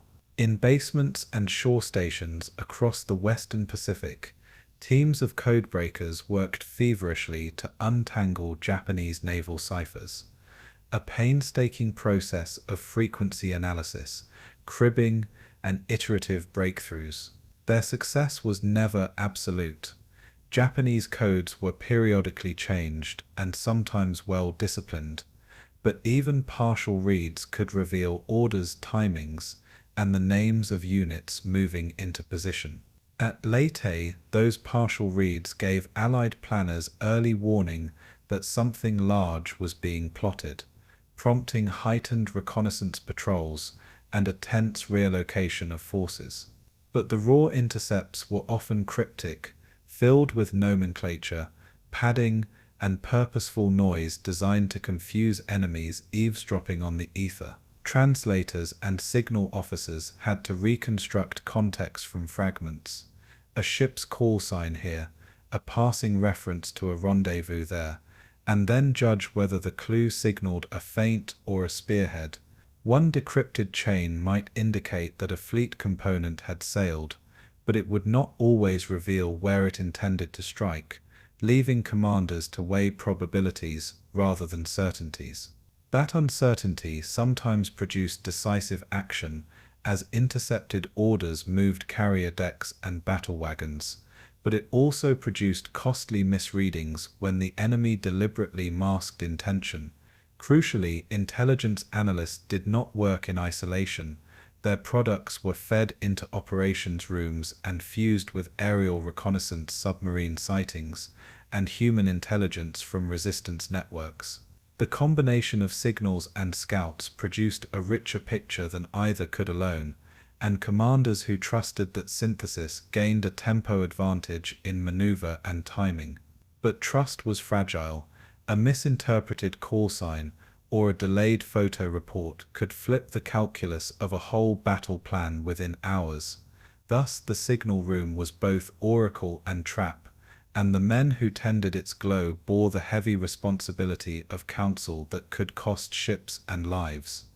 Reconnaissance, the eyes and ears on which cryptanalysis relied, took many forms across the Philippine theater, from high-altitude photography to low-slung Catalina patrols and tooth-and-nail submarine sightings.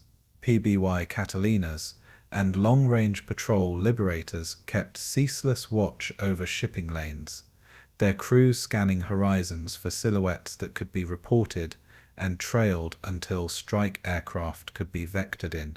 Carrier scout planes and float planes extended the fleet's reach, dropping flares, taking photographs, and, when necessary, making contact with enemy ships to fix their bearings. Submarines, meanwhile, served as stealthy spotters, reporting movements of heavy surface units, and sometimes closing to relay position reports that aerial units could not obtain. Beneath the canopy of the sky, coast watchers, Filipino guerrillas, Australian observers, and local radio operators risked capture to send heartbeat reports of Japanese convoys steaming past islands and coves. Their human intelligence was often the most direct and immediate.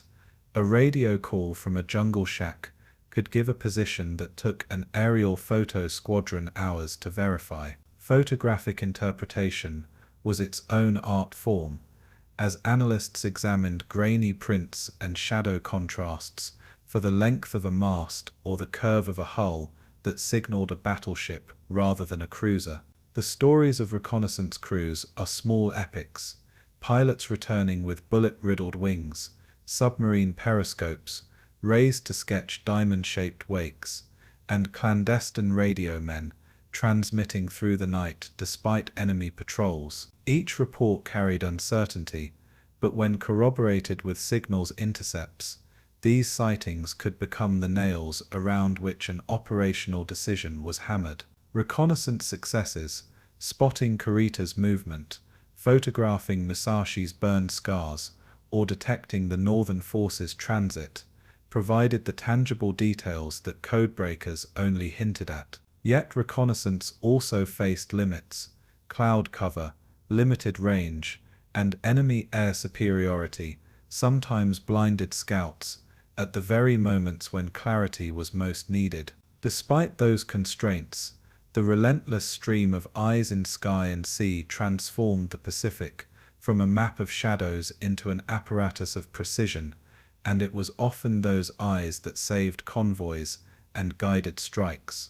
Deception was central to Japanese operational art at Leyte, and nowhere was that more evident than in the Northern Forces' sacrificial role as a decoy, a deliberate act of strategic theater.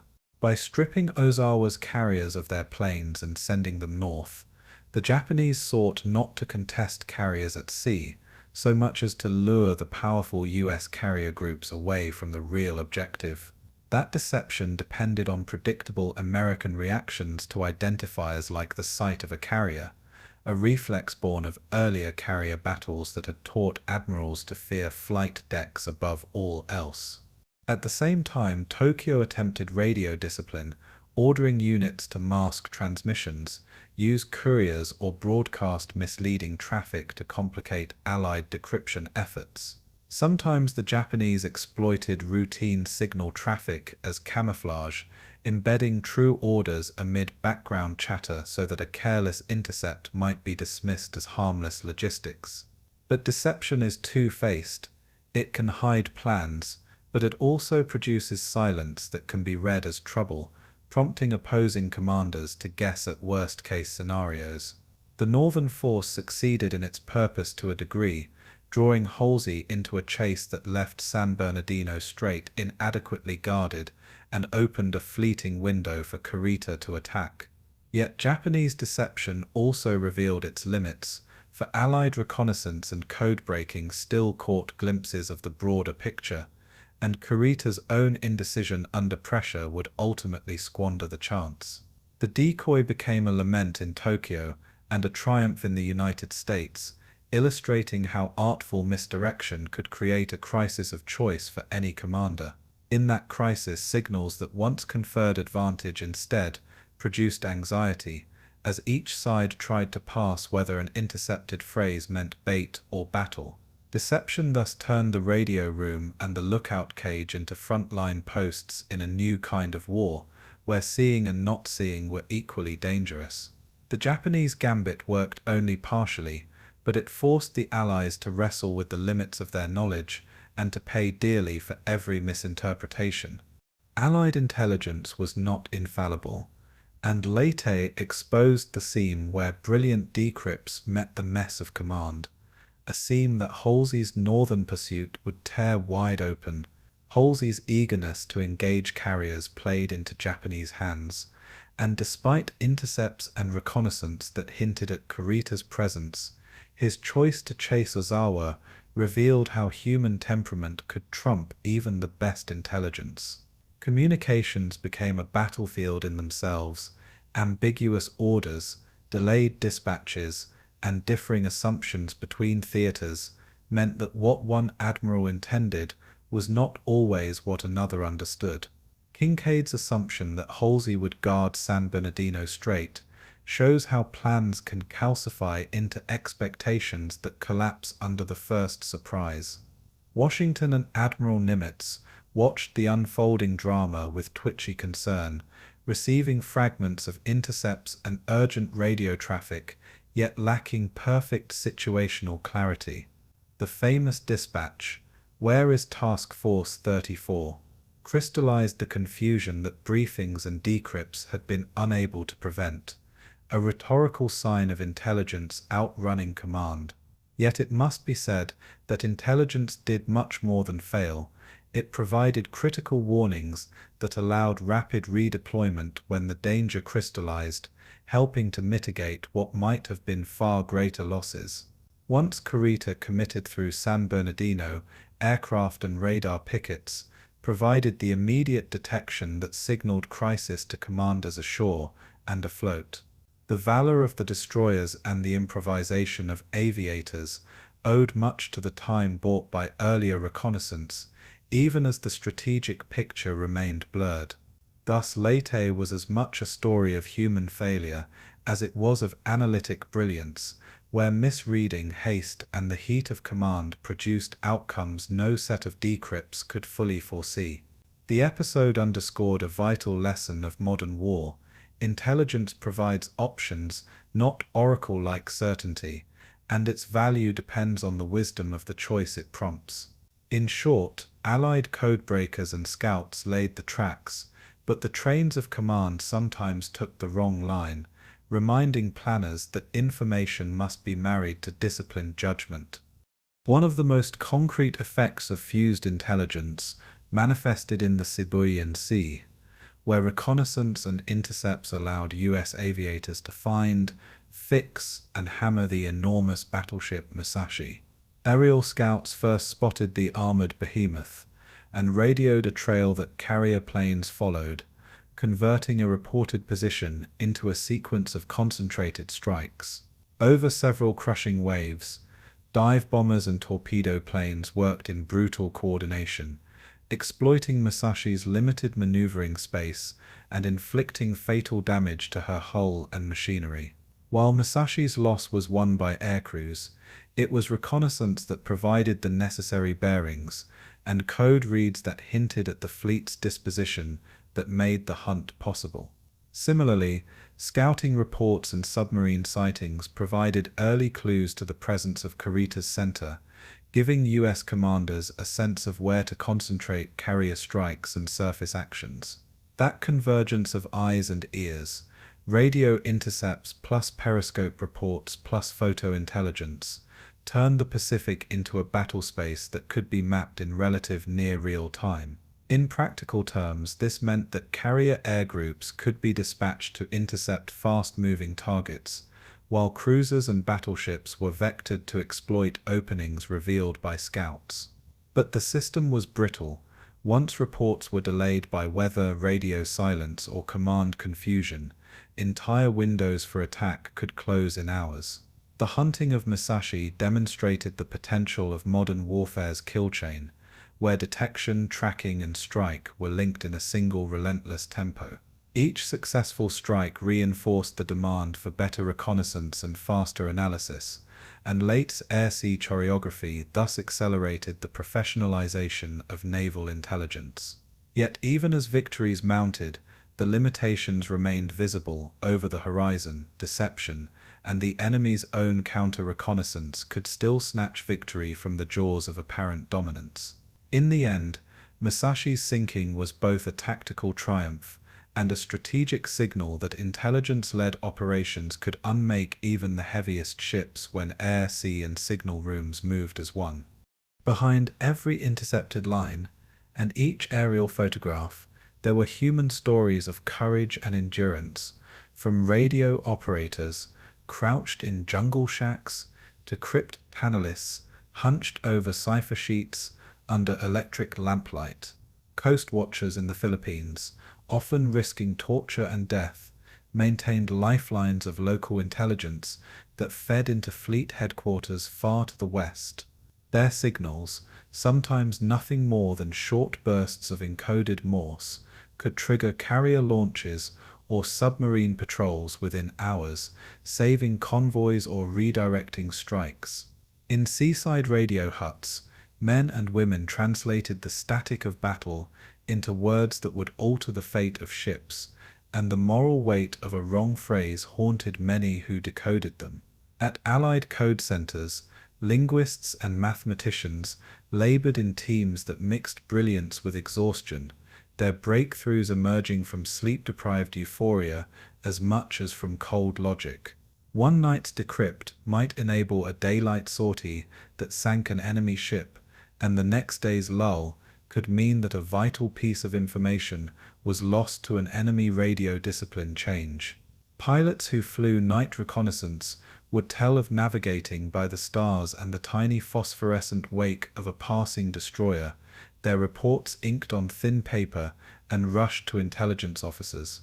Those intelligence officers, in turn, faced the wrenching responsibility of making recommendations to admirals whose orders would be shaped by what was often an uneasy confidence. Human error, fatigue, and the chaos of battle sometimes introduced false positives into intelligence, and the men who bore those mistakes carried them long after the war.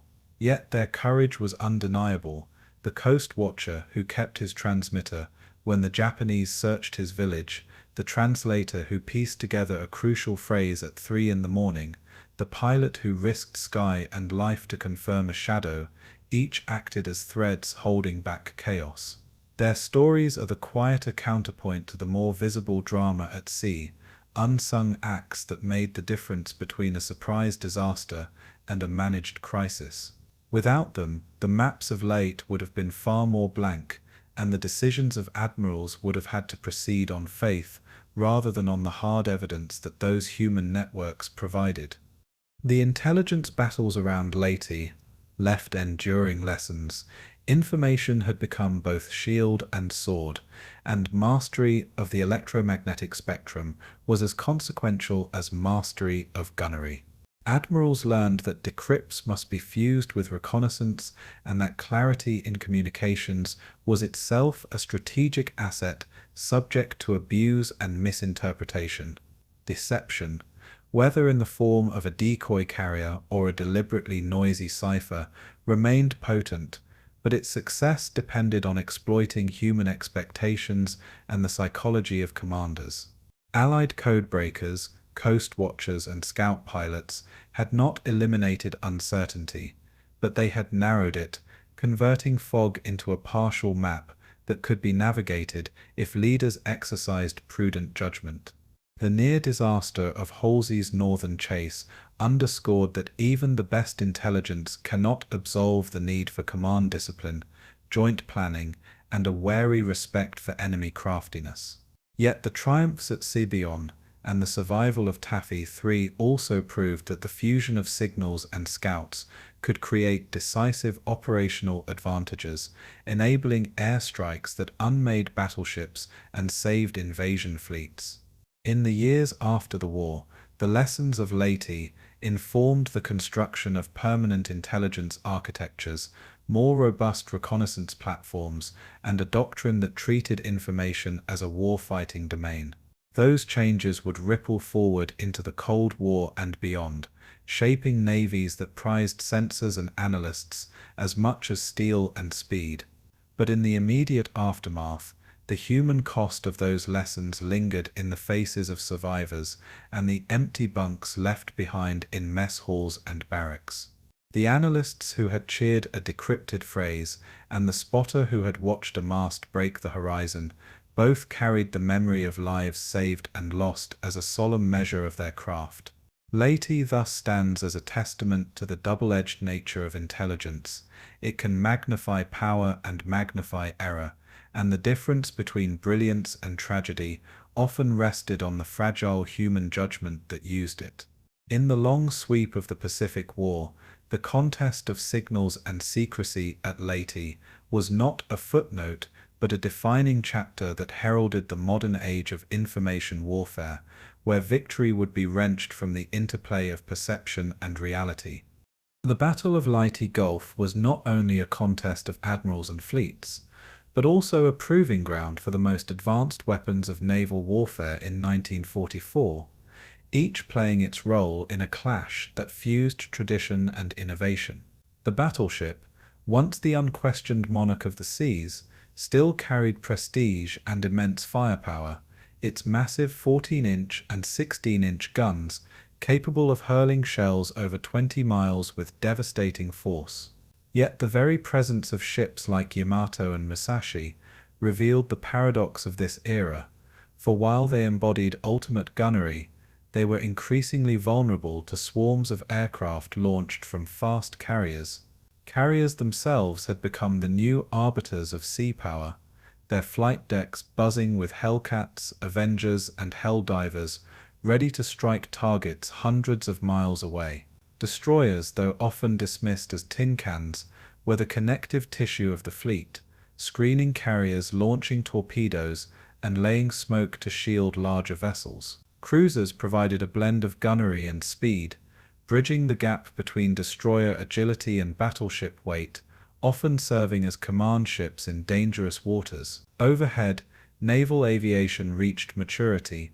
Radar-equipped night fighters, dive bombers with armor-piercing ordnance, and torpedo planes that could cripple leviathans. Torpedoes and bombs themselves had improved, with better fuses and tactics increasing lethality against heavily armored ships. All these weapons, from the grandest dreadnought to the smallest rocket, were shaped by years of evolution and the brutal crucible of earlier campaigns. At Leyte, they converged in a battle that revealed not only their strengths, but also their vulnerabilities, and in doing so pointed the direction of future naval war. Technology, doctrine, and human will were inseparable, each amplified by the other in a symphony of fire and steel.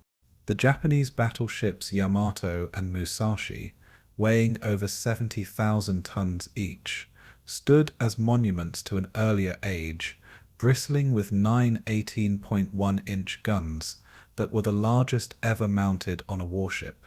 In theory, a single salvo from these giants could annihilate any cruiser or carrier, and their thick armor made them formidable opponents in a gunnery duel. Yet in the Sibuyan Sea, Musashi's fate illustrated the obsolescence of such designs against massed carrier air power, as wave after wave of American planes battered her decks, tore open her hull, and eventually sent her to the bottom. Yamato, though surviving this encounter, would later share the same fate off Okinawa, proof that air-delivered ordnance had eclipsed naval artillery. The Japanese heavy cruisers such as Atago, Takao, and Maya formed the backbone of Kurita's central force, carrying long-range torpedoes and heavy guns intended to crush lighter American escorts. But they too proved vulnerable to submarines and air attack, as precise torpedo hits from U.S. submarines Data and Dace crippled Kurita's flagship and reduced his striking power before battle was even joined. For the Japanese, the battleship remained a symbol of honor, yet Leyte Gulf exposed its vulnerability in a new world dominated by speed, flexibility, and massed strikes. American battleships, by contrast, still had their role, particularly at Surigao Strait, where Oldendorf's gunnery line demonstrated that when conditions aligned, the big guns could still deliver annihilation. Yet even there, the battle's outcome owed as much to destroyer torpedoes and radar-directed fire as to sheer caliber. The twilight of the battleship had come, not by decree but by the brutal arithmetic of combat, where mobility and air supremacy could unmake even the largest hulls. At Leyte, the age of naval giants gave way to an age of carriers, a transition written in fire across the Sibuyan Sea. American carriers were the true queens of Leyte Gulf, their decks launching hundreds of sorties a day, an industrial rhythm of takeoffs, and landings that projected power across hundreds of miles. Essex-class fleet carriers, with their armoured decks and immense hangar capacity, formed the core of Task Force 38 under Halsey's command. Alongside them, Independence-class light carriers provided additional strike power, capable of delivering focused blows despite their smaller size. On the invasion front, escort carriers like those of Taffy 3 proved their mettle, though never intended for frontline battle, by launching desperate strikes and withstanding heavy assaults. The planes they carried, Grumman Fef 6F Hellcats, Curtiss SB-2C Helldivers, and Grumman TBF Avengers, represented the apex of American naval aviation, combining rugged design, powerful engines, and adaptability to multiple roles. These aircraft could dogfight, dive bomb, torpedo, and even conduct reconnaissance, giving commanders flexibility in every phase of the campaign. The coordination of air groups, directed by skilled controllers and supported by radar, turned carriers into floating fortresses of projection and protection. Japanese carriers, by contrast, sailed north under Ozawa as hollow shells, stripped of their air groups and reduced to sacrificial lures in a desperate deception plan. Their final destruction off Cape Engaño symbolized the collapse of Japanese naval aviation, which had once dominated the Pacific skies, but by 1944 was reduced to shadows. Carriers had transformed from risky experiments of the 1920s into the absolute centerpiece of naval power, and at Leyte Gulf they were the fulcrum upon which victory turned. In their wake, the battleship receded, and the blueprint of modern navies was set for generations to come. Destroyers emerged at Leyte as the unexpected heroes of the sea, proving that courage and speed could compensate for size and armor. The Fletcher class, among the most versatile destroyers ever built, exemplified this role with its blend of speed, torpedoes, depth charges, and 5-inch dual-purpose guns. At Surigao Strait, destroyers and destroyer escorts crept through the dark to launch torpedo attacks that shredded Nishimura's advancing battleships before they could close range. At Samar, the famous tin cans of Taffy 3, Johnston, Hull, and Samuel B. Roberts charged headlong at Kurita's mighty fleet, laying smoke screens, firing torpedoes, and drawing fire to protect the vulnerable escort carriers. Their actions were not just tactical improvisations, but testaments to doctrine. Destroyers were meant to screen, harass, and disrupt, and in desperate moments, they fulfilled those roles beyond all expectation. Japanese destroyers too had their reputation, especially with the lethal Type 93 Long Lance torpedo, a weapon that outranged and outpowered most Allied counterparts. Yet in the chaos of Leyte, the Japanese destroyers were often pinned by constant air attack, unable to coordinate the decisive torpedo salvos that had once terrorized Allied fleets. The contrast was stark. American destroyers fought as shields, absorbing punishment and sacrificing themselves for the greater fleet, while Japanese destroyers were increasingly hamstrung by attrition and air inferiority. Their crews lived and died in claustrophobic steel hulls, where every moment of battle demanded speed, precision, and sheer nerve. The names Johnston and Roberts would become immortal, epitaphs of ships that punched far above their weight in the greatest naval battle in history. In Leyte's story, destroyers became proof that war at sea was no longer only about the giants, but also about the small, fast vessels that dared to strike back. Cruisers, both heavy and light, played crucial roles in the orchestration of Leyte, bridging the gap between destroyer screens and the heavy line of battleships.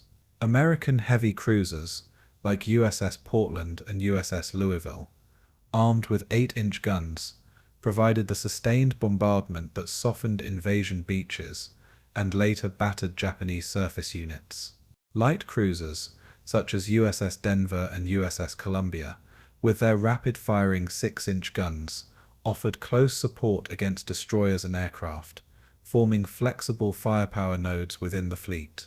Radar made them deadlier still, allowing accurate gunnery even at night or in poor visibility, a technological leap that the Japanese had never fully mastered. On the Japanese side, heavy cruisers like Chikuma and Tone combined gunnery with floatplane reconnaissance, serving as both strikers and scouts for the fleet.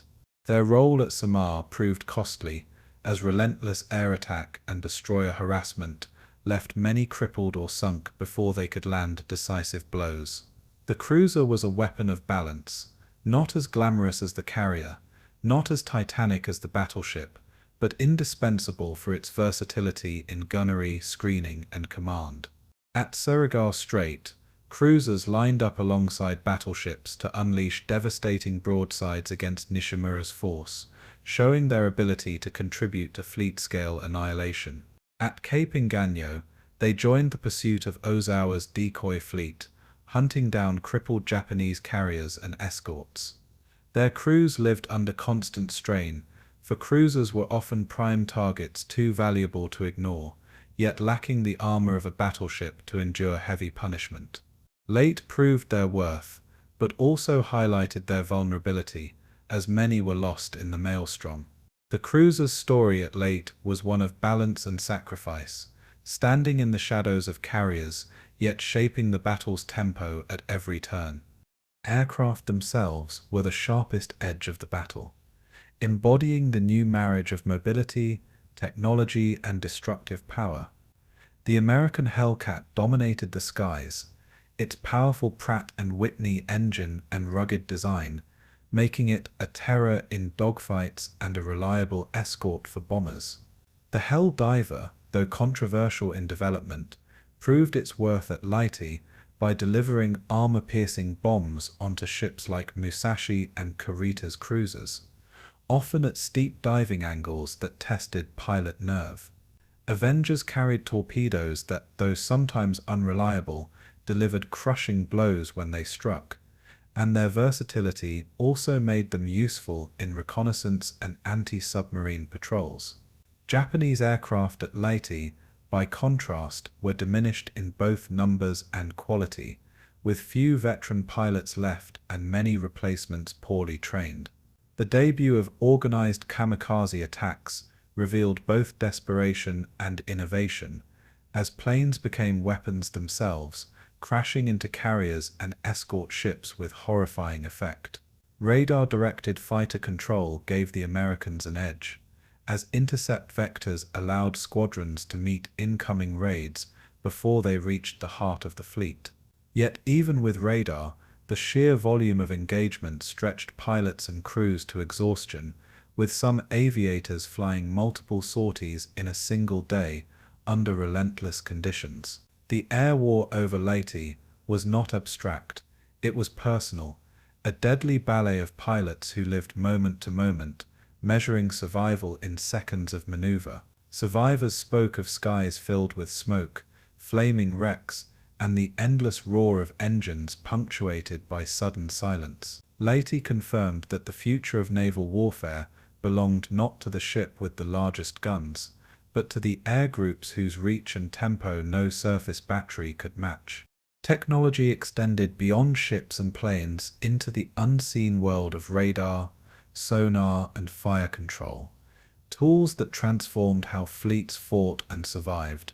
American radar, refined over years of combat, allowed picket ships to detect incoming raids and gave gunnery officers firing solutions in darkness or through smoke.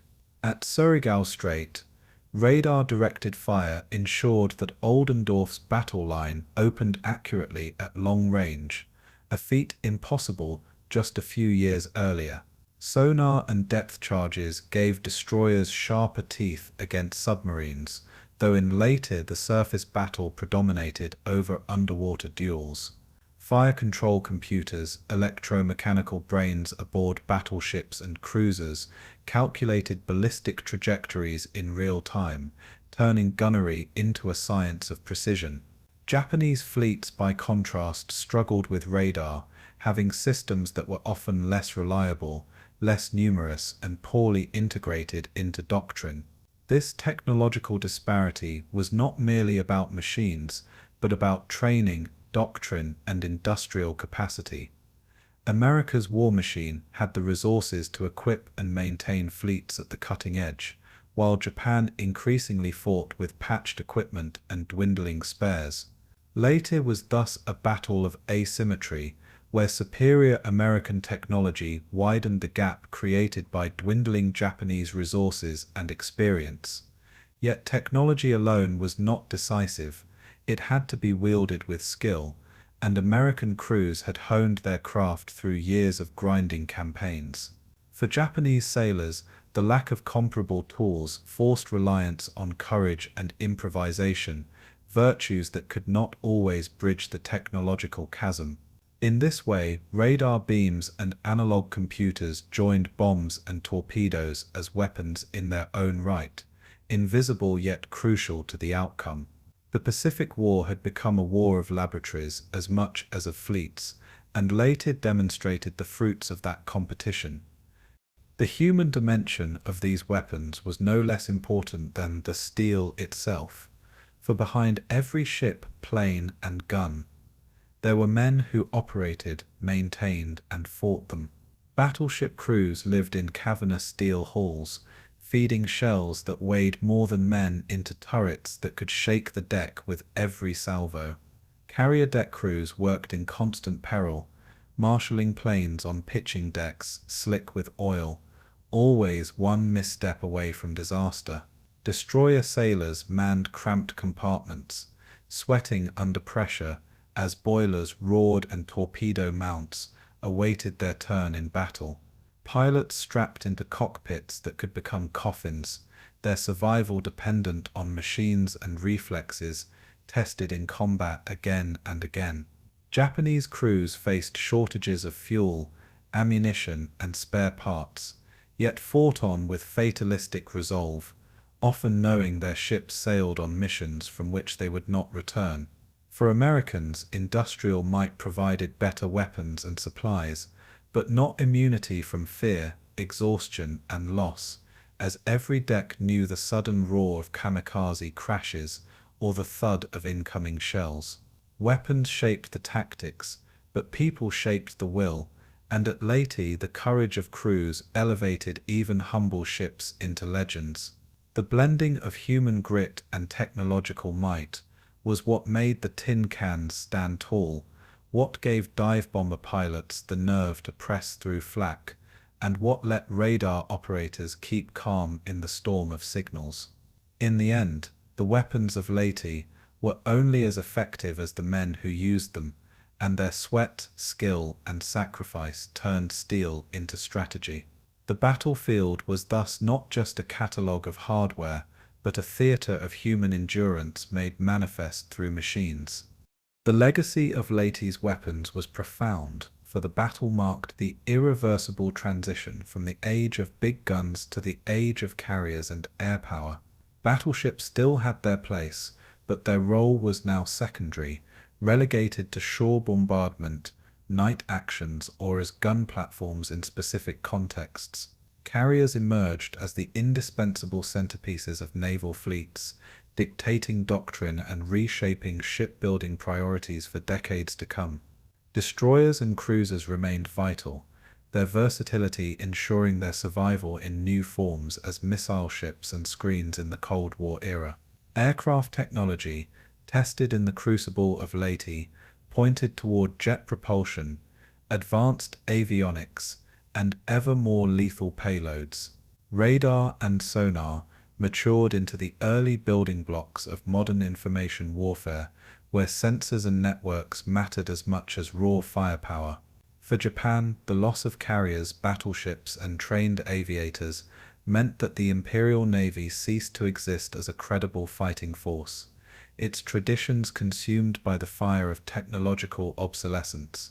For the United States, Leyte confirmed that industrial power fused with innovation could overwhelm even the fiercest opponent, provided doctrine evolved with the weapons. The echoes of those lessons reached far beyond 1944, influencing how navies worldwide would conceive of power projection, deterrence, and maritime dominance. Leyte Gulf was not just the largest naval battle in history, it was the crucible where old and new weapons clashed, and the future emerged from the wreckage. In the smoke of burning carriers, the roar of dive bombers, and the bravery of men in steel hulls, the blueprint of modern naval warfare was etched indelibly into history. The Battle of Leyte Gulf was not merely a clash of ships and aircraft. It was a turning point that reshaped the Pacific War and sealed the fate of the Japanese Empire. By annihilating much of the Imperial Japanese Navy, the Allies removed Japan's last ability to contest control of the sea lanes that fed its empire. The US Navy's dominance meant that convoys supplying Japan's armies in Southeast Asia were now vulnerable to systematic destruction. The destruction of Japanese carriers at Cape Engaño and the crippling of battleships at Surigao Strait meant that Japan could no longer threaten Allied invasions with decisive fleet action. American submarines, already strangling Japan's merchant fleet, now operated without fear of major surface opposition. The sea blockade tightened, cutting Japan off from oil, rubber, and essential materials flowing from the Dutch East Indies and Malaya. Every future campaign from Iwo Jima to Okinawa would now be staged under the umbrella of unchallenged Allied naval supremacy. In a single week of battle, Japan's strategic horizon narrowed drastically, foreshadowing inevitable defeat. Leyte Gulf thus was not just an operational triumph, it was a strategic earthquake that shifted the balance irreversibly toward the Allies. For the Philippines, the outcome of Leyte Gulf carried consequences that were both immediate and profound, shaping the liberation of an entire nation. The landings at Leyte, supported and secured by naval victory, established a beachhead that expanded relentlessly despite fierce Japanese resistance. The loss of sea access meant that Japanese garrisons across the Philippine archipelago were effectively cut off from reinforcement and resupply. Filipino guerrillas, long operating in isolated cells, now found themselves increasingly coordinated with advancing American forces. Supplies, weapons, and communication links could be delivered by sea and air, turning resistance movements into potent auxiliary armies. The capture of Leyte opened the door to Luzon, where Manila would eventually fall, breaking Japan's hold over one of its most prized conquests. For Douglas MacArthur, Leyte Gulf vindicated his dramatic promise of "I shall return," transforming a personal vow into a national and strategic reality. For the Filipino population, long subjected to occupation and brutal reprisals, the battle meant that liberation was no longer a distant hope, but an unfolding certainty. The struggle, however, was far from over, and the human cost of the coming months would remain high. Still, the naval victory ensured that the tide of liberation could no longer be reversed. On the Japanese side, the defeat at Leyte Gulf delivered a blow that went beyond the material destruction of ships and planes. Strategically, it shattered Tokyo's last realistic hope of halting the American advance through decisive battle doctrine. The Imperial Navy, once the pride of Japan and the terror of the Pacific, was reduced to a shadow, incapable of mounting another major fleet operation. Its surviving ships, though still afloat, were mostly confined to port, crippled by shortages of fuel and ammunition. For Japanese strategists, Leyte Gulf represented not only a failure of planning, but also of imagination, as desperate gambits could not offset the overwhelming industrial might of the United States. The psychological shock reverberated through the high command, where recognition dawned that the home islands would now face invasion under skies and seas dominated by the enemy. The Kamikaze program, first organized in Leyte, expanded rapidly afterward, revealing both desperation and an acknowledgement that conventional means had failed. For the Japanese people, Propaganda attempted to recast the battle as a noble sacrifice, but whispers of defeat grew louder. Leyte Gulf was thus not just a battle lost, it was the death knell of Japan's grand strategy in the Pacific. For the Allies, the victory at Leyte Gulf also shaped their approach to the final phases of the Pacific War, redefining timelines and priorities. The destruction of Japanese naval power allowed American planners to accelerate the drive toward the home islands without fear of another Midway or Coral Sea. Naval resources could now be shifted more confidently to support the grueling amphibious assaults on Iwo Jima and Okinawa. The invasion of the Philippines itself became less a question of if and more a matter of when and how fast. British and Australian naval forces, increasingly engaged in the Pacific, could now integrate into a war effort where the sea lanes were secure. Logistical chains grew more reliable as fuel convoys and supply ships moved with reduced threat from Japanese surface raiders.